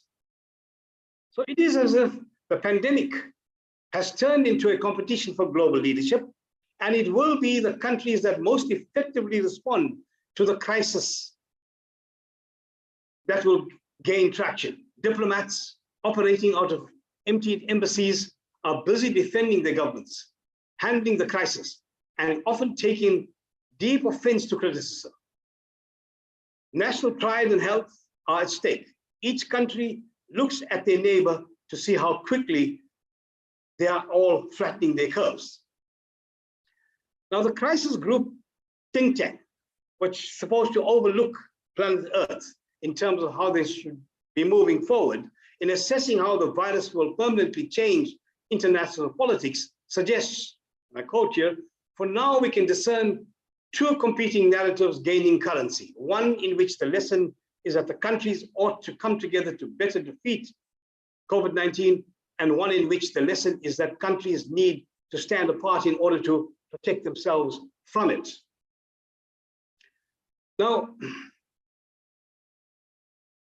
we got to be careful about how we actually move ahead when we looking at this issue of COVID and what it is doing to the world, but how it is also changing global politics. Hassan Sarur, for instance, writing for the First Post, made some critical points on how a new world order is emerging from the ruins of Ukraine. And India, as he states, is at the heart of it. There's a long list of Western foreign policy disasters, he points out, each one worse than the previous one. And it continues to get bad because Joe Biden's reference to the so-called free world and America leading the free world in the so-called democratic order is nothing less than a disastrous set of politics that's guiding it. And it's something that we need to understand with a greater sense of confidence in order to confront these realities. India's neutral stand has hit them particularly hard, prompting talk of an anti-Western coalition, quietly taking shape, as the Times in London had noted. In a lengthy editorial, high-profile American, and European leaders have been lining up in Delhi in recent days, which is not too long ago, just about 2 or 3 weeks ago, to persuade India to harden its line towards Russia. But so far, the West has failed to deflect India from its principal neutrality. One might argue about the concept of neutrality here, Jamal. And I suppose Modi's position about neutrality here might be more appropriate in this particular situation, standing against one of the world's most powerful countries. And of course, they all understand, and that's very, very important here. Now, disinvestments, we noticed after a peak in 2014, foreign direct investment in Africa from the United States dropped from about $90 billion to about $47.5 billion in 2020. And it's continuing to decrease. That, in this context here, produces the drivers for the situation that the world order is actually creating. There's no doubt that China is powerful, is certainly economically astute in the way in which it is creating a situation that gives it leverage over most other countries in the world, competing very competitively with or against Russia, against the United States, and creating a situation that will provide a totally different scenario after this pandemic and the Russian invasion of Ukraine is over. Now, the German business investments in Africa are not serious. It constitutes no more than 1% of German foreign direct investments. And it's nothing too serious to actually be looking at least for now. They can do a lot better, but they're not interested because most of the investments are in Eastern Europe and China and partly so in India. China and India in Africa, their roles and their presence in the African continent must be viewed against at least three factors: their rise in economic strength and increased potential for outward investments, the stagnant to reducing interest in investing, the stagnation situation, sorry, to reducing interest in investing in Africa, and their need to find employment niches for significant labor capital, which in turn adds to their much needed foreign reserves through remittances. Now, this remittances story between China and India is phenomenal. You know, despite COVID, India had actually increased its level of remittances from the last time, 83 billion US dollars. That was in 2020. But because China was so central to COVID, its remittances reduced to merely 18 billion US dollars. By 2021, China picked it up to about 60 billion. India's rose to 87 billion US dollars. Now, at that level, it's just the remittances alone, either to China or India, I think are almost equivalent to some countries' annual budgets in many ways. And it's something that shows what power both of these countries have in attracting not just remittances, but sending out their people and their investments to be able to earn so much back in remittances. And that is huge. So we've got to understand, now I don't think I have much time left, is it? So there are 2 to 3 issues that I want to actually raise here. And, you know, I've got it here in my slides. I'm not going to be able to go through all of them, but we need to look at China's relations with African countries and its global economic strategy, which have been shaped by the need to obtain energy resources to support economic development. Now, China has actually supported economic development. Now, China has actually held to ransom many African countries. We've seen, for instance, the ways in which they've imposed upon President Zuma, or ex-President Zuma, when the Dalai Lama was coming to celebrate with Archbishop Desmond Tutu, his 80th birthday dinner. They refused to allow South Africa to give a visa to the Dalai Lama. On the second occasion, they did the same thing. Now, in the same way, they held to ransom a number of other African countries to ensure that they do not give recognition to Taipei, because it's the only way in which they would have gotten Chinese investments. Now, there's a problem with something like this. When you actually look at the ways in which ex-colonial powers had actually created a sense of control, hegemonic control over their ex-colonies, and how the Americans lend money via the Bretton Woods institutions and control them to a point where it's worse than buying a house. You know, when we buy a house, we got 20 to 30 years to pay for it. Many of these developing countries have 50 to 100 years to pay. And you've got to abide by those regulations, otherwise you're blacklisted and you get nothing more. How different, and we have to ask this question, is China's role from those of the previous hegemonic forces of the world from Western Europe and North Americas? And that's one of the reasons why we need to be cautious about this. And we need to ask ourselves, for instance, what is it that is at stake here? Now, I am a person of Indian origin. I am one of the admirers of Narendra Modi, but I am not his spokesman. I am South African. But Jamal beat me to the draw with respect to the 10 points that he raised in Uganda when he visited there, and made this position available to Africa. Those 10 points that he raised in the Ugandan conference with respect to what his intentions are, raises something that is absolutely fundamental to world leadership. And that is moral and spiritual responsibility in leadership. It is something that the world seriously lacks. And it is something that the education systems of the world seriously lack. Now, I listened to, I'm sorry that Dr. Mkhize is not here because I would have liked to have engaged him. He spoke wonderfully well. Professor Suklala spoke wonderfully well as well, but they all spoke like diplomats. They cannot criticize, and I can understand that. But you know, you cannot continue to talk about economic growth without responsibility. If there's no moral responsibility, if there is no responsibility towards environmental conditions, if there is no responsibility towards the new generation of politicians that we are going to breed, then our education system is doomed to failure. I just want to relate quickly one small point about what I had when the RDP actually came out in 1994-95. When I read that, I immediately saw that it was doomed to failure. For the simple reason that it was an urban-based document.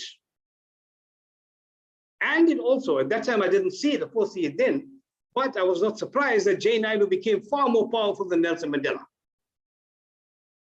And in order to actually reduce his power over the office that he had, they had to break down the RDP department. Otherwise, Mandela would have continued to be subject to how J. Naidu actually saw development taking place in this country. But J. Naidu was equally responsible for all that, or a lot that is actually going wrong, especially in terms of this huge exodus of people from the rural areas. You can continue to talk about economic growth. And here I want to develop or pick upon what Dr. Suklal has said earlier about passengers becoming drivers. It's an excellent point. You see, if India and China are going to invest in Africa and we're going to work together, what we have to understand is that if they took it upon themselves through good leadership to raise their standards, then you're going to turn everybody in this country who are passengers into drivers for themselves. Small business development, which India is actually leading, which China is leading, is also a very powerful point here as well. You cannot create, we do not have the resources in this country or the finances to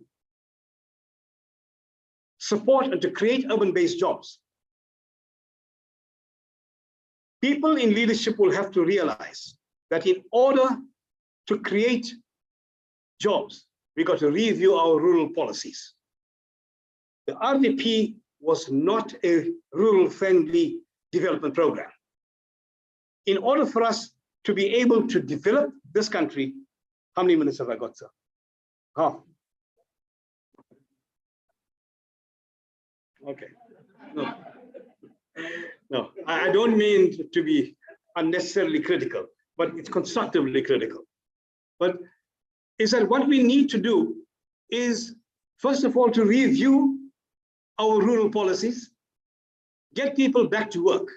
That 35 or 50,000 rand that we have for RDP houses that very often are substandard and often falling down, if you put that money into producing the food that we are importing and get those rural people to start working on doubling that money on an annual or biannual basis, we'll have a lot more productive people and less reliance upon importing food than otherwise. And what is it that we actually have in South Africa, if not Africa, that the Chinese and the Indians do not have? We have space. We have space.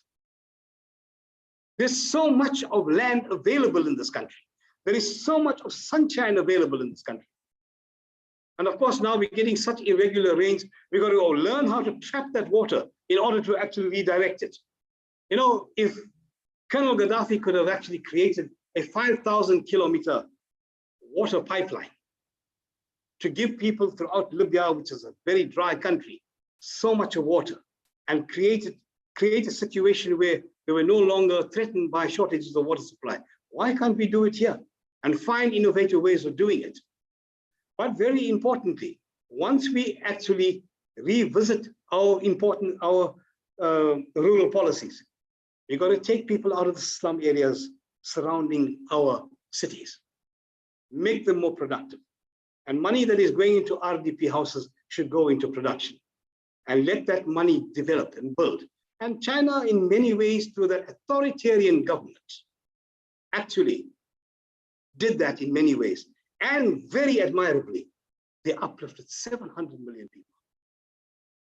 We are struggling to uplift 5 million people, maybe. And I just took 5 million people, if they're residing in the squatter camps in the outskirts of our cities, it'll cost us more than 2.2 trillion rands to create urban-based jobs for them. We don't have that kind of resources. So we need leadership that's visionary and something that will be able to create a new order. But of course, working with the rest of Africa is important. But that must not become the basis upon which South Africa uplifts itself. You uplift yourself to become a role model to the other countries and work, of course, together with them.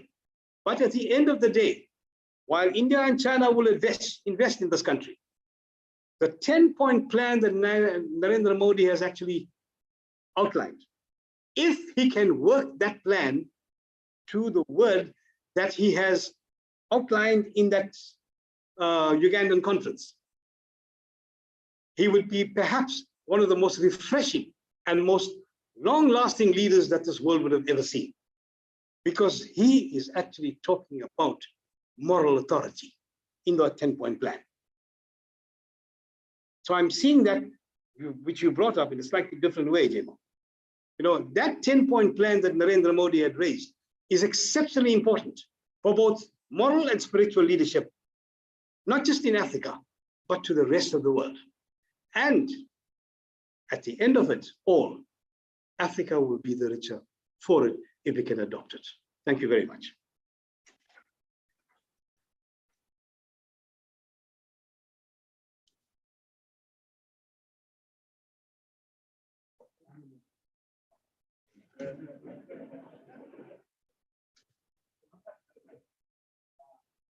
The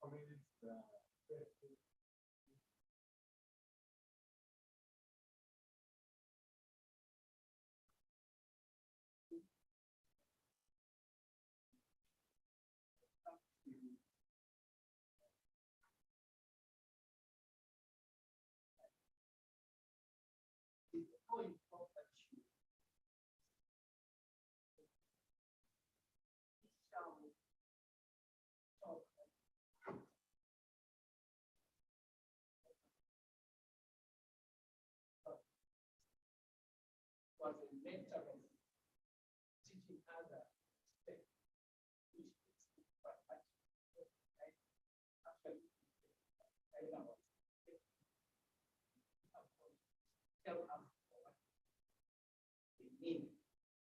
So my question there is that from there, according to the report forecast, after every 3 years, up until where we are right now, are we in a position to say the mutual discussion, the discussion between China and Africa, mutual? China is no longer approach the mutual relationship principles being recognized and implemented on the ground, not on the field. Then the second question, which I want to ask, is the issue of transparency. Is the deals, let me say, are the deals between China and Africa transparent? Is there a the data sources? Because there seem to be a lot of discrepancies between the sources. So are these deals transparent? Then the third question, it relates to something and on your presentation, you indicated that in as much as Chinese African activities, China economic activities, Africa are so much huge. Africa is yet to Africa, which brings us back to participation. Our participation is Africa enough to drive the investments, loans, the aid that China brings. This might not relate to China, but also to Japan. Then before the thing is a request, I'm actually requesting from your department as a research department. We need a fully fledged data source that gives a clear flow of Chinese financial flows. Let me not say China alone, but of Asian financial flows from Asia to Africa bilateral, so that we can be able to ascertain, compare what we are given qualitatively and what is being quantitative aspect. Thank you, Prof. Thank you, statements. Anand is correct. As an academic, is almost free. But as a diplomat, I have been very outspoken. Jema will tell you what in my career. I was the longest serving deputy director in diplomat.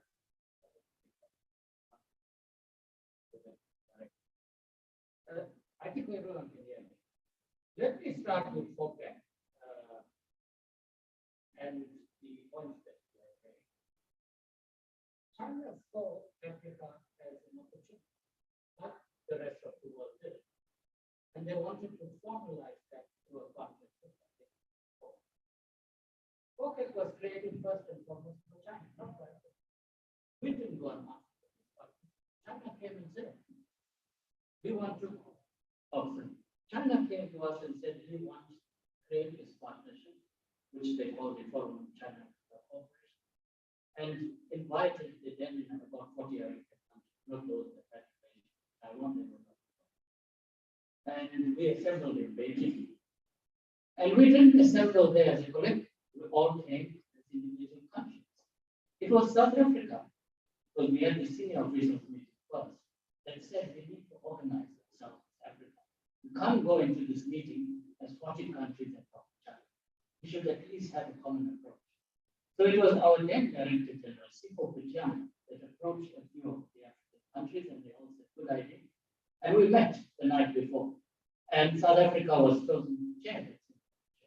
So we had a coordinated approach. So when we went into the negotiations, China didn't expect that. They didn't expect a collective to come and negotiate with them. And that's why I said it was very difficult. Because China thought they could deal with us individually and drive the agenda that they wanted. It never happened. And therefore, China learned very quickly that Africa may be not a homogeneous whole, but we can act together when we are working together. And FOCAC has evolved over the years. Now, let me say that it's a two-way relationship.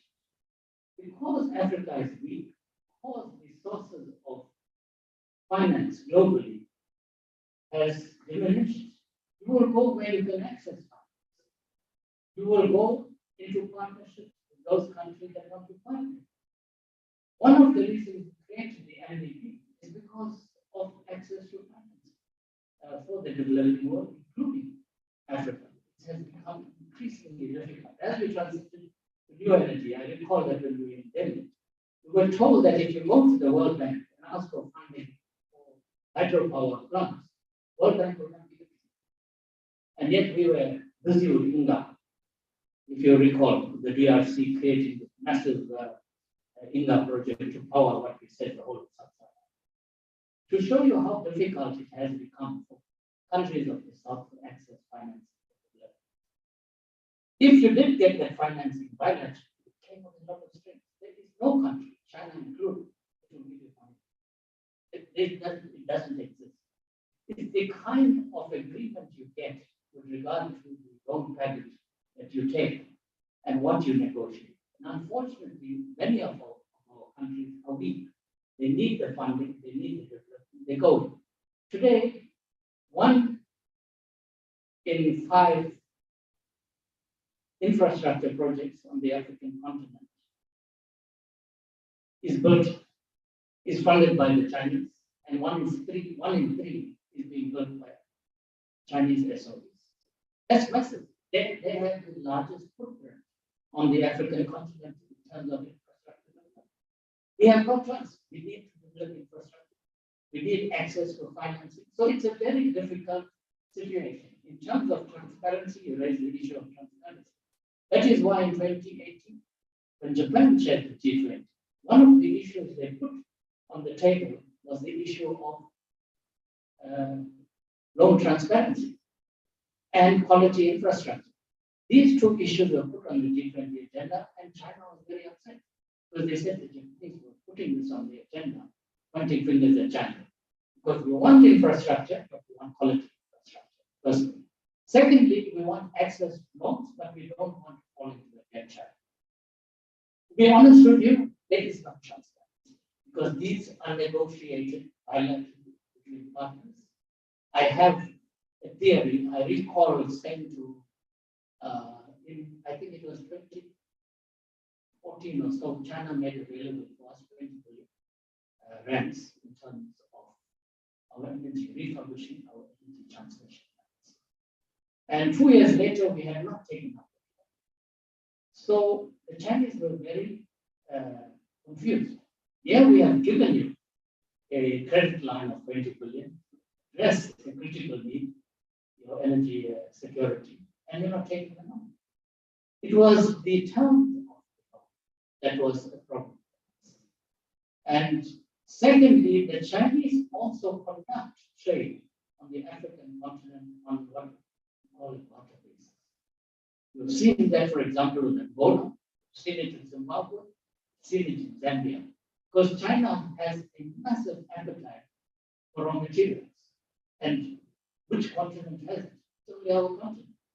But we are not able to pay. Angola can't pay back the Chinese loan, but they have oil. So much of the deal has to do with oil. The same with Zambia and copper. The same with regard to Zimbabwe, and you can go on. And this is not saying, this is my theory. I said with our ministers and president, and I said, this is how China conducts trade in Africa through a barter system. Because these countries have no choice. But we don't work like that. South Africa has never involved itself in barter trade in terms of the whole package, whoever we take. And up to the present day, we haven't taken. That's a fact. We haven't taken any loan from China, despite the fact that we are discussing several projects with China at the present time. Because if you take a loan, it must be on terms that are favorable to you, otherwise you will fall into a debt trap. Sri Lanka is a critical example of what's happened. You know, when I visited Colombo, I think in 2019, and the massive development that started under the Rajapaksa regime. The Rajapaksa put Sri Lanka where it is today, unfortunately. They basically sold the country, Sri Lanka. The Hambantota port, even Colombo, that massive, very nice, fantastic development. But who's owning it? And at what cost? And look at where Sri Lanka has landed itself today. A few of our African countries are in a similar situation. So I'm saying that as much as we need access to finance and we need access to development assistance, we have to be careful in kinds of agreements. Fortunately, as South Africa, we have been careful thus far, and I hope we'll go along this track in terms of we have need for financing for our major infrastructure projects. We don't have the funding necessary to do that. Africa doesn't. We saw the financial gap in terms of Africa's infrastructure and what is possible in the continent. It's a massive gap. We don't have that kind of funding. So I think when dealing with a country like China, who sees, you must also understand why is this close relationship with the African continent? How did China get into this? That was India's seat. That was given to China. That seat was India, and never did want to take it apart. Some of you know. Biggest mistake made by the Congress government.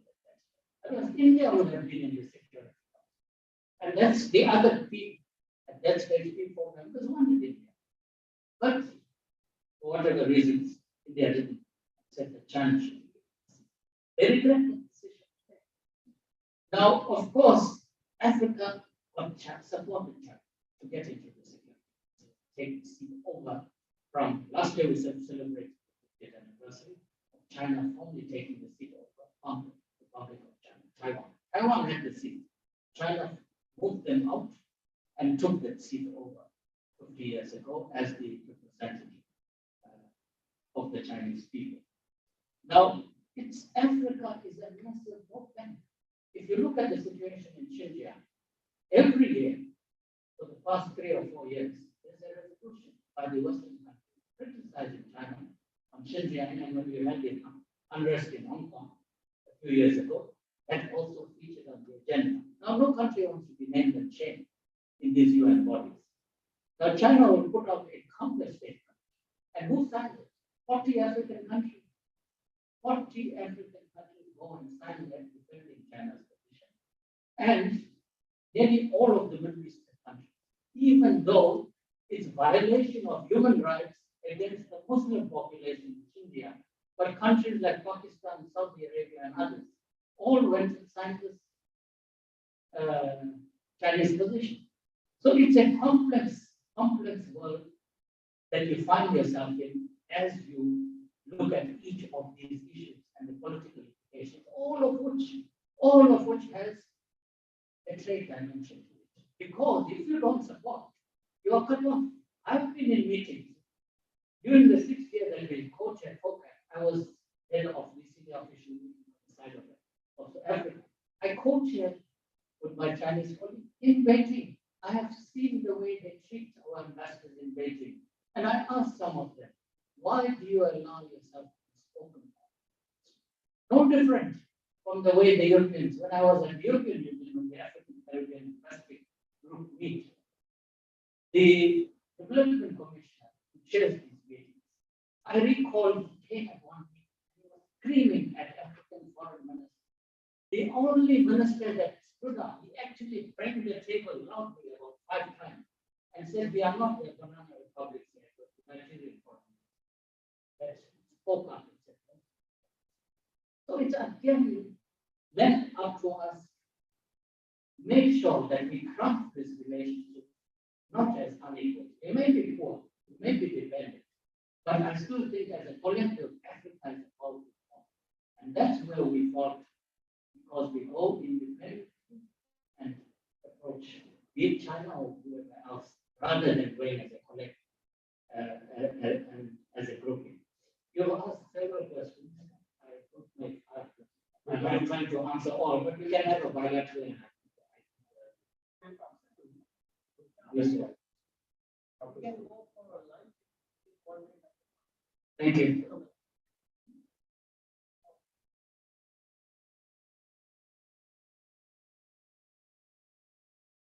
Prof. Anil, yes, I agree. It's a very complicated decision. You need money, one hand, and second hand, you need development. But what China is doing is weaponizing the trade, weaponizing the finance, and using it as a support from Africa and international bodies. And that's where it is a sign of progress. That's where it is. So this can be only fought by this African free trade agreement as one country. Africa behaves in one country. Then we can. And morality, so as Anand is saying, morality is a good thing, but people don't follow in real world. We need to create a good set of institutions. Only then morality can be.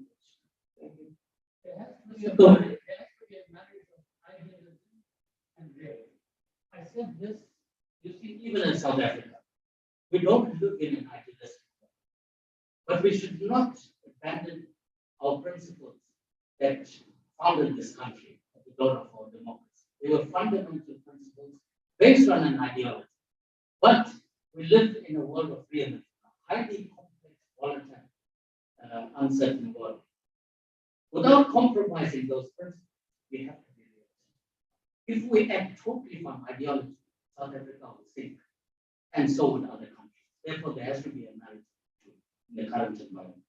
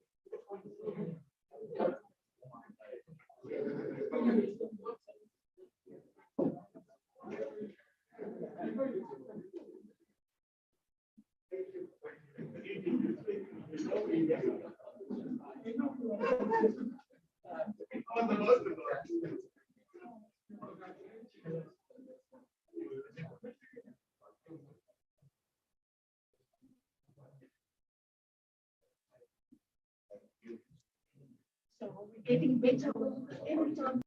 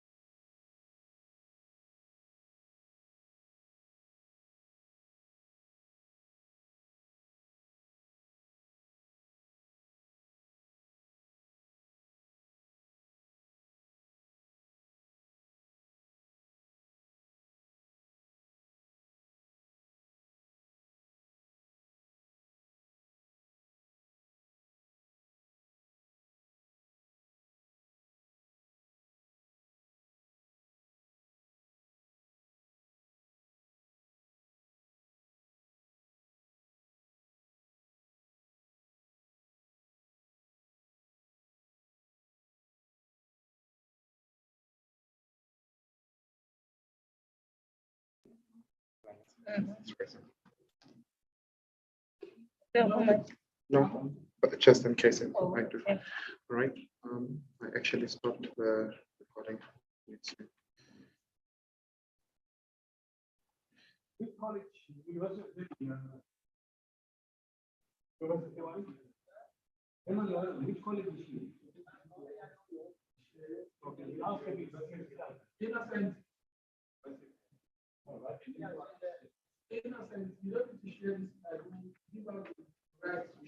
Oh, he's not here. Oh, okay. No, it's fine then. Okay. Let her. No, I'm just gonna allow her to talk for now, and then hopefully she'll unmute.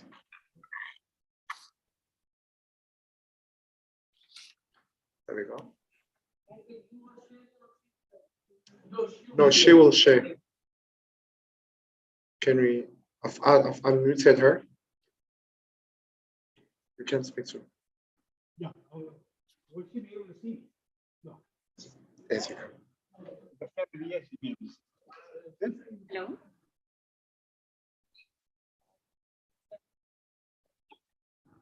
Right, I'm here. I'm logged in. Do I need to share the screen or?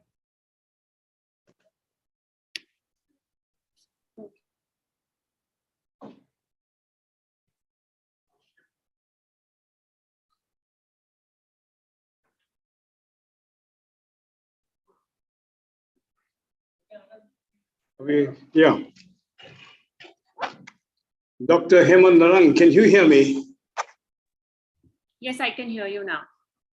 Good. Can we see you? 1 second, I'll just.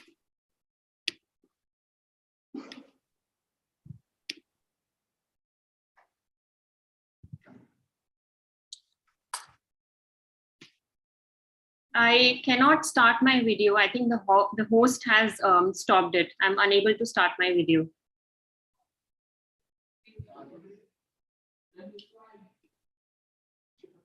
All right.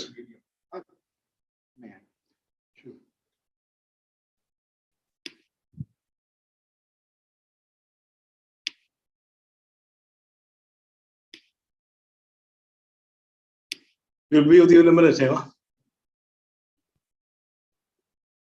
Can you try your video now? Sure. It says the same thing again. You can't start your video because the host has stopped it. Okay, we won't have the privilege of seeing you, then that's okay. All right, I'll begin then.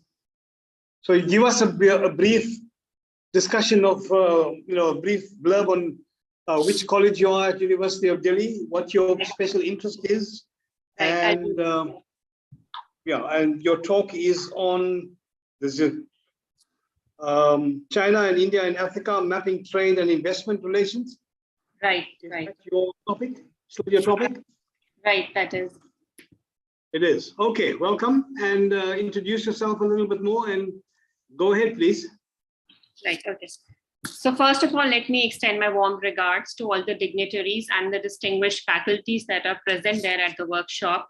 And I would also like to extend my heartfelt thanks to Professor Tiwari and his team and the entire Department of Economics at the University of Zululand for organizing this workshop on such an important theme, the Asian drivers in Africa, and also giving me the opportunity to present my paper at the workshop.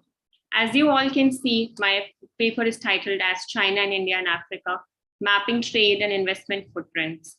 I am Hema Narang. I pursued my PhD from the School of International Studies at the Jawaharlal Nehru University in New Delhi.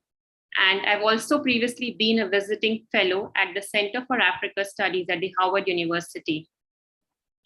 My PhD was also about a comparative study of the Chinese and Indian soft power engagements in Africa. So I hope I'm audible well enough. Yeah, thank you very much. Right. Let's say between 20, maximum 25 minutes. Right, I'll make it 20 minutes, right? Thank you.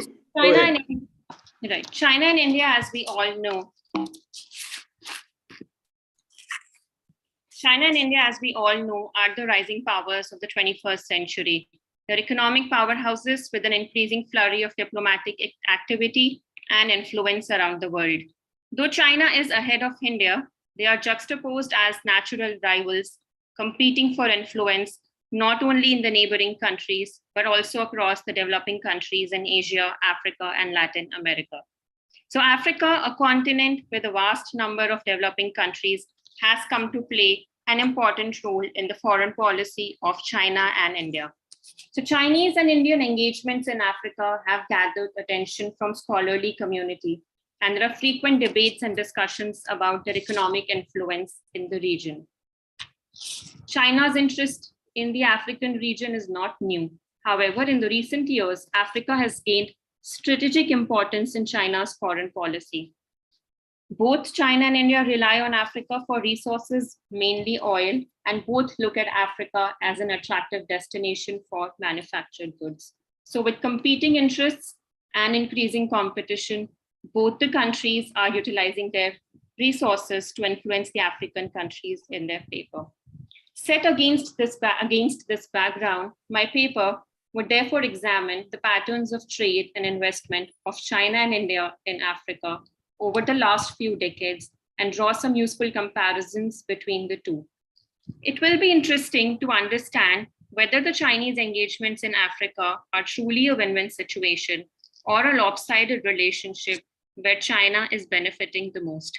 India, on the other hand, may still be far behind China in trade and investments, however, can add meaningful value to the relationship.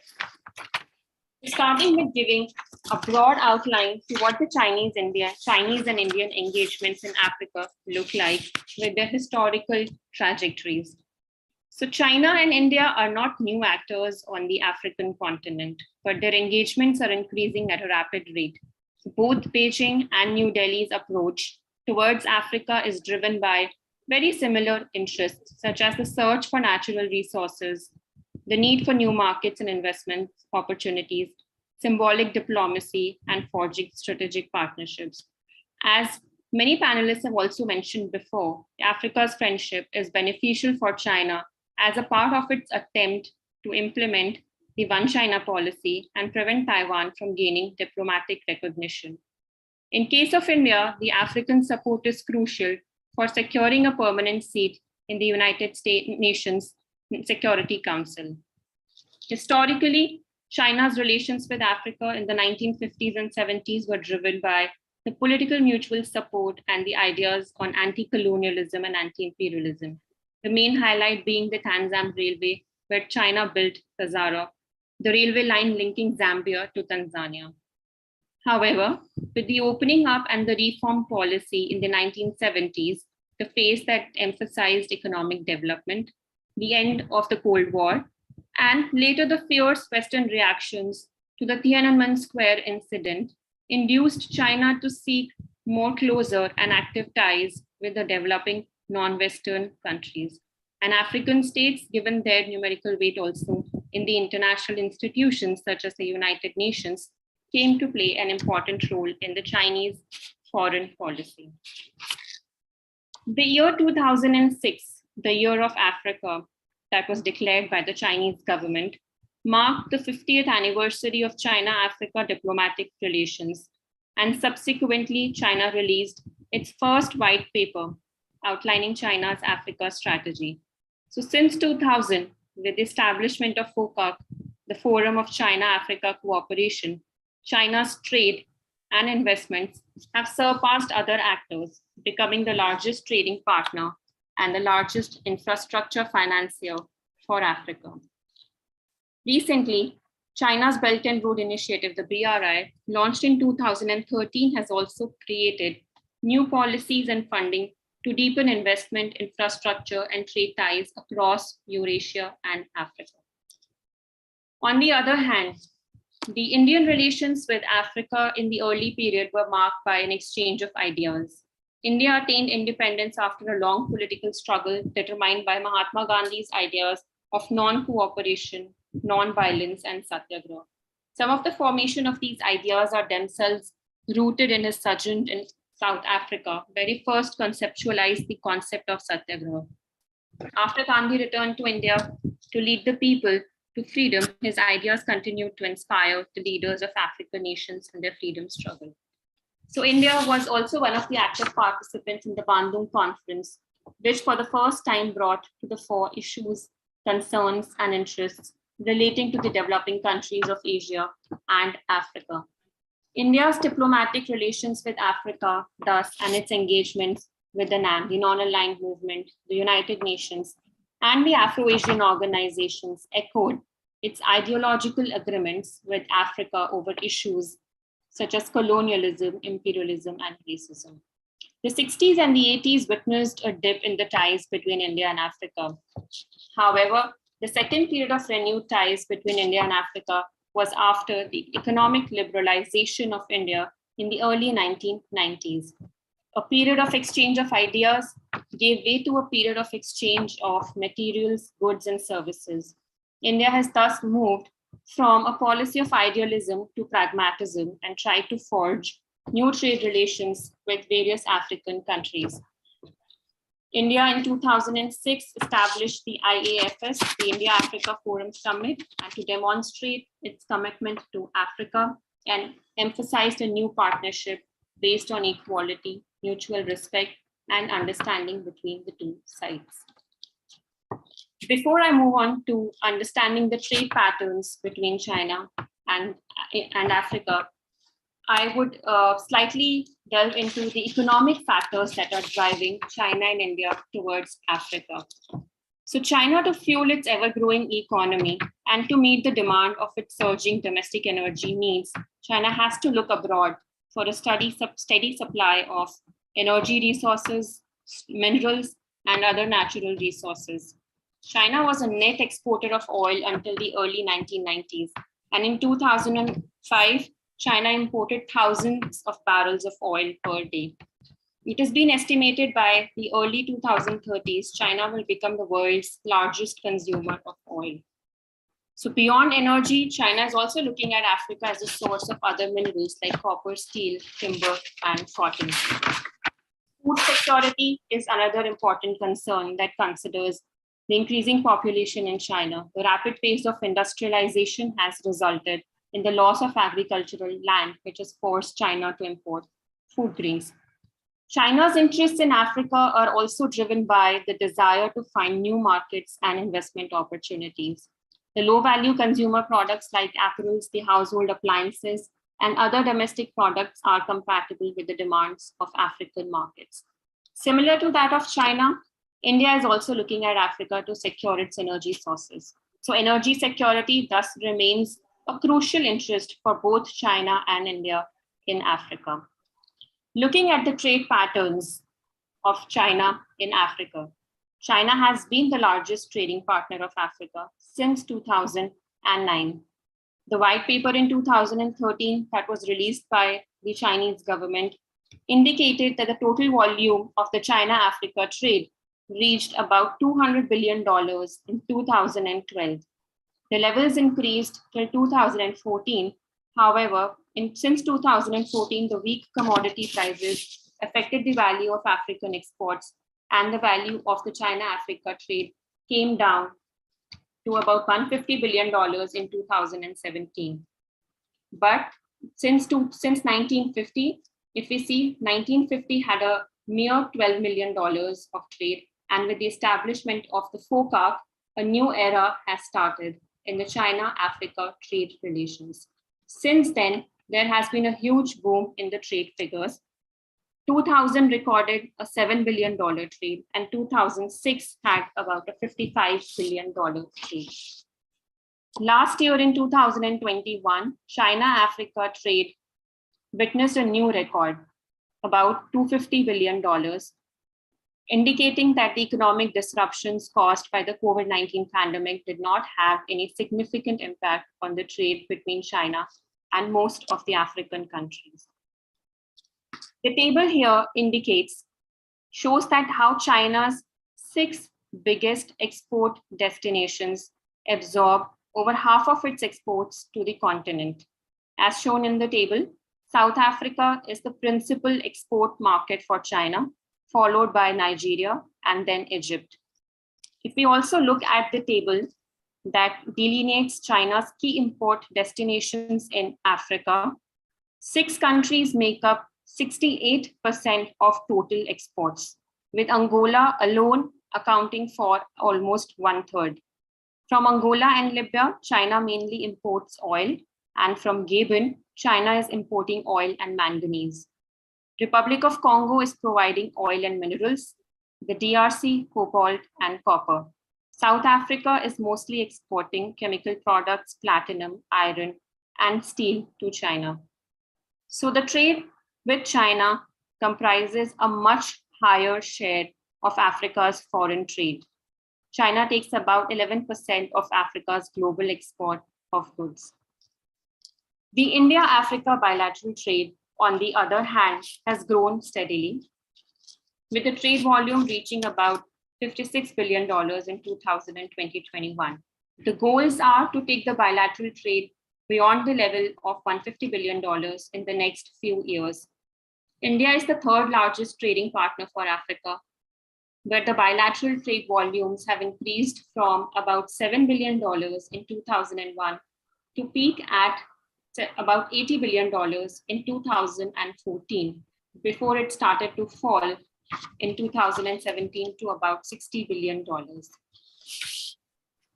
Bilateral trade overall has recorded an average compound annual growth rate of about 14% in case of India-Africa trade over the period of 2000 to 2017, which is a very significant growth rate.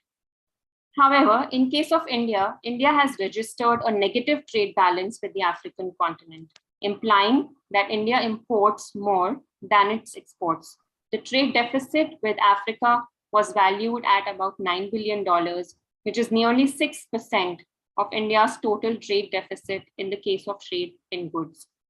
If we look at the geographical distribution, India's trade is dominated by the West African region, given the dominance of petroleum in bilateral trade. However, in the last decade, India's interactions with all the regions of Africa have increased, led mainly by Northern and Southern Africa. Eastern Africa has become India's largest export destination among the African region and has gained more importance in its trade relations. The share of Western Africa's exports to India also increased from about 39% in 2001 to about 45% in 2017. The Southern Africa has been the 2nd largest import source for India, followed by the Central and the Northern Africa regions. If you look at this table, Nigeria is the top trading partner, and 10 countries are accounting for nearly 60% of India's total trade with Africa. India enjoys a positive trade balance with countries like Egypt and Mozambique, while it has a deficit for most of the others.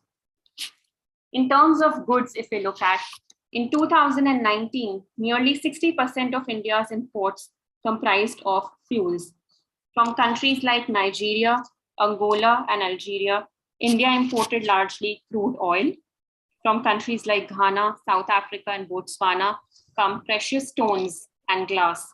And other goods include vegetables, metals, minerals that come from countries like Benin, Sudan, Zambia, South Africa, Morocco, and Cote d'Ivoire.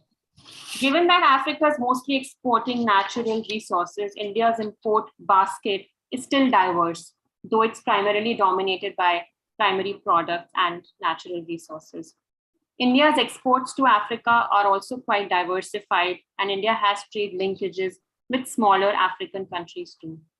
So in 2019, about 20% of the total exports comprised of fuel products, including non-crude petroleum oil to Mozambique, chemicals, including pharmaceutical products to Nigeria, Egypt, and Kenya, machines and electricals to countries like Nigeria, South Africa, and Egypt. There has been a shift in the export basket from products like textile yarns to products now like petroleum products, pharmaceuticals, and manufactured products. Moving on to looking at the Chinese and Indian investments in Africa. The Chinese and Indian foreign direct investment, the FDI, has been accelerating on the African continent, reaching unprecedented levels in the last 1 decade. In 2019, the total Chinese FDI amounted to about $44 billion, which is about 2% of the global Chinese FDI. So while Chinese investments have increased over a few years, the share in the global Chinese FDI is not much significant. South Africa is the biggest destination for Chinese investments, followed by the DRC, Angola, Zambia. Ethiopia is the only country here in this list which is not rich in natural resources, but is still one of the top destinations for Chinese investments. Chinese investments in Ethiopia have primarily been around infrastructure and light manufacturing. Around 30% of Chinese FDI in Africa is towards infrastructure and construction, while 25% goes to mining and extraction of raw materials. Chinese FDI in the last few years have been diversifying both in terms of sector and location. There are Chinese FDI stocks that are concentrated in mining and construction, while few sectors have been seeing a surge, especially the manufacturing stocks in particular have witnessed a surge in the FDI. For India, India is the 5th largest investor in Africa with about a cumulative investments of $54 billion. Similar to China, Indian FDI share is also geographically concentrated in certain regions of Africa. The East and the North Africa regions attract the maximum share of investments.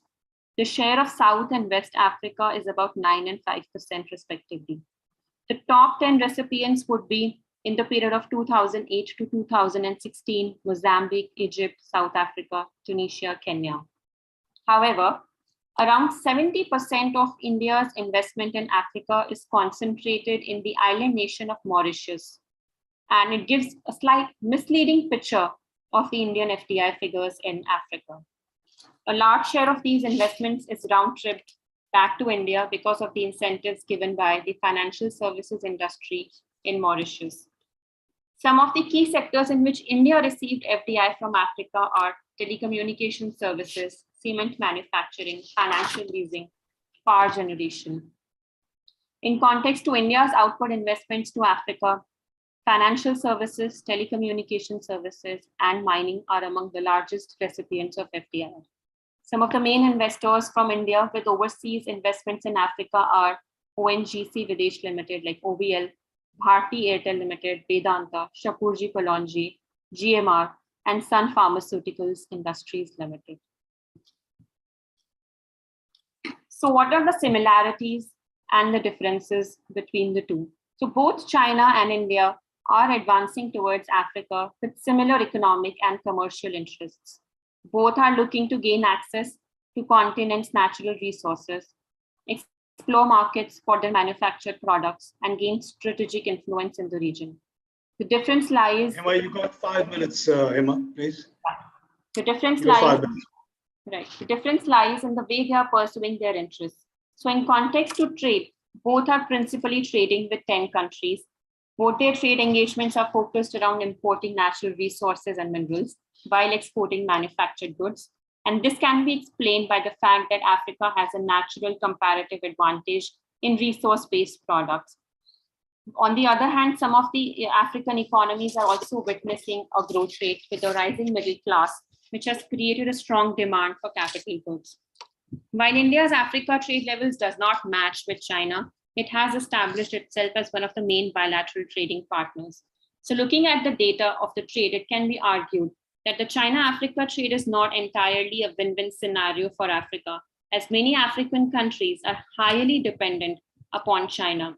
In some cases, the exports to China amount to over total 60% of the total exports for countries like Angola, Congo.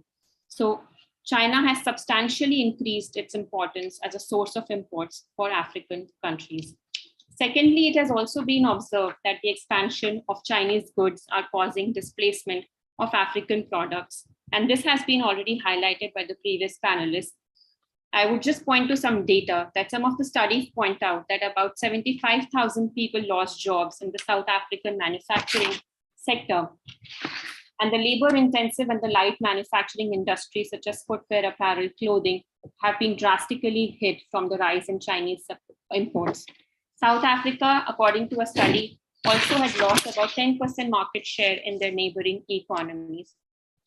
So for India, it can be said that Africa is more of a strategic partner, as Africa constitutes about 8% of India's total trade, while for China, trade with Africa comprises 4% of its total trade. If we talk about investments, the strategies of China and India differ both in intent and practice. There's a book written by Harry Broadman, a World Bank economic advisor, which is titled Africa's Silk Road, China and India's New Economic Frontier. And he highlights the differences that the Chinese and Indian firms pursue while working in Africa, how they're organized and how they're operated in very different styles.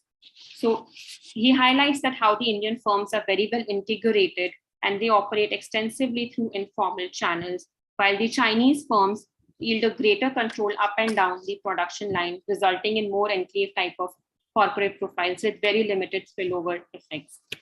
Apart from these kind of differences, in 2013, with the launch of the BRI, the infrastructure project that China is building, like ports, rails, roads, and pipelines and power plants, have also gathered a huge attention from the scholarly community. Initially, they were hailed and appreciated by many scholars, but after the 7 years that the initiative has been rolled out, the current scenario looks very different. The projects have become synonymous with wasteful spending, with ecological destruction, and massive debt burdens.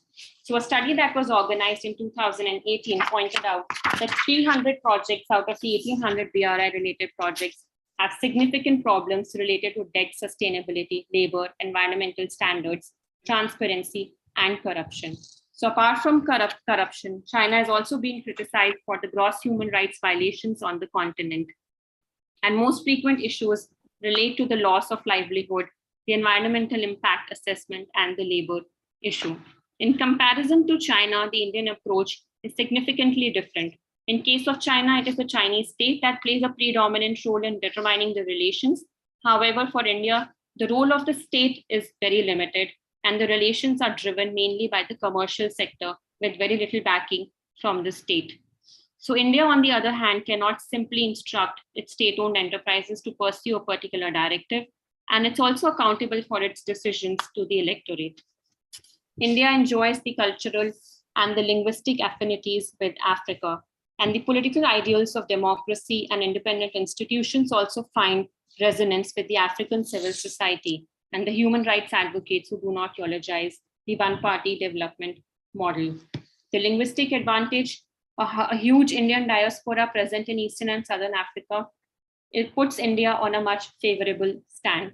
While India does not have the kind of financial resources that the Chinese state can invest, India is trying to build a relationship that is truly inclusive, participatory, and demand-driven. So to conclude— Can you round up in the next minute? Hima, can you round up in the next minute? Right. So to conclude, India and China both have growing states in the African continent, and they're increasingly competing for strategic influence in the international sphere. So numerous discussions on how China-Africa economic partnership affects the growth of African economies, and China is aggressively expanding its economic footprints through increasing trade levels and massive investments. However, the imbalanced trade relationship between India and Africa and the negative effects of the trade on the economic growth of African countries is what needs to be addressed. In terms of investments, the absence of conditionalities in China's investment deals, which makes China a more appealing partner for African countries, but the issues of corruption, labor exploitation, environmental damage have also gathered significant attention. While India is making greater strides on the continent, there is still a lot of scope for further geographical diversification of trade and investment opportunities. The African agencies in this scenario should focus on diversifying their source of trade and not depend largely on one actor. The African Continental Free Trade Treaty will thus be a good opportunity for the continent to further expand their economic relationship with other countries by fostering better trade linkages and integrating themselves successfully into the global value chain. Thank you for your attention. Thank you very much. Thank you. Emma, would you mind hanging on, because we have one more speaker and then we'll probably have some questions for you and you can participate in the discussion. Right, I'll be here to take up questions. Okay, thank you.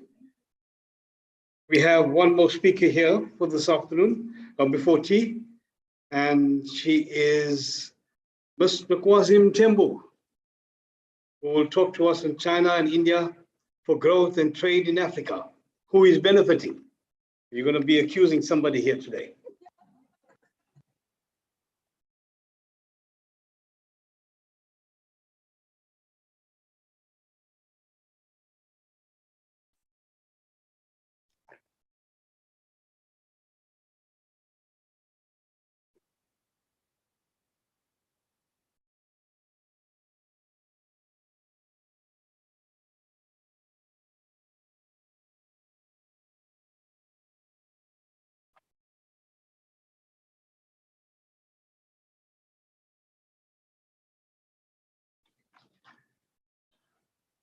Should I also look at it another hand?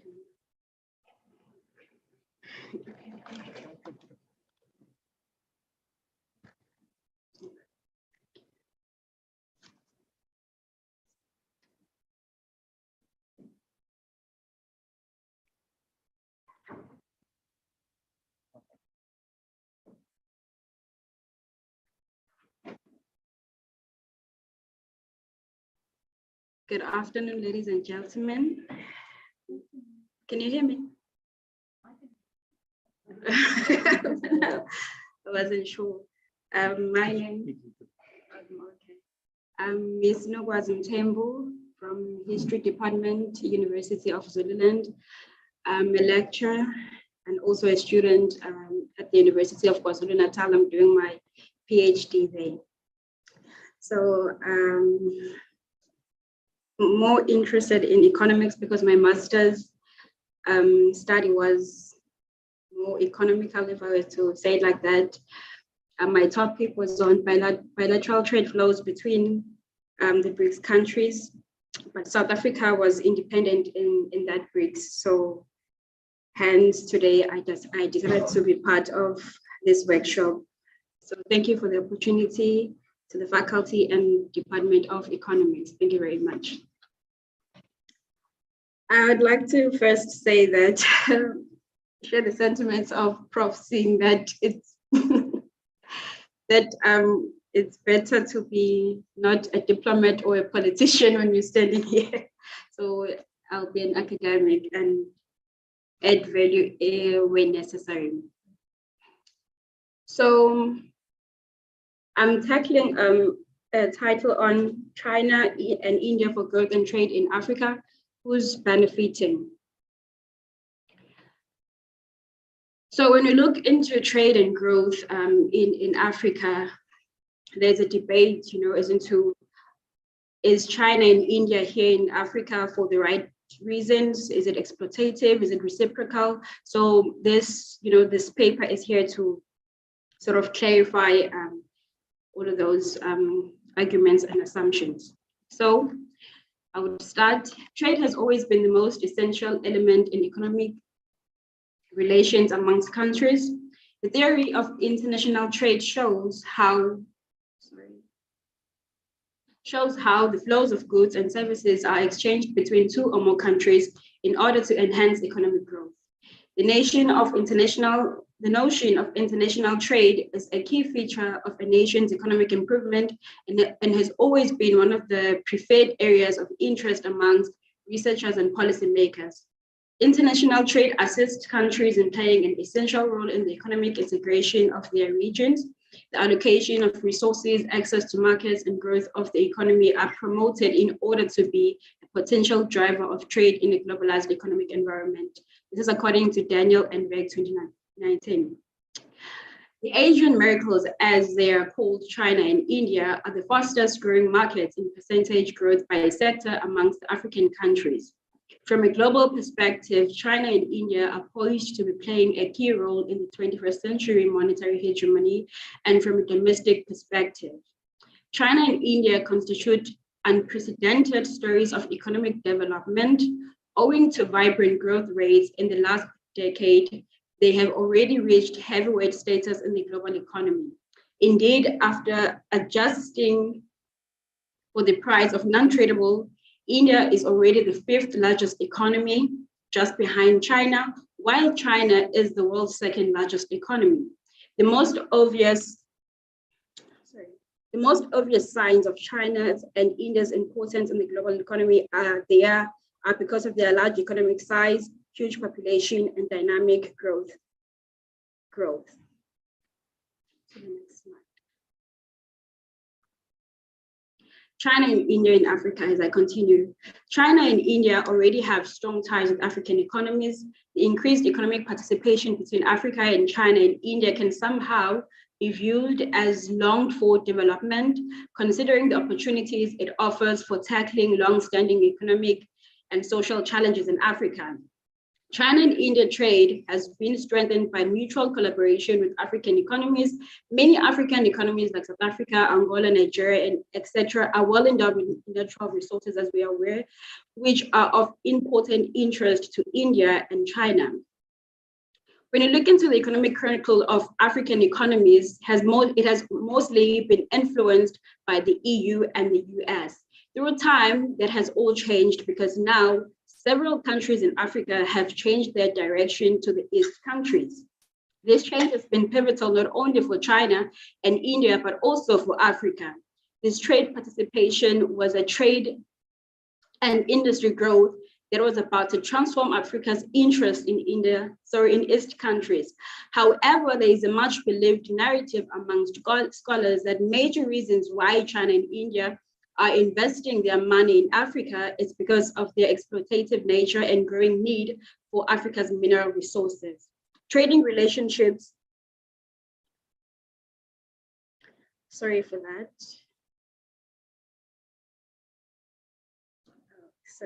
Trading relationships are created based on mutual benefits, whether they are bilateral or multilateral. However, when it comes to trade and growth, relations between the Asian miracles, as they are often referred to in the present day with Africa, the beneficial element is somehow missing. Is it reciprocal? Is it exploitative? I think that's where the argument is at, as into why is China is in Africa? Why is India in Africa? In terms of bilateral or multilateral agreements, is Africa benefiting? Are African countries benefiting or not? Now we look into the structure of trade relations between African countries or economies, China and India. China's presence in Africa as an investor and trading partner has increased significantly from the early 2000s as its economic rise rapidly increased the country's demand for natural resources. China and India have for decades been trading with African countries, and their percentage trade growth amongst African countries is continuing to grow. However, it can't be said the same with African countries, as I was saying. The structure of trade between Africa, China, and India remains largely with Africa exporting raw materials and India, China exporting manufactured products. For example, Nigeria and Angola are the main sources of ores and minerals. Ethiopia is a major source of agricultural products. Many development theorists argue that the quality of exports is a key determinant for many development theorists argue that the quality of exports is a key determinant of long-term economic performance. They argue that while the manufacture of exports goods creates forward and backward linkages with the other economic sectors, the export of primary commodities does not, and it tends to be capital intensive rather than labor intensive. So this point explains the importance of when we exporting, whatever that is coming from the other country, whether we're importing or exporting, it should be of same quality. We can't be exporting only like minerals and then exporting maybe tea or things that are really not that much going to boost our economies. This means that Africa will continue to lose if they continue to export raw materials while they are imported manufactured products at a high price by China and India.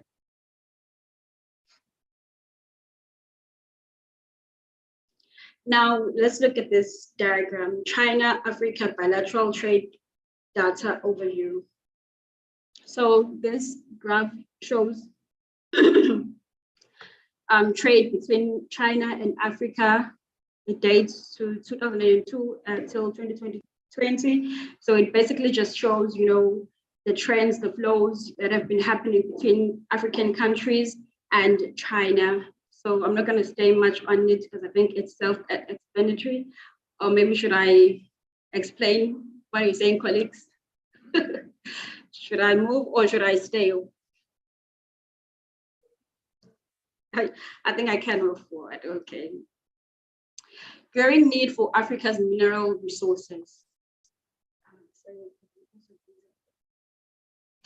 There is no doubt that China and India have become Africa's most important economic partners, and their growing footprint on the continent is transforming Africa's international relations in a dramatic way. The West no longer enjoys a monopoly of influence over Africa's future development. This is according to Cherry 2010. Moreover, he states that these two emerging Asian economic powerhouses actively court African countries through aid, expanded trade and investment in strategic sectors of African economies to leverage international politics, gain access to growing markets, and acquire much needed raw materials from the continent. Moreover, China will court African countries through concessional loans for large scales. We've had other speakers here speaking, you know, the mass loans that China will give to Africans only for Africans to find it hard to pay. So this is also part of China's foreign policy, you know, to give more loans. So now we're in this slide, I'm discussing that China, you know, would use loans for large-scale infrastructure projects that we do see in African countries, which now has become a common practice in China's foreign aid policy.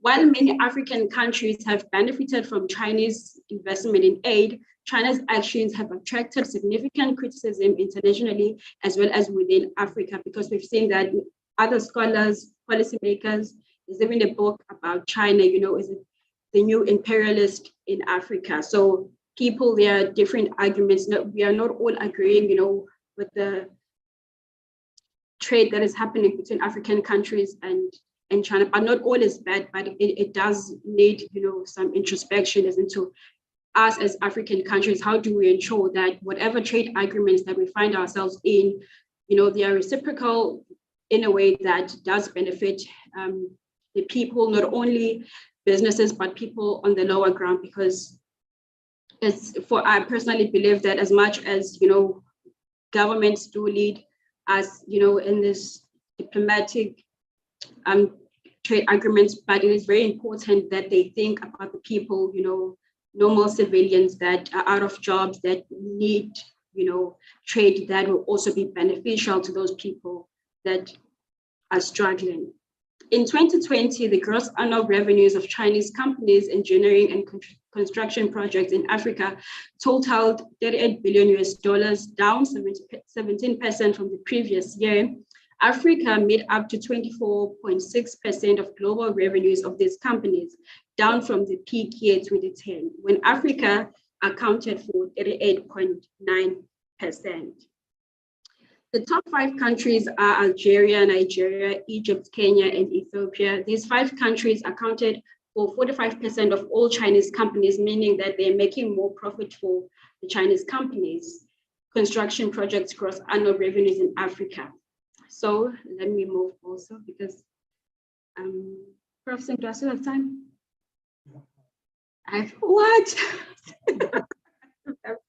Okay, I have 5 minutes. Okay, thank you. Let me move on to another slide. The focus on Africa reflects exploitative priorities of foreign policy amongst African countries. Major state-owned Chinese companies have focused their investments on energy, such as the oil fields in South Sudan, and African mining, with over $100 billion invested by the end of 2014 in infrastructure, such as the $13.8 billion railway in East Africa, and manufacturing, such as in labor-intensive garment manufacturing in Ethiopia or Rwanda. The business climate has improved across Africa, and interest in Africa as a market has grown. Now, the question is why? Is it because, when China and India, look at Africa, do they see it as an investment place or as a place where they could realize their own hopes, where they can say, here's Africa, what can we get, and also go out? Because with everything that is happening, the climate changing, but still Africa is really not growing at a pace that one can say is progressive in a way that, we can say that African countries are truly developing economically. So hence why there's this question mark as into like, has improved, okay, the business climate has improved across Africa and interest in Africa as a market has grown. But the question is, why is that? China's largest telecommunication companies, Huawei, ZTE, already partnered with South Africa's MTN, which operates in more than 20 African countries. It can be argued that as the presence of China and India grows, in African economies are not showing the same light. I say this because when I view, African countries, I do not see us at the forefront, of creating. When you look at China, there's pro-made in China, but we do not have made in Africa. Why is that in this century? Because we've been trading with these countries over 15 years, but we're not promoting made in Africa. We don't have our own cell phones. We don't have our own cars in this age. Why is that? If we're speaking of this relationship, what is it that India is putting, for Africans to say, let us teach you how to build a car. We have Hyundai, we have cars, we've got, cell phone companies, but here in South Africa, we have none, we have no car. Why is that? I think that's why we need to start to scrutinize, like when we export even ideas, but let us export ideas that, will create something that I think even people on the ground can be proud of. Let me, because of time, okay. Also here, continuing, China and India's engagement with Africa has come at a time when the business of, I think I've touched on this. When you investigate India, the country is endowed with technological services, particularly pharmaceutical services, as investors in the African continent. The question is, why is it they've never invested in pharmaceutical company that will manufacture COVID-19 vaccine, of which I think this is very important, that we've been trading with India from ancient times. When we went to IPT, when we were part of IPTA together with Brazil, to BRICS, but now here we are, here's COVID. What can they say that they've helped? As much as they gave us a vaccine, it would have been better to say we also built a pharmaceutical storage.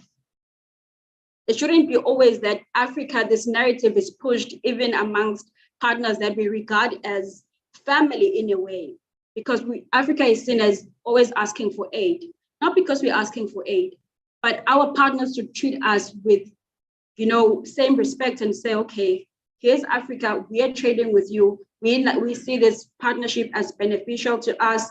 Can we also give you skills that are necessary to fight, just not only vaccines? We would also want to manufacture our own vaccine with our own institutions. Help us, India.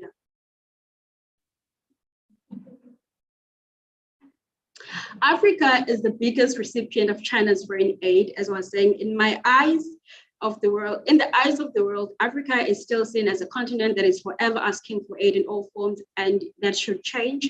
Where else the narrative can be long forgotten if truly countries like China and India play their role of creating a trade and growth space that is reciprocal in monetary benefits.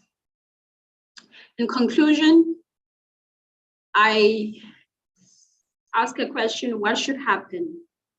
as I was writing this paper and preparing the slides, I thought to myself, African countries should rebalance their national consumption to achieve a more sustainable growth model that would see countries growing in a constructive manner rather than regress in a regressing manner.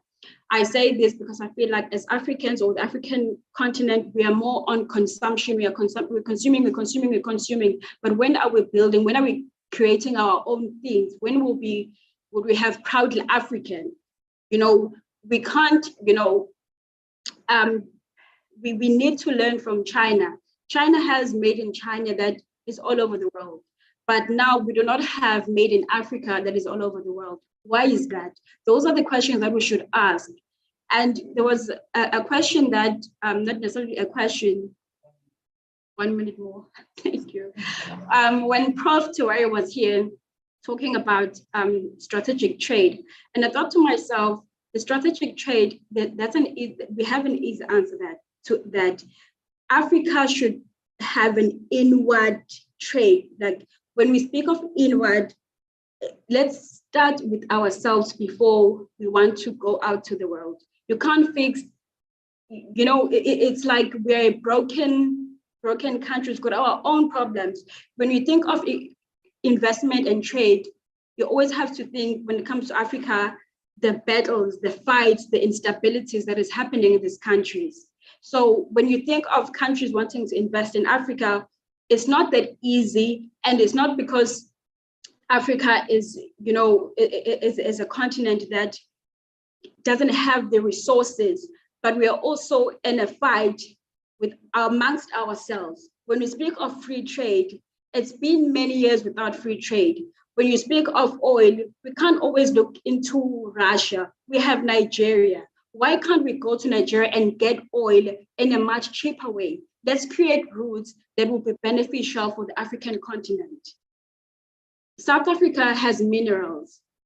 Why can't, in this day and age, we have, you know, a system that we have gold, let us refine it. We take gold, we give it away. It comes back at a much higher price. Does it make sense? It doesn't. Our problems are not really hard to solve, but they honestly need for us to be realistic and not sugarcoat things for the sake of sugarcoating things. It's really not as bad as it is, but if we're to say, these are the facts, this is what we're not happy about, China, India, we could always find solutions. I do believe in the hope of Africa rising. Thank you.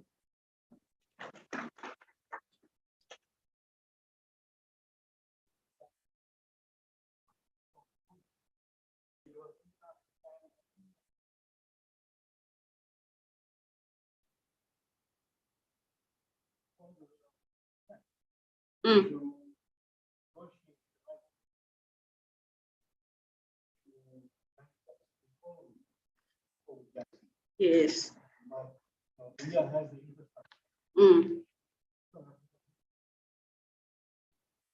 Yes.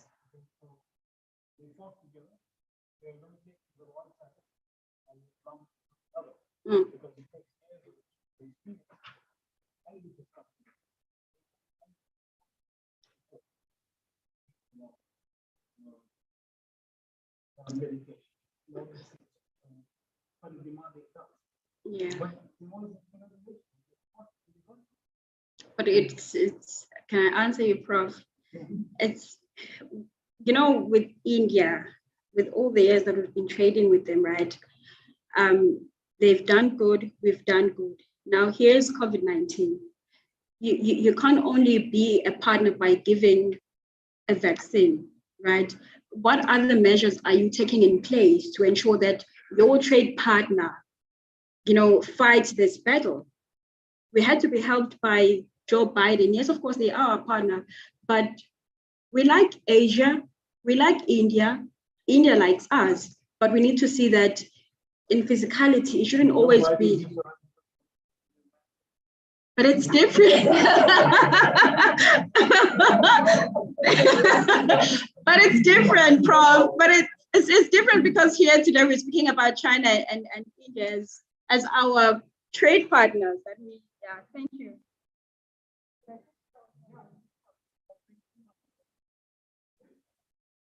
So we open Okay. yeah. Emma, are you there? Yes, I'm here. Good. So the floor is open for questions or comments to either one of the speakers or both at one time. Whoever would like to start off, please go ahead and ask. Let's have some discussion.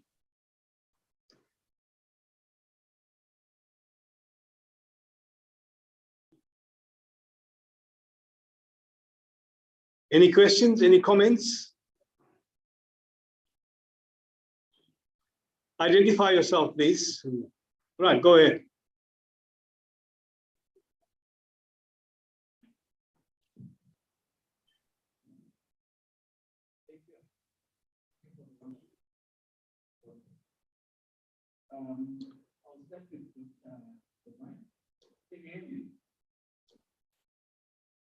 Dr. Naragan, can you hear the speaker?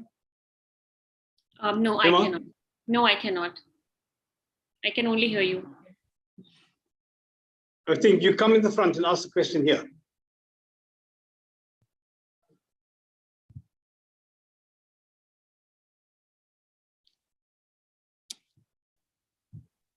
Just a second, please. Come here. Say who you are. Thank you so much.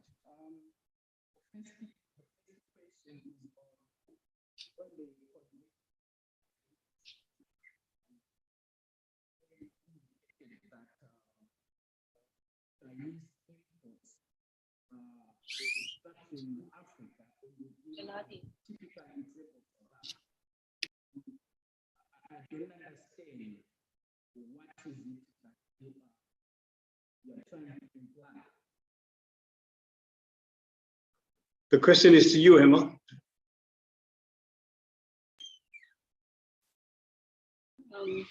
I couldn't hear the question. Okay, let's repeat it. The person, maybe you can type it out in the chat box if it's. Sorry, just come in the second. Doc, can you hear me now? I can hear you now. Right. On your convergence and divergence slide, Right. you indicated that Chinese imports are causing destruction in Africa, and you give a particular example of South Africa. What is it that you implied? Right. I've given the example of how it caused disruptions in terms of causing unemployment, the loss in jobs, and in the South African, especially textile sector, how the import of the low-cost goods, the labor-intensive, the light manufacturing industries were drastically hit. So your question is that what does that imply? Doc, but it's inevitable, right? If we are looking on the development perspective, one of the benefits that we look forward from the imports, it's a knowledge and knowledge spillovers, which in your case, if you are saying loss of job, that's fourth industrial revolution, it means they are actually bringing productivity and we cannot run away from that. Can it be destructive or it can be explained otherwise? So the what I'm trying to do here is I'm trying to point out what are the benefits and what are the issues with the Chinese imports and exports. I'm not trying to point out here any solutions here that it should be banned or what it's trying to cause. I mean, the processes that a country might take for the development stages, the Industrial Revolution, or a spillover effect. That is a different debate and a discussion, I think. The debates and discussions about what are the possible impact or a cost benefit analysis for a particular country when we looked at the trade figures or the trade effects, that will be, I think, a separate debate or a discussion. So development scenarios will be a different, I think, area to look at. Okay, thank you.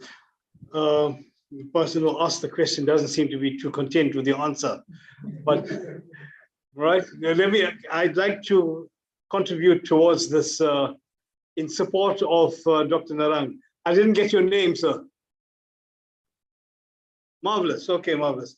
I just had a paper published in a British journal this week, came out sometime this week in the Journal of Urban Ethnography, on exactly the point that you actually asked. And I think Dr. Narang is making a very important point about the impact of what the Chinese are distributing.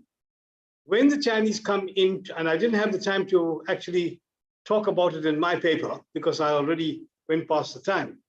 But when the Chinese bring in their investments, they bring in money, that is capital, their managerial expertise, and above all, they bring in very often their own labor.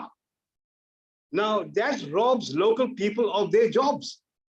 So, I come from a business family myself, and we've become victims of this because if you know Durban at all, by the importation of Chinese fabric, a number of factories have closed down. And the result was that a number of those people lost jobs. Now, those people who were working about 1 kilometer or 2 away from my family's business used to pass that shop to take the bus back home. And that we were right on the pathway towards the bus stop. That was tremendous business to our family. And for at least 15 to 20 years, we had a tremendous amount of support from factory workers who passed our shop. Now, you see, when people lose their jobs, they're also losing purchasing power. And when Chinese bring Chinese workers to work here, they're defeating the purpose of actually transferring the skills here. They're keeping it Chinese. So they're creating employment for their citizens. I think that's what Dr. Narang is saying. Am I right, Dr. Narang? Yes, absolutely. I think you have articulated it much better. What I in addition to this, I think what I had also was telling was that about the spillover effect. It's very difficult to understand the spillover effects. I think it's something which will be actually gauged even in the long term, maybe after a few decades. And the story and the debate about the development, the spillover effect, and it's impacting the development process in the country it's a debate that doesn't really concern the debates relating to the Chinese impact on the trade performance and the trade figures in those countries. Yeah. And just one more point that Professor Suklal mentioned earlier, that the Chinese were actually bringing in men's pants at R1.50 each and women's dresses at R2 and R3 each. Now, which local manufacturer in Durban, anywhere in South Africa, can actually match that kind of price? And that's because the Chinese government is actually subsidizing those things. And it's putting people out of work in the rest of the world. Right. And what I think Dr. Narang is talking about is the impact rather than the spillover effect of technology transfers, which it's quite possible that you are confusing the two. But anyway, we can discuss this a little later. Is there any other question? Yes, sir. Please identify yourself. Come through. Yeah.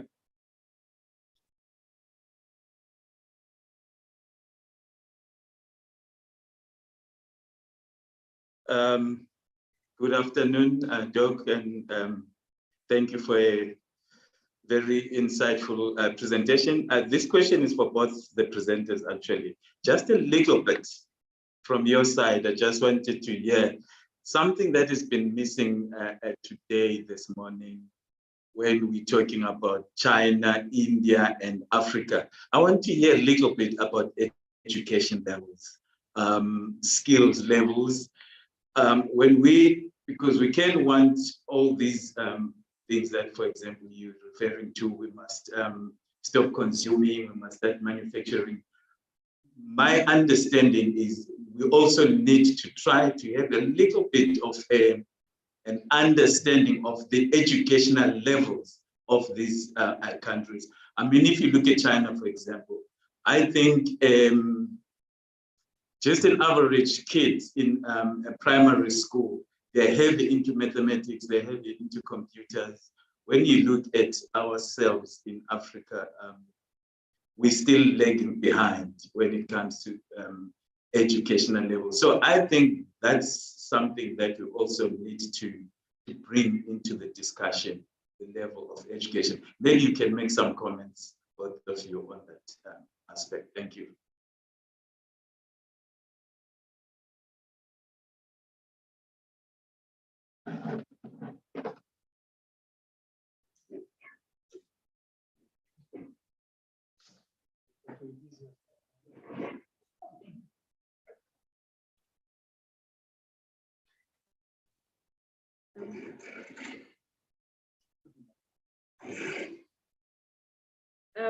Can you hear me? To answer on the education. Okay. To answer on the education question, not that it doesn't really worry me much, because I feel like as African countries, we have the capabilities. And what now is needed is that when we go into these meetings with, you know, our partners, we need to be frank. We need not to sugarcoat and say, just because we are a country in Africa, maybe we are poor, maybe we've got these instabilities, then take us for a ride. It just needs logic, and for our African leaders to know what is at stake. And I also think, you know, when we speak of education, you know, and its impact on creating a more vibrant economy for the African continent, the University of Zululand with the Node for African Thought, I think is speaking to that, right? That we are pushing this agenda to say Africa for Africa. Even if we have to be selfish, let us be selfish, because we have no other continent. When we speak of trade, we need to know that Africa, we have everything, right? When we go to these tables to negotiate, we need to know that we have minerals that they need, but what is missing when we negotiating? What is that is missing? China doesn't have minerals that we have, but they're gaining more than us. Why is that?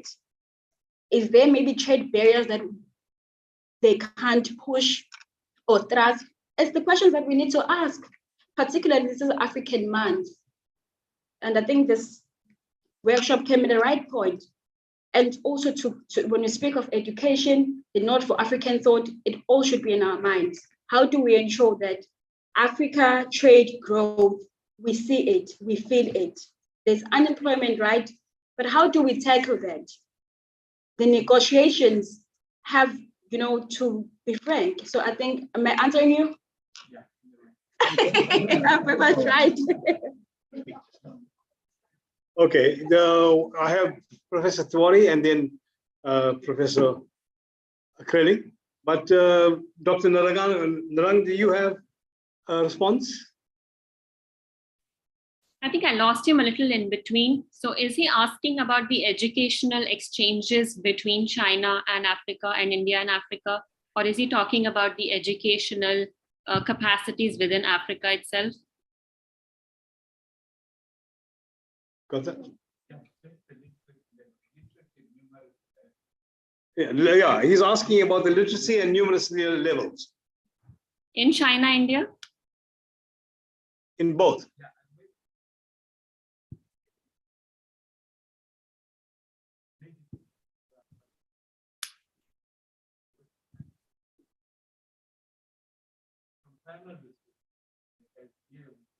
Still lagging. Africa is still lagging behind in both literacy and numeracy skills. Yeah. You can just keep your answer to about half a minute to a minute, and we've got two other questions here before we round up for tea. You're probably going to have supper after this. Go ahead. Okay.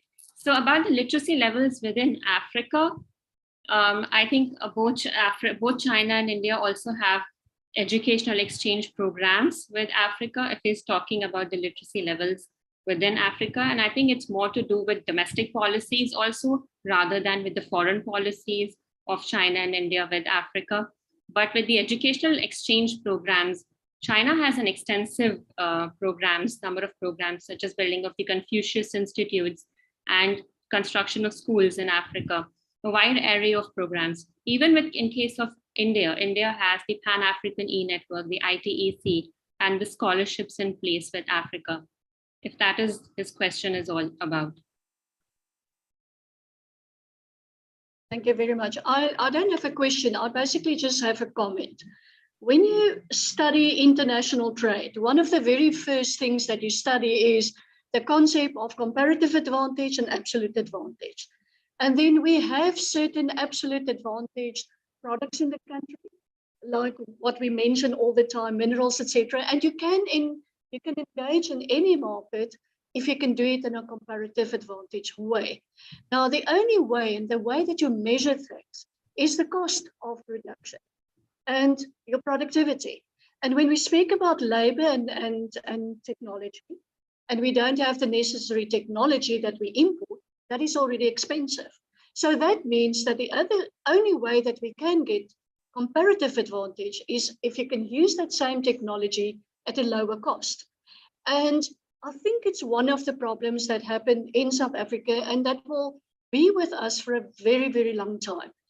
Due to sanctions, due to boycotts, etc., where the whole economy was basically locked down and we were dependent on our own production. It happened that we were not as productive as we supposed to be. And the inflation rate went up.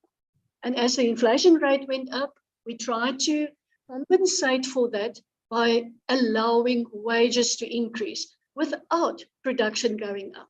And the only way the government could help us to protect our own products and our productivity inside was to increase tariffs. And with increasing tariffs, it means that all the imported good that is supposed to come in cheaper than the locally produced good was now actually more expensive, but the local production was extremely expensive. Now, by entering into bilateral agreements, one of the first things that we say is be fair and take away the tariff and the quota. And that was part of the reason why the textile industry totally collapsed.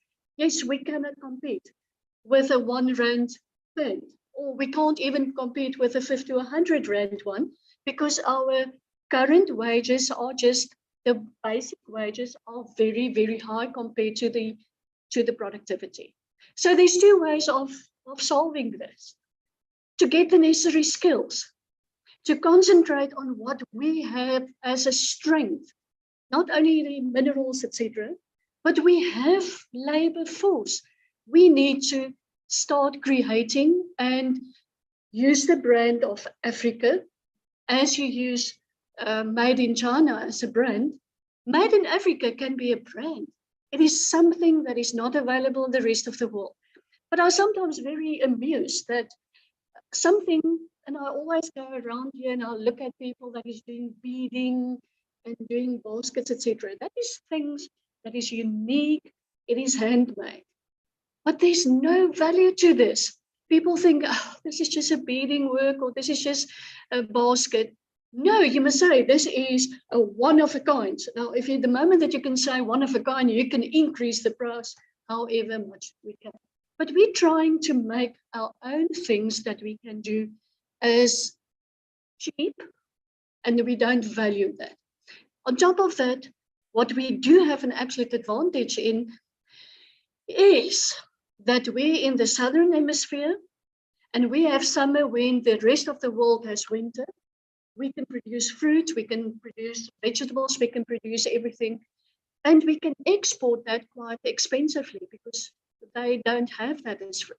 But we can also add value to this and take it, instead of just exporting the flowers and exporting oranges, work it, add value to this. Try to see what is a secondary product that you can make out of this, etc.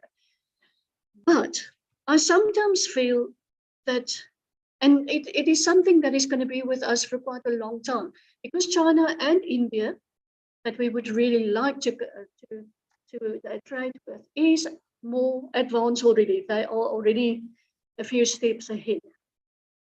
We still need to learn the trade. And to learn the trade means that we must not look down on any job opportunity.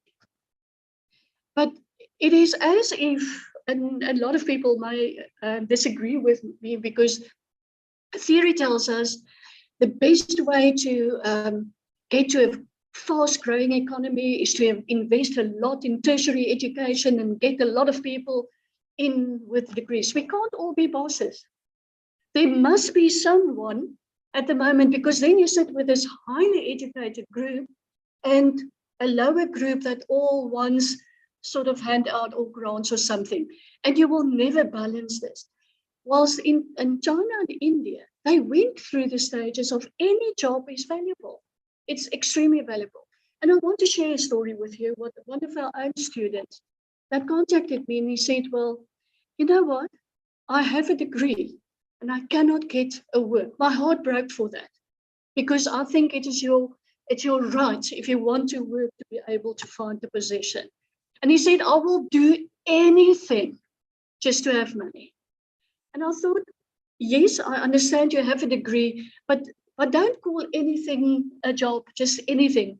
He said, I will do anything. I will do even manual work if I can just get a work. There's nothing wrong with doing manual work.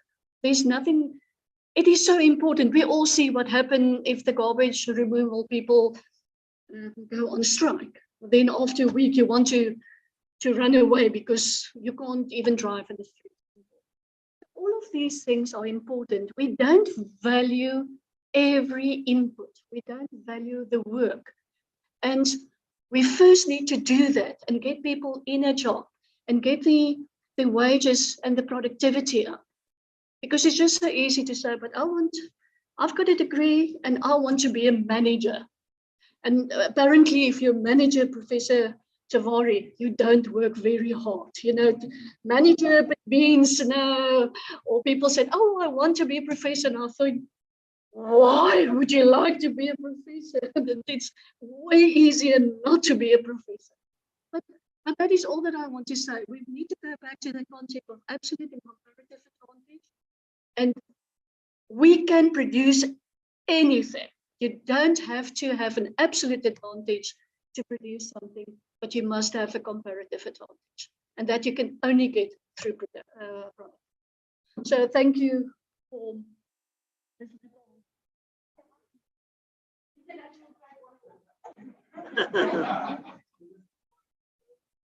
Yes, I just want to make one point. The way China does business and the way India does. We did some work long time ago.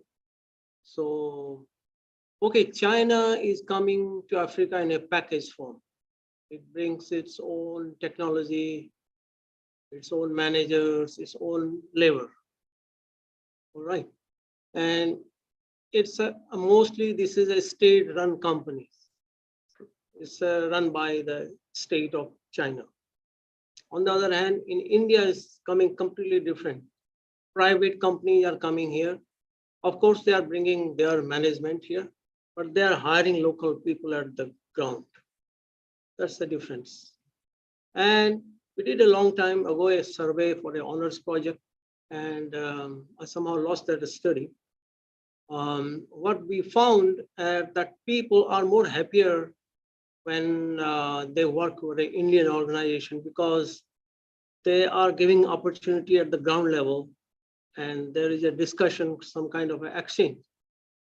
Whereas if it is China's run state company, so only Chinese labor is coming and it is replacing local. I think that's one major difference. So we need to also study that. That may be making a big difference. And of course, other things we have already discussed, so I don't have to. Thank you.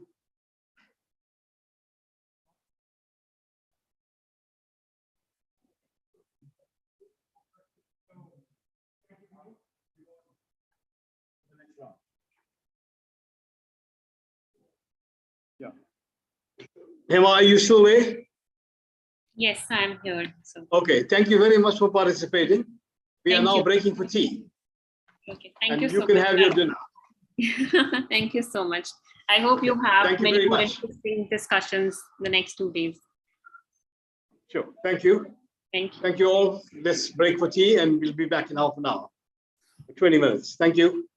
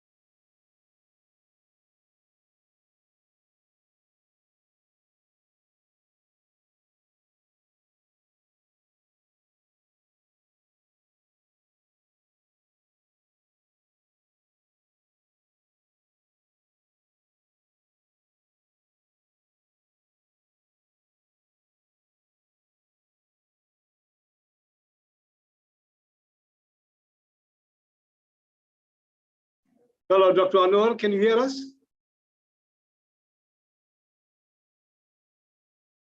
He's there. Dr. Anwar, can you hear us?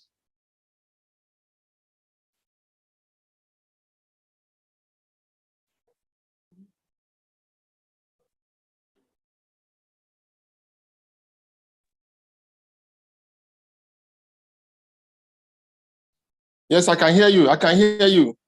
Wow. Thank you. Wonderful. Welcome. Yeah, thank you. So you will be the first speaker and you will be given 15 minutes, maximum 20. Right, so pick out your best points, aim it at us, and educate us on how you evaluate trade poverty rate link in Africa. Are you ready? Yes, I am. I am. Let's go for it. Okay, thank you so much for the opportunity. I must commend the organizers of the workshop. A good job. I'm discussing. I need to share my screen.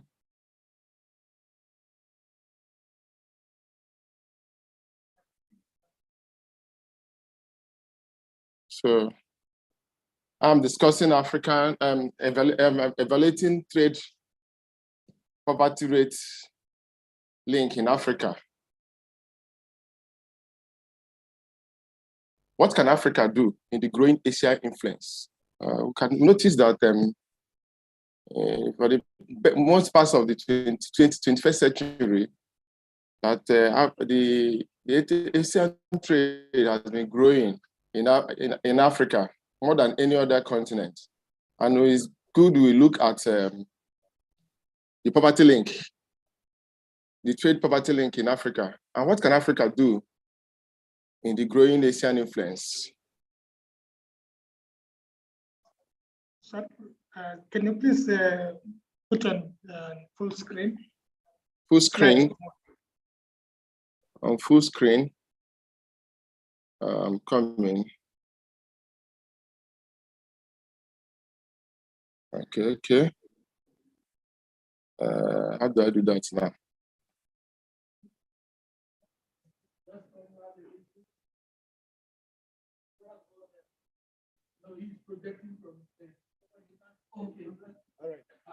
Can I guide you to it? Right at the bottom of your right-hand side, you have a scale which is sitting at 72%. Right next to it, you should you have an icon there to display a full screen for your presentation. Okay, full screen. Bottom on your right-hand side. Okay, I'm coming. It's not feasible enough though. More especially with the lights, it makes it difficult. Is it on full screen now? Okay, you can even go to slideshow on your tabs. On top on your, there is animation, there is slideshow, there is record. You can go to slideshow. Okay. So, and the overview and the motivation of the study.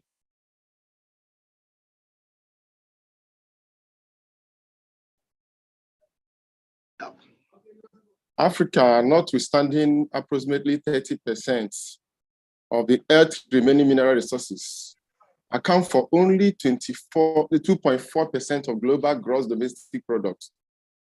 Her per capita growth, okay, yeah, it's good now.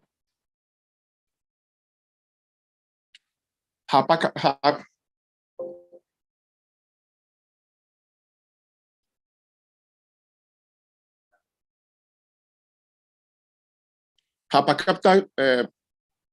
GDP is still below $2,000. Africa's situation on poverty is a scenario where extreme poverty from World Bank statistics is increasingly concentrated in the region, with 40% of the population living in less than $1.9 a day. This is 4.35% times greater than the global rates of 9.2% making the continent the world poorest and most underdeveloped part of the earth.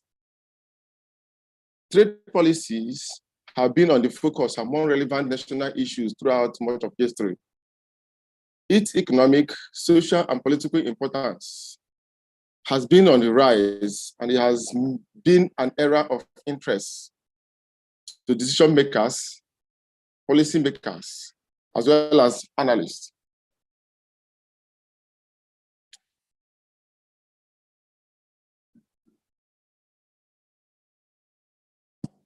The fundamental reasons across the globe why nations go into trade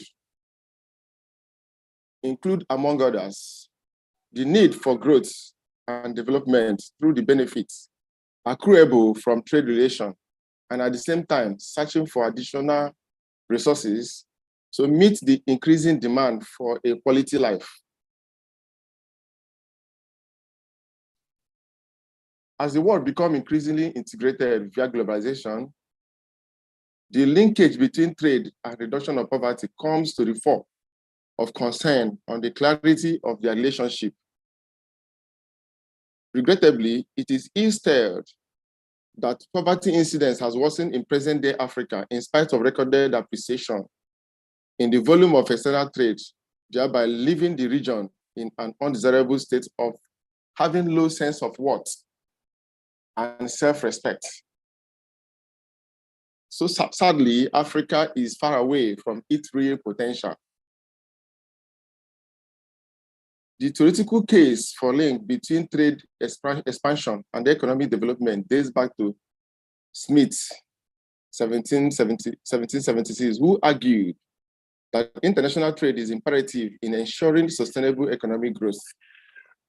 Ricardo supported Smith's view and maintained that external trade is a positive zero-sum game because gains from specialization improves efficiency of resource utilization, which leads to more productivity such that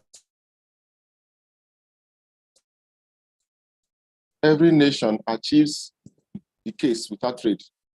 By implication, there is a presumed positive relationship between trade and economic growth, which suggests that expansion of trade should lead to improved economic conditions. The significance of external trade has gained attention as such. It has established and strengthened over time relationship among nations, ranging from economic, social, political, geographical, and structural.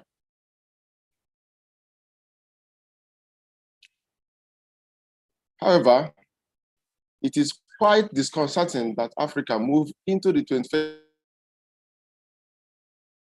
century with twin problems of unemployment and poverty. It's very prevalent in Africa. But unemployment rates keep increasing and poverty rates keep increasing, while the rest of the world, they are declining.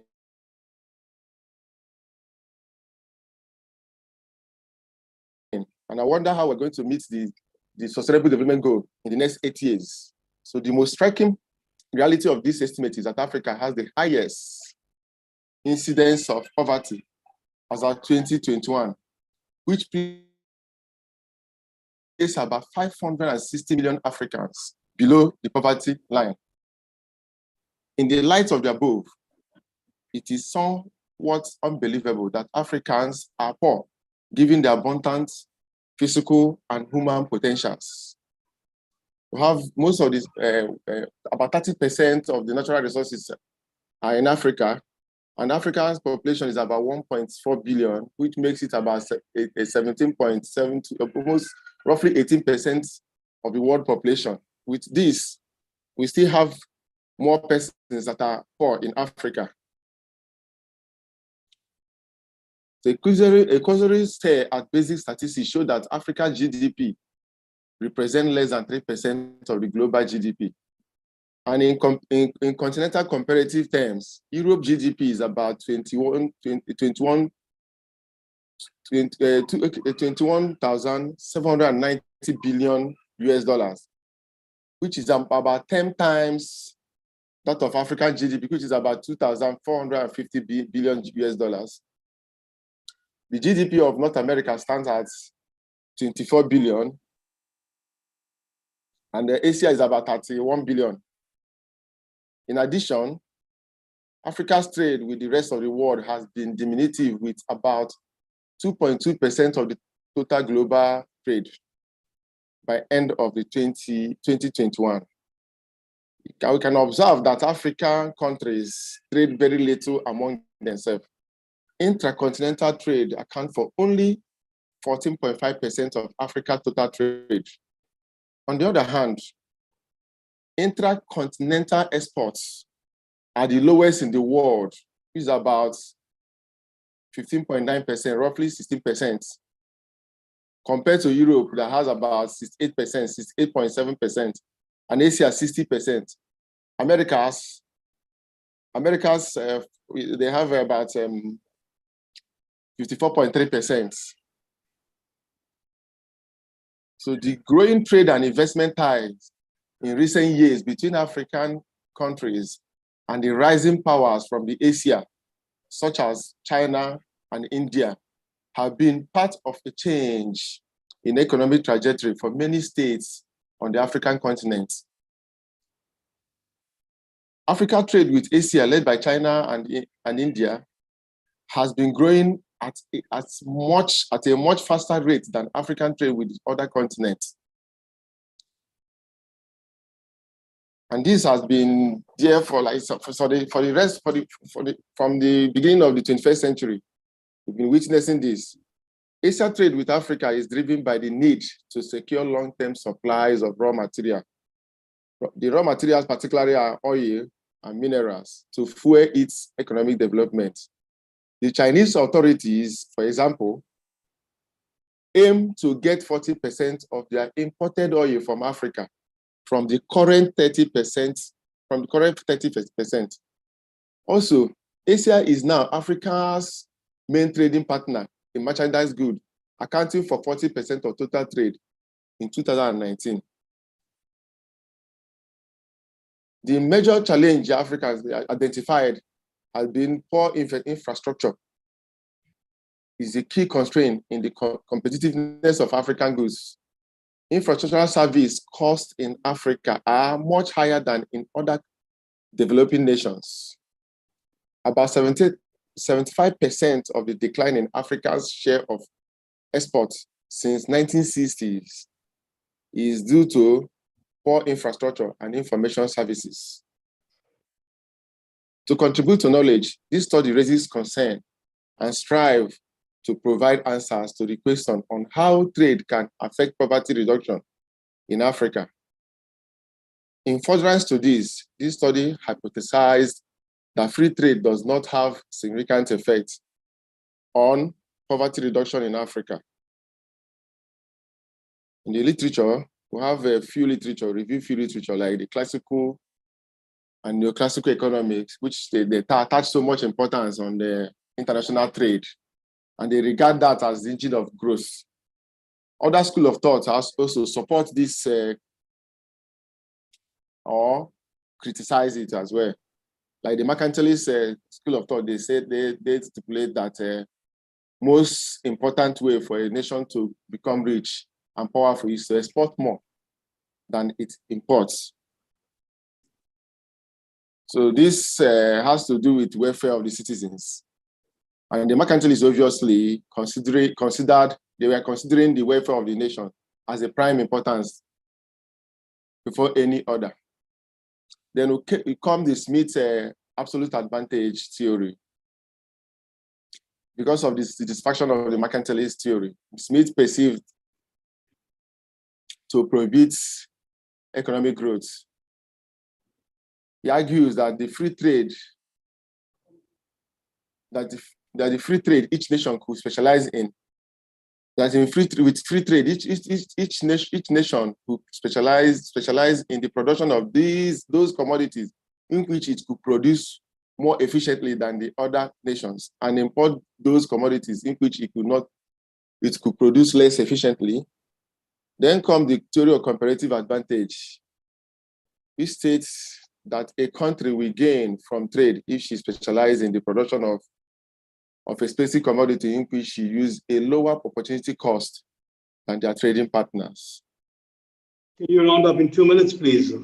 Okay, then the methodology, I will use the second generational panel data econometric technique. And with the data, we selected 25 countries from Africa based on the regions you have in Africa. We have the North, West Africa, Central Africa, East Africa, Southern Africa, and Central Africa as well. The countries are displayed, as you can see, have Egypt, Algeria, Libya, Morocco, Tunisia, and the rest of them.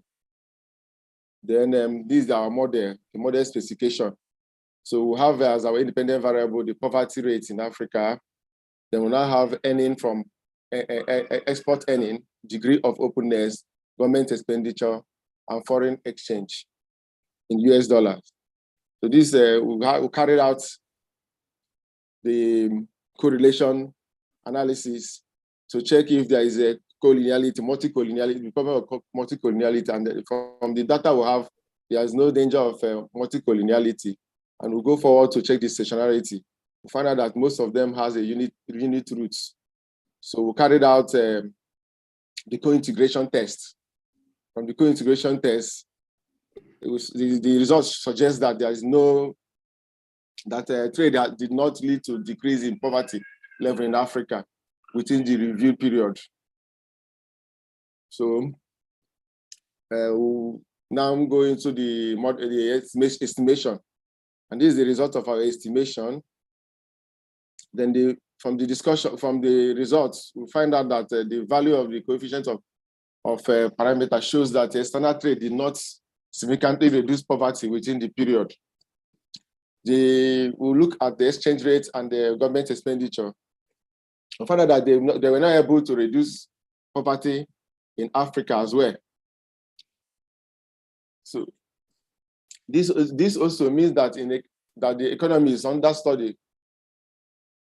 This also means that in the economy is under study, global shock in terms of spillover and dynamic feedback effect, nature of export, mostly raw materials and primary produce, imported inflation, financial crisis, unfavorable international trade, recession, inadequate infrastructure have been strongly suspected to be responsible for this. Thus, any increase in external trade may hardly spur poverty reduction in Africa. Hence, Africa should be cautious in intensifying trade with the Asians and should rather fix their houses before going further.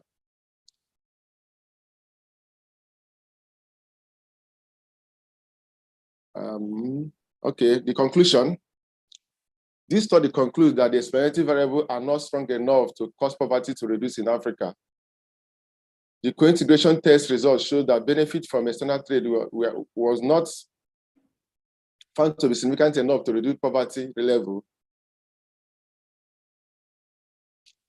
The cross-sectional dependency revealed that the common factors stress the relevance of dynamic feedback effect or international business cycle shock in explaining long-run equilibrium relationship in cross-sectional study, as we have seen in the case of this study.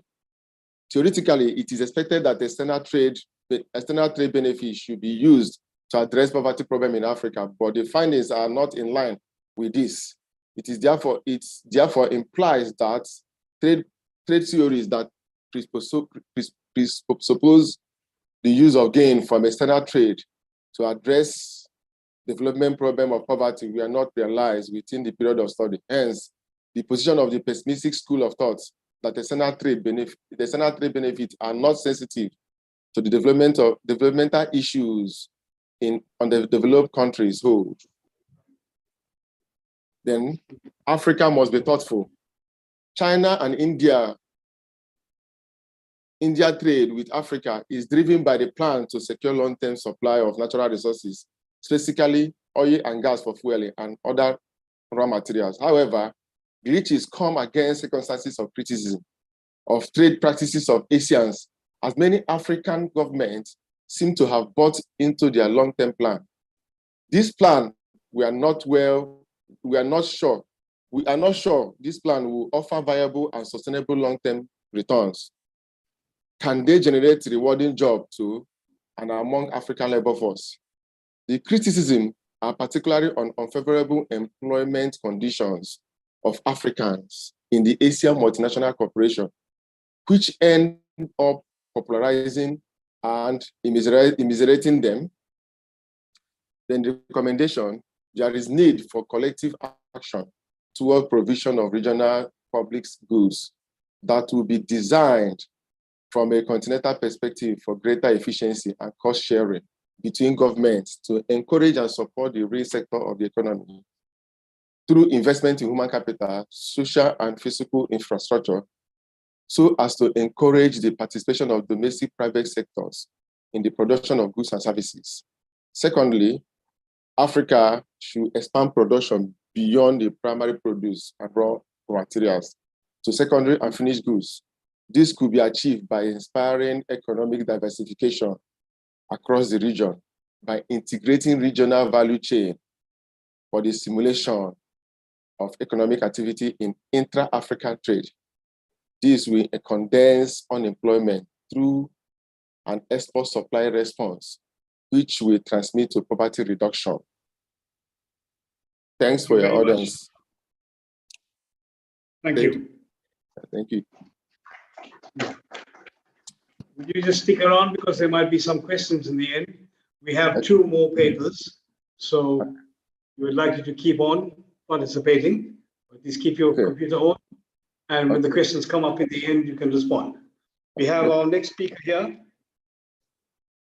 Mr. Moses Mlangeni, Cheaper Clothing Imports and Profitability, a case study of South African large clothing retailer, Edgar's.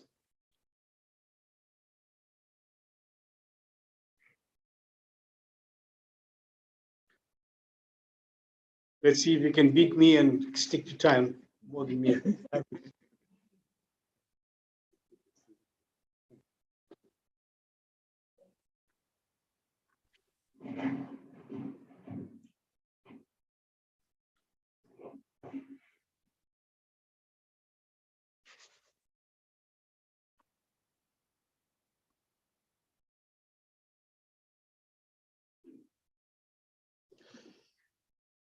Good afternoon. I must start by thanking Professor Tewari for inviting me to come and present at this conference. And I would like to also congratulate the Department of Economics and Econometrics for organizing this event in such a special month, which is Africa Month, and in particular, yesterday being the 25th of May, it's Africa Day. And I can tell you from what I've heard this morning, the founding fathers of Pan-Africanism will be smiling. The Patrice Lumumba, the Kwame Nkrumahs, Robert Sobukwe, Haile Selassie, they will be smiling because this is the conversations that they would want to hear happening on this continent today. Listening to most of the discussions this morning, you know, a certain company comes to my mind. A certain company comes to my mind. It's an African company, which I believe a whole lot of other countries and companies could learn from. And this company is Ethiopian Airlines.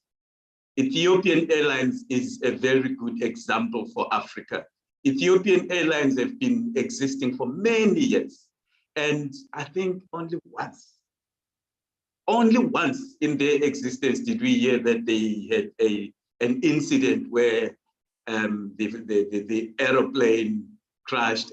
But Ethiopian Airlines has got well-trained pilots.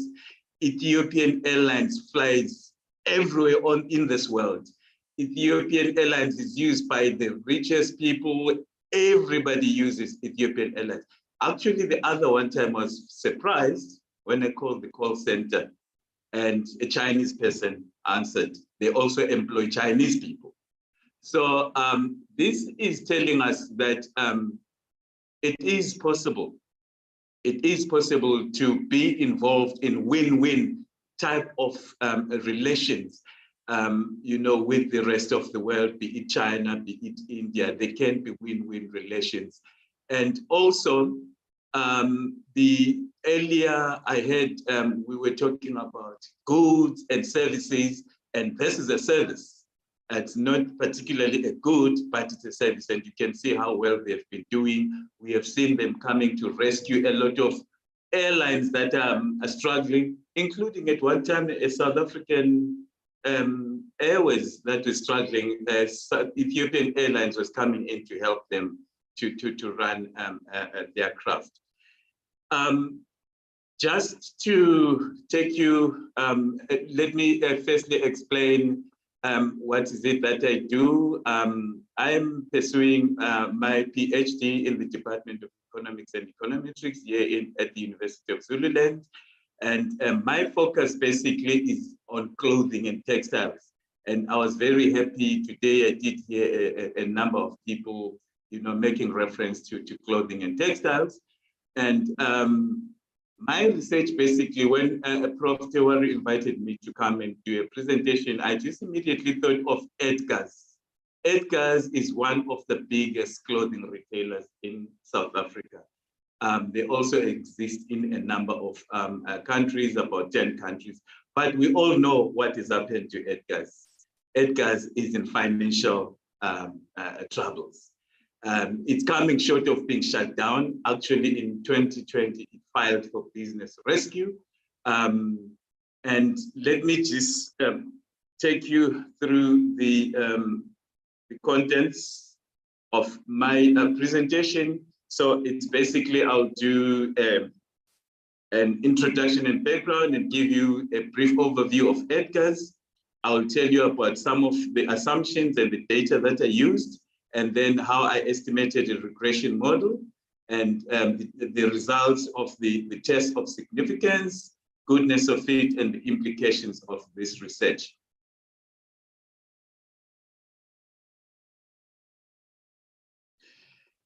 Just as in terms of a background and introduction, everybody knows that profit is very important for the growth of a business. I think all businesses were going to business to make profits. And what we do know that profits result in expansion of businesses, and inherently it does result or may result in the growth of economies. But one of the ways that we know it is widely viewed that if you want to improve your profits, you need to also look at your costs. And we know that a profit is a function of both revenue and cost. Those that work in government will know the biggest word in government is cost containment. You can't even have coffee in government functions. They're just so on this cost containment, bringing the costs down. So it is widely viewed that it is a key to making profit.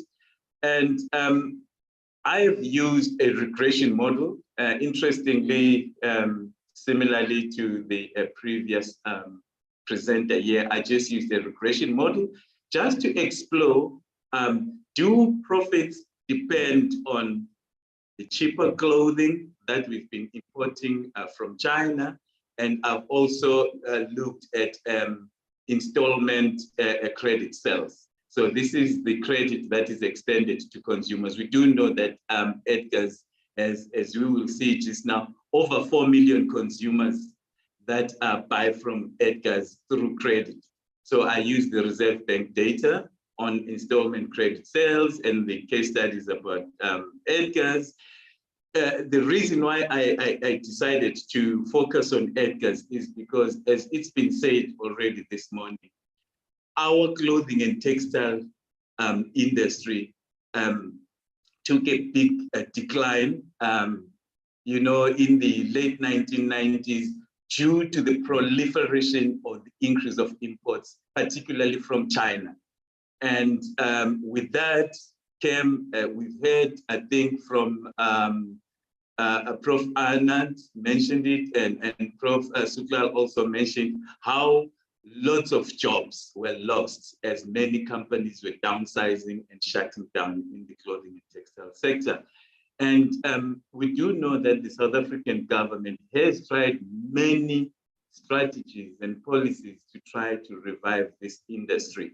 But it would appear that the industry is still struggling. And I was worried that should Edgar's close and 40,000 people lose their jobs, then what does it mean for all these attempts by the South African government to try and revive this sector? And then also I wanted to understand what implications does this have for future trade with China, in particular for clothing and textiles? What I've been trying to explore basically is if the reason why these clothing retailers are importing cheaper imports from China, that's because, okay, like we had the prices, R1 for pants and very cheap prices. So your profits, you should be reporting profits, but we're seeing that these retailers are actually struggling despite them buying cheaper stuff from China. That is basically what was inspiring my presentation. Just a brief overview on Edgar's. It did open in Johannesburg in 1929. That store is actually still open, if I remember correctly. And by 1990, its sales, annual sales, amounted to 2 billion. And by 2014, 1,400 stores in 10 countries: Namibia, Botswana, Swaziland, Ghana, Zimbabwe. You know, so within the region, it is actually quite a very known brand of clothing. It has over 4 million credit customers, and like various other clothing retailers, it does source cheaper clothing from China. But its financial problems basically started when, in 2007, new people bought Edgar's and they tried to delist, or they delisted it from the stock exchange.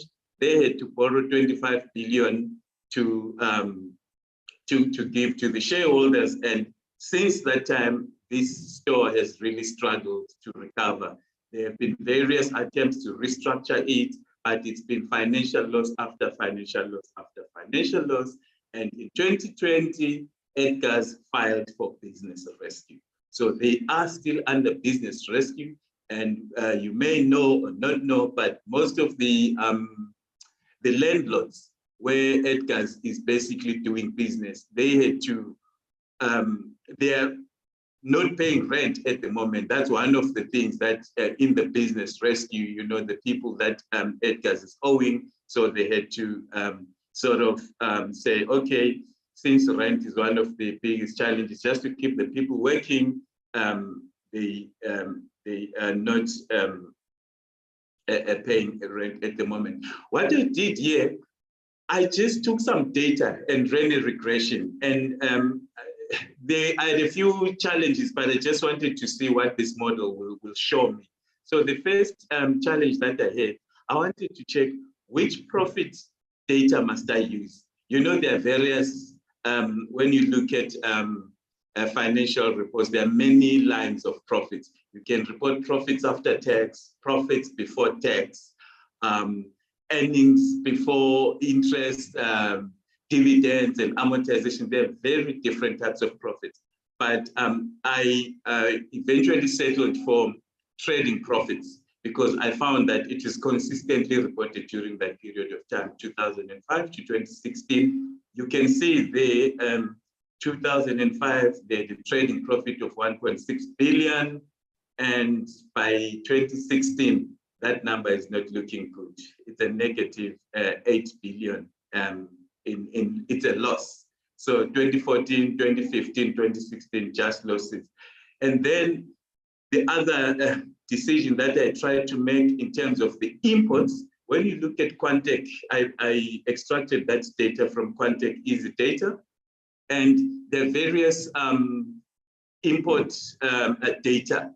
And you know, there's the fiber that we import, the fabrics that we import, but they settled for the actual complete garments that we import from China. These were imports from China. So from about 3.5 billion in 2005 imports of clothing, you can see by 2016 it was about 12 billion rands worth of clothing that was being imported from China. Then if you look at the installment credit sales, basically that data, what I was trying to find out, I was trying to understand the trends around consumers in terms of what were the consumption patterns during that period of time. And I went into the Reserve Bank monthly data that they release on selected indicators. And one of the indicators was this, the credit that is extended to consumers per month. And you can see basically also just an increase in the credit that is extended to consumers. Then, okay, quickly. Then, this is basically an estimated a regression equation, which is just showing you the Y being the dependent variable. So it's profits. Profits depend on what the profits depend on. The A is just a constant, which means in the absence of imports or installment credit sales, what will profits be? And then, so X1 is imports, X2 is the credit sales. So I was just trying to establish whether profits depend, to what extent do profits depend on imports from China and credit sales by consumers. So I ran that regression and those were the results that I received. So you can see then from there, you can have your regression equation that is showing you at the bottom that Y equals 6.3 minus 0.9 plus 496. So what does this mean? So you have to run some tests to check if those coefficients of those parameters are statistically significant. And because initially I had my expectations, so I expected that there will be a positive relationship between cheaper imported profits. And I expected that there will be a positive relationship between sales and profits, credit sales and profits. But the regression model assured us otherwise. There's a negative relationship there between the clothing imports and profits, and there's a positive relationship between the installment credit sales and profits. So just to, so when I did the tests of significance, basically, as I was explaining, if you want to check how statistically significant those parameters, those coefficients that are generated by the equation, you can start by assuming if the one coefficient was 0. For example, if B1 was 0, what it means is that there's no relationship between trading profits and clothing inputs. If B2 is 0, it means there's no relationship between trading profits and installment credit sales.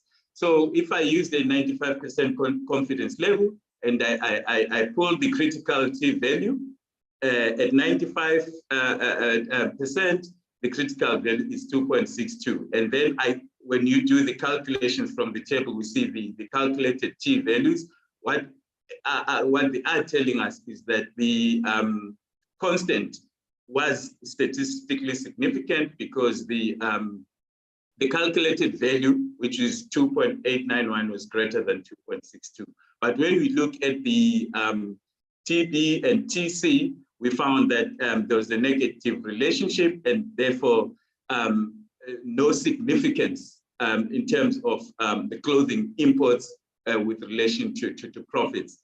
And then with sales, credit sales, the calculated value is 0.183, which is lower than the 2.62. So it may imply that it's not significantly positive. The credit sales were not significantly positive in terms of influencing profits. So it may just be a chance occurrence.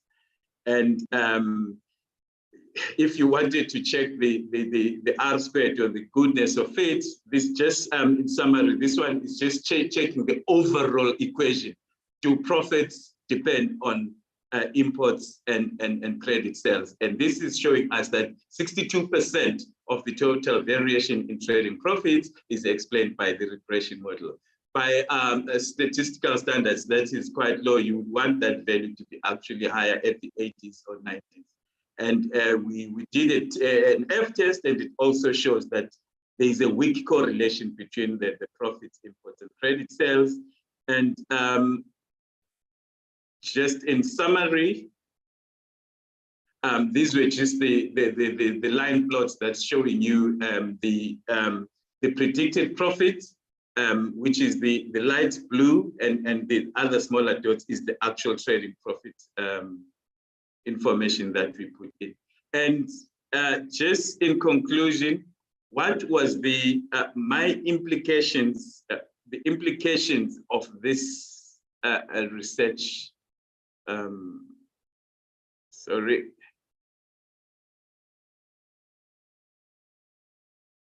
Yeah, so this was my conclusions from these findings, that cheaper clothing imports may not necessarily guarantee profits.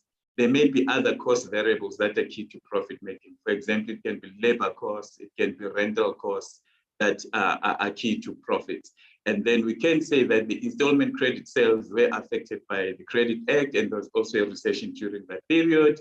And the implications that this collapse of Edgar's is a concern because of the number of people that are employed by this business. And if it closes down, it will worsen the unemployment situation, and the clothing and textiles sector, which we're wanting to recover, there is no recovery in sight if these big giants like this close. And a big concern of mine is that other retailers like the Woolworths, the Pep, the Ackermans, they may also be facing the situation that Edgar's is facing. But it's just that it's a matter of time before we can hear all the issues, because they also importing cheaper clothing. And then the question is, why then do retailers continue to import from China if the cheaper imports are not translating to profits? There are various reasons. It could be the quality, it could be efficiency, it could be the lead times, but there are various reasons. And then South African government is busy with their clothing and textiles master plan and their procurement policies. We've heard a lot this morning about the Africa Continental Free Trade Agreement, and what we have seen in the literature is that such trade agreements, sometimes they may be good on paper, but actually in practice, it's a different situation. So it may mean that Asian drivers may continue to play a key role in Africa's clothing and textile industry, as African countries are trying to play catch up with these big drivers. I think I was just 2 minutes over time. Thank you so much. I'm trying.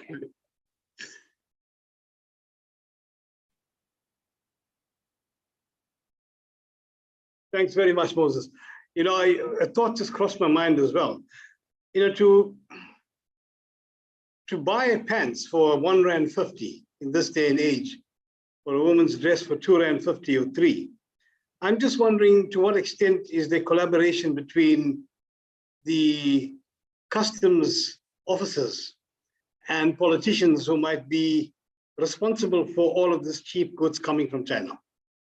You know, sorry? Yeah. So, yeah, I mean, of course, if they're paying R1.50 and R3 per garment, but we're going to the stores and we're buying it for 100 and 200 rands, they can't be running at a loss. So that might be a good case study to actually go into. To what extent are people actually abusing the system rather than otherwise? So we have the last paper for today, an exploratory study of the trade relation between India and South Africa, opportunities and challenges, by Professor Tiwari and Ilisanmi Kahinda Damilola. That was my Nigerian. Good. Thank you.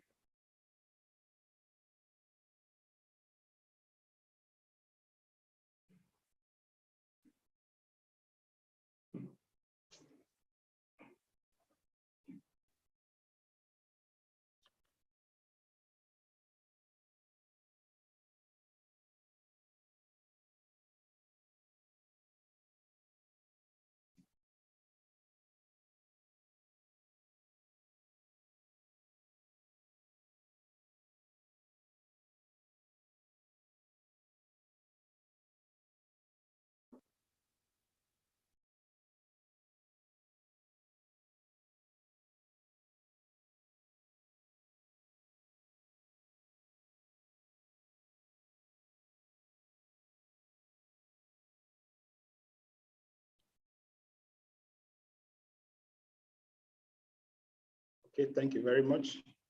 Good afternoon, everyone. It's been a wonderful and fruitful discussion day. Yeah, this time I'll be presenting on behalf of Prof. Tiwari, or together with Prof. Tiwari, on the exploratory study of the trade relations between India and South Africa, and basically we'll be looking at the opportunities and challenges.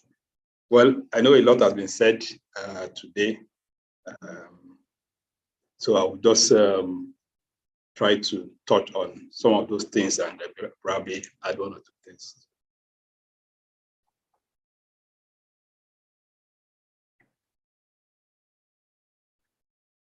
Okay.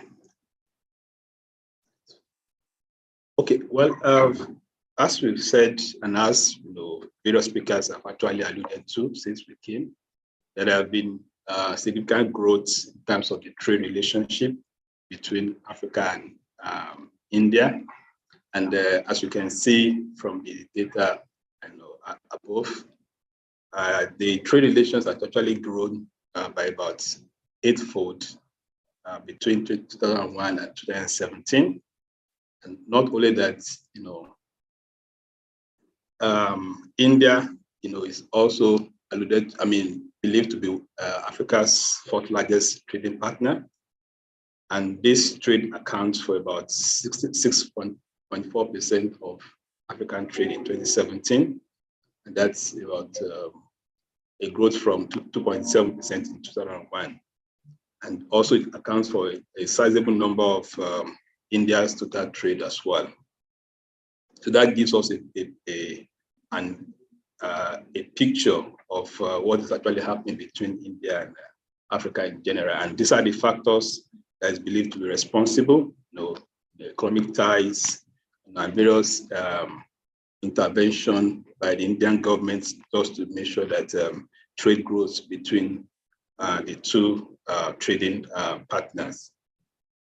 Now, coming down to South Africa, in terms of the trade relationship, let me also say that this is more of an exploratory study, not doing any regression. So we're just trying to explore what's actually happening between these two trading partners. As we've actually indicated since various speakers like Dr. Mkize did mention, and other speakers, and of course we are also very much aware of the long age trading relationship between Africa and South Africa and India. And in the words of Mandela, which actually buttressed on that same point, that India came to our aid when the rest of the world stood by or gave succor to our oppressors. When the doors of International Council were closed to us, India opened the way. India actually came to the rescue. So that actually gave or indicates, the long relationship that exists between South Africa and India. And as of 2021, India-South African trade amounts to about 11.6 billion, and that's which is beyond the benchmark of about 10 billion That's according to the Consular General of India to South Africa. So this, apart from this huge trade relationship between these economies, and for the fact that these two economies actually, has a huge deposit of natural resources, there have been other trade policies, liberalization, openness to ensure that trade actually improves between these countries. Now the problem, given all these facts, the challenge is, as these countries or these economies been able to utilize these opportunities, are they been able to utilize, given the abundance of natural resources, the trade relationship, the all other interventions, are they been able to utilize or fully harness this potential? And that's basically what this study is actually all about.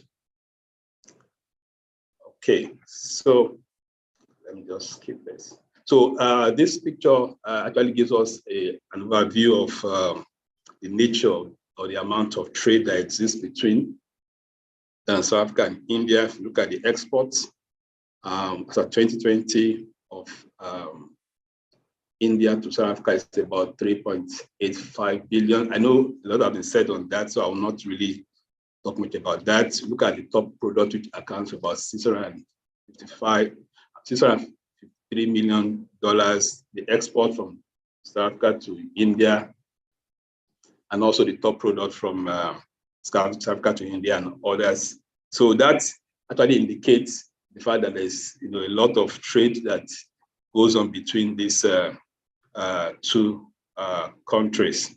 So looking at it, in details, look at the trend so far, right from 2014. You can see that there's been a kind of a growing trend, though of late it's kind of declined a bit. But you can see that that's actually there's a trend that has actually formed. And not only that, we can see also the major exports from South Africa to India, and also the major import from South Africa from India as well, which of course another speaker have actually mentioned as well. So that tells us that there's a lot that's going on, and there's a growing trend, in terms of the trade between these two countries. And this picture also kind of give us an overview of what's actually happening between the two countries. Like we showed us earlier on, India in 2020 exported about 3.58 billion worth of trade to South Africa. And when we look at the past 25 years, we see that exports to India, export of India to South Africa has increased annually for about an average of 10.4%.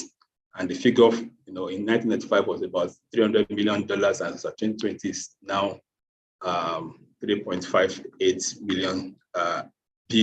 So looking at the export as well, we can see also the same trend has actually grown for about 13.9% annually over the same period. So that tells us the trend of the growing relationship or the growth of trade between these two countries. So looking at that, we understand the fact that South Africa is still India's largest trading partner, based on those information we have next to Nigeria, and I think Nerang also alluded to that. And we also see the fact that this trade still favors South Africa. So the reason why we're looking at this trend is to be able to look at the fact that is South Africa actually taking advantage of this trade or this opportunity that lies ahead, given their resources and given their relationship between these two trading partners. So this trade still favors South Africa, and there's great potential for trade growth between these. And I'll give an example of the pharmaceutical industry, which actually accounts for more of the import from India. Post-COVID, the demand for pharmaceutical equipment and others actually increased, I think, about 40%. So, these are opportunities that lies ahead for South Africa to actually tap in terms of benefiting from these two economies. Now, okay, looking at all the comparative advantage, I think which Prof. Graney also did mention. So these two countries does have comparative advantage in terms of, for example, for India, they have a large net trade in South Africa in terms of export of chemical products, transportation equipment, mineral products, and also for South Africa, there's a large net trade with India in terms of mineral products, precious metals, and all that. So that gives us an indication that if these two economies can actually harness what they have, of course, there's a lot they can benefit from, each other. So now going to the challenges, we are seeing the potentials of these two countries being able to benefit from one another. So what are the challenges? The first challenge, is the ease of doing business. I think the minister, former minister, Dr. Mkhize did mention that, though it has improved over the years, but it's still very, very much high. I think for South Africa it's about 4%, while India is about 63%, so which is still very much high. And of course, it limits the extent to which an investment comes into the country. Not only that, the other challenge is the ownership requirements, and that is in line with this, big, Black empowerment, the need for these companies or industry to actually partner with local, or kind of give out management of their businesses to local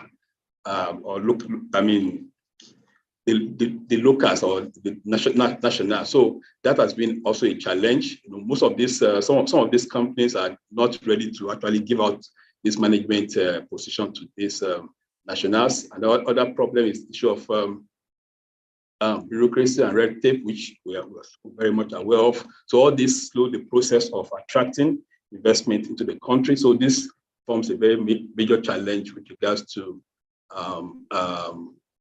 these two countries actually being able to maximize its potential. Another major issues, which is actually I know we are all aware of, issue of migration, issue of visa issues. We cannot actually attract investment into a country when they find it quite difficult to get visa. But of course, we understand that there are so many other issues that are tied to that. So I think I'm not sure who mentioned, we talked about that, this issue of skill transfer.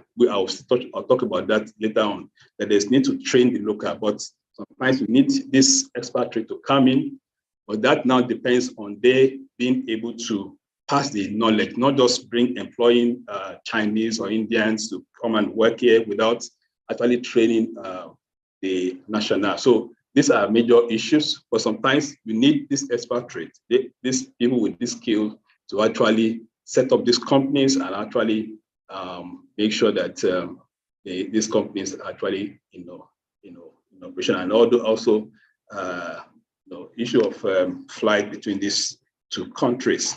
So then I talk about briefly the benefits.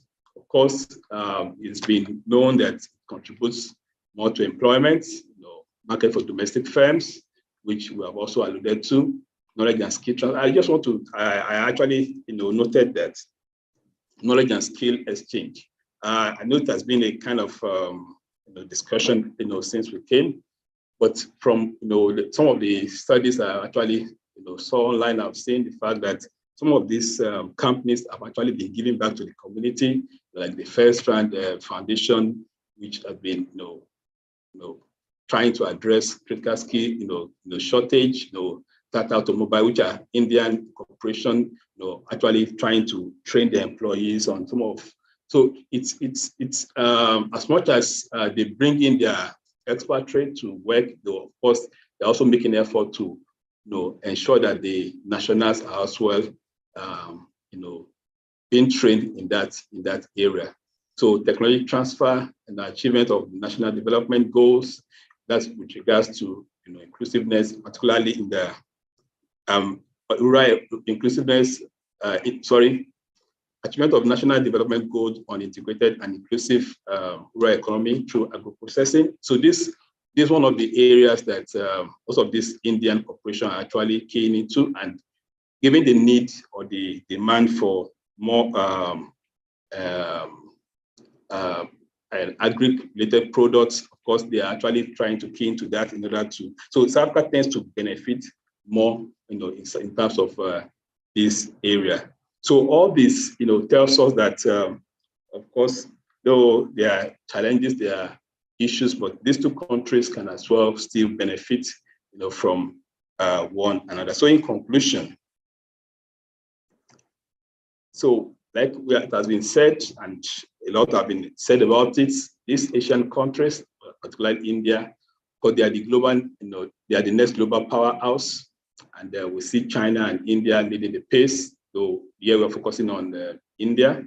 So this gives South Africa, a great opportunity to, to actually, explore and take advantage of.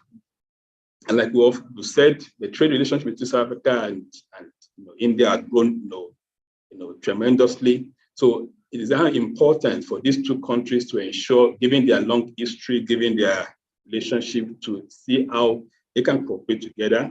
And just like it has been said also, seeing it as a win-win, approach. So there's need for cooperation between these two countries, and so that they can actually, benefit from these trade relations. Thank you very much.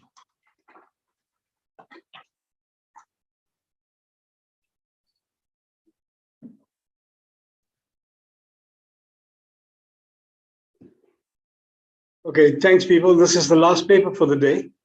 There are some questions in our comments. We can take them. Moses, would you come to the front as well, because we got the guy online here, so that any comments or questions, he can also listen to your responses. So the floor is open, and would you kindly direct your comments or questions to the speakers, and they would take the floor. Thank you.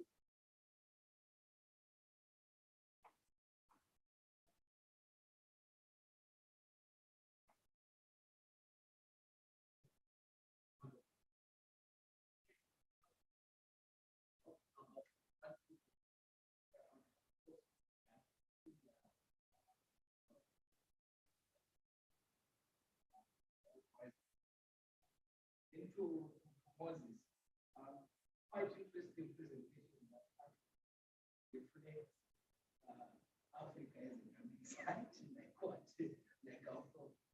I'm worried about your,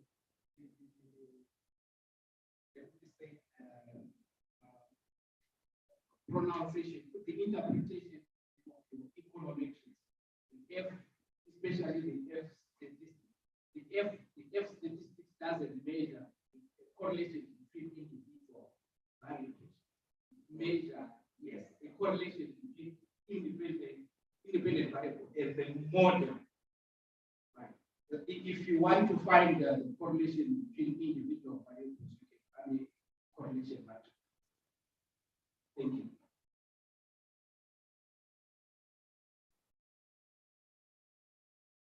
Yeah, I just want Moses paper me. I'm trying to read between the lines. It suggests an impending danger for money. And I don't know, maybe I'm overstating. I was looking at what happened to the textile industry. I think the textile industry failed because illegal imports were shipped to South Africa. And Customs Department generally could not investigate. They only used to investigate 1% of the containers. They didn't have enough people to investigate all the containers. It's a kind of a trade war. It was a trade war. Goods were shipped in. Now, if you're saying 1 rand and 2 rand, one, there's a kind of pricing that comes to us. Finish our textile. We have finished all. We also finish our retail. I mean, we just have to be watchful. Just can't sit and 2 years down the road, you see all. I mean, just being more cautious.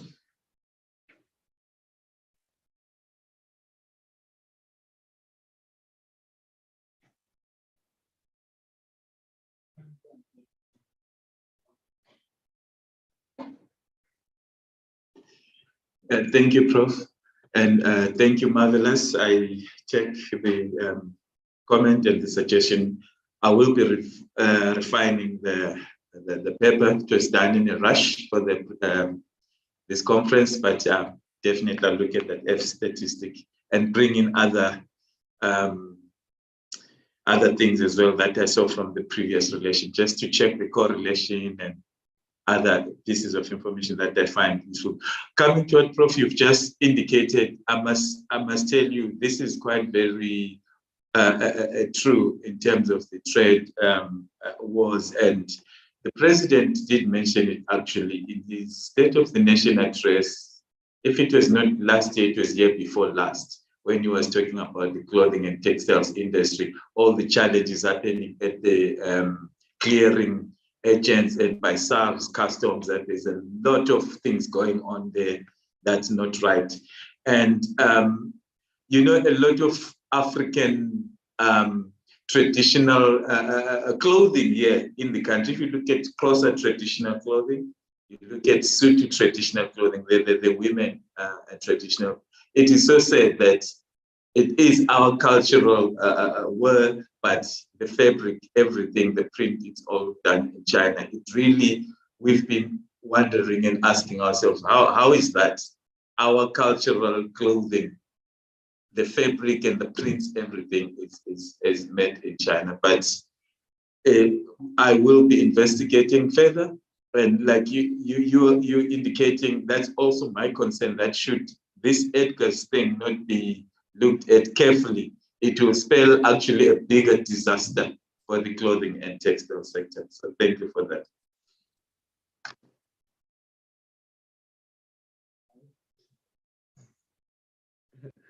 I wanted to ask, I know your study, you concentrated on China and India. Yeah, I mean like India and South Africa. But my observation, I would like to know, I know it was not the focus of your study, but if I look at South Korea, I've seen that quite a lot, their presence, I must just investigate. I don't know if you have any information on South Korea, because on the South African market right now, whether it's vehicles, electronic goods, you see a lot of South Korean stuff. Yeah, so that's what I wanted to check.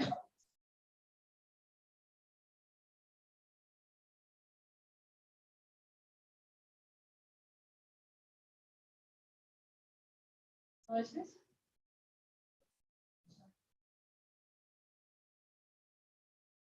was just thinking about your model, where you have profits on the one side, profit takers, and then imports, and then the credit level, I was wondering,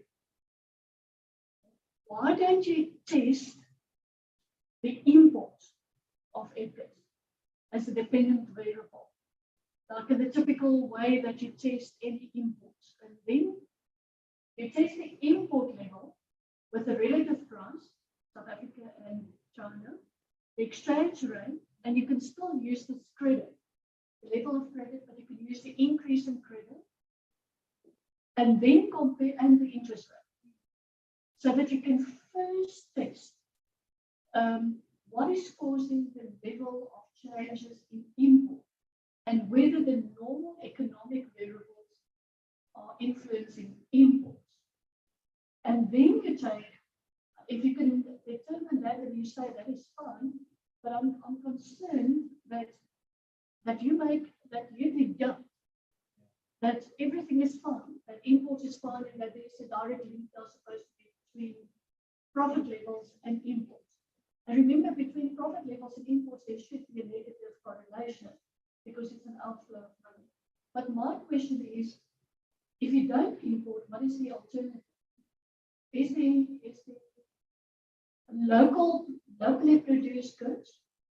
Because then you should include again the local good and the import, and as a relative, before you can get to the profit margin again.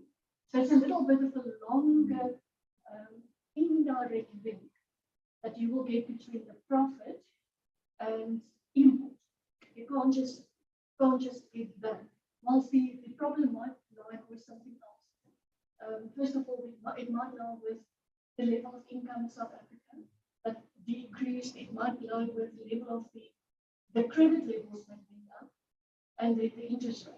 And I think the biggest problem that happened with Edlex is a decision that they've made to extend their credit over 12 months with some interest instead of where it was 6 months without any interest. And then the market was flooded with people that are starting to accumulate credit over 12 months. I've also heard that Woolworths, for instance, is really in trouble with their credit card that they have, or where you can buy things on credit at Woolworths as well. Because what people now are doing is they use it like a credit card. They go buy milk and bread and vegetables on their Woolworths card, and with a very high interest rate. So not too long, and then they will fall into trouble, not because there's something wrong, not because they import or export, but there's actually something wrong inherently with the client that cannot afford. So it's nothing to do with imports. It's nothing to do with service rendering of this for the people. It's something to do with the poverty level and getting credit, and specifically, buying now over a long period with a small repayment period, and people just could not keep up with their payments. And it's easier to stop the interest than to lose your house on the car. So I'm not really coming to get your clothes back. So maybe just a longer test might explain it a little bit more. Yes, thank you, Prof, for those comments and suggestions. Like I said, Prof Tewari really got me off guard, and I just tried to pull in some data, but you're right. I did think of all those things like interest rates, exchange rates, but the thinking of making the imports the dependent variable is something that I think I should also explore. Yeah, thank you so much.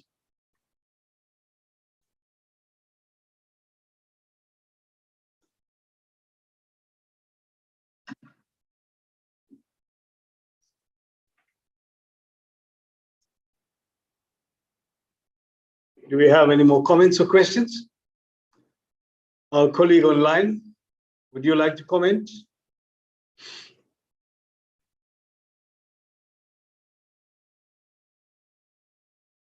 No? All right, then I think, Professor Tewari, would you like to make an announcement for this evening get together? Thank you very much.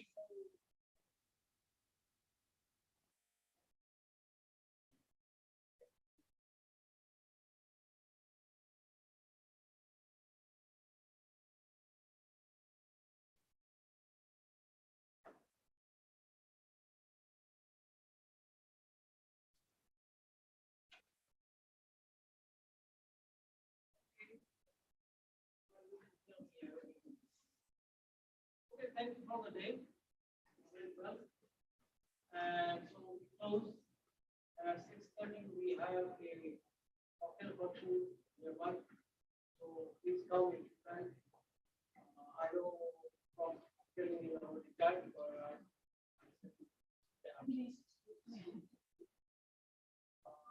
and then we always start at 8:30. And we'll finish by that. Thank you. Thank you also. Congratulations to everyone today.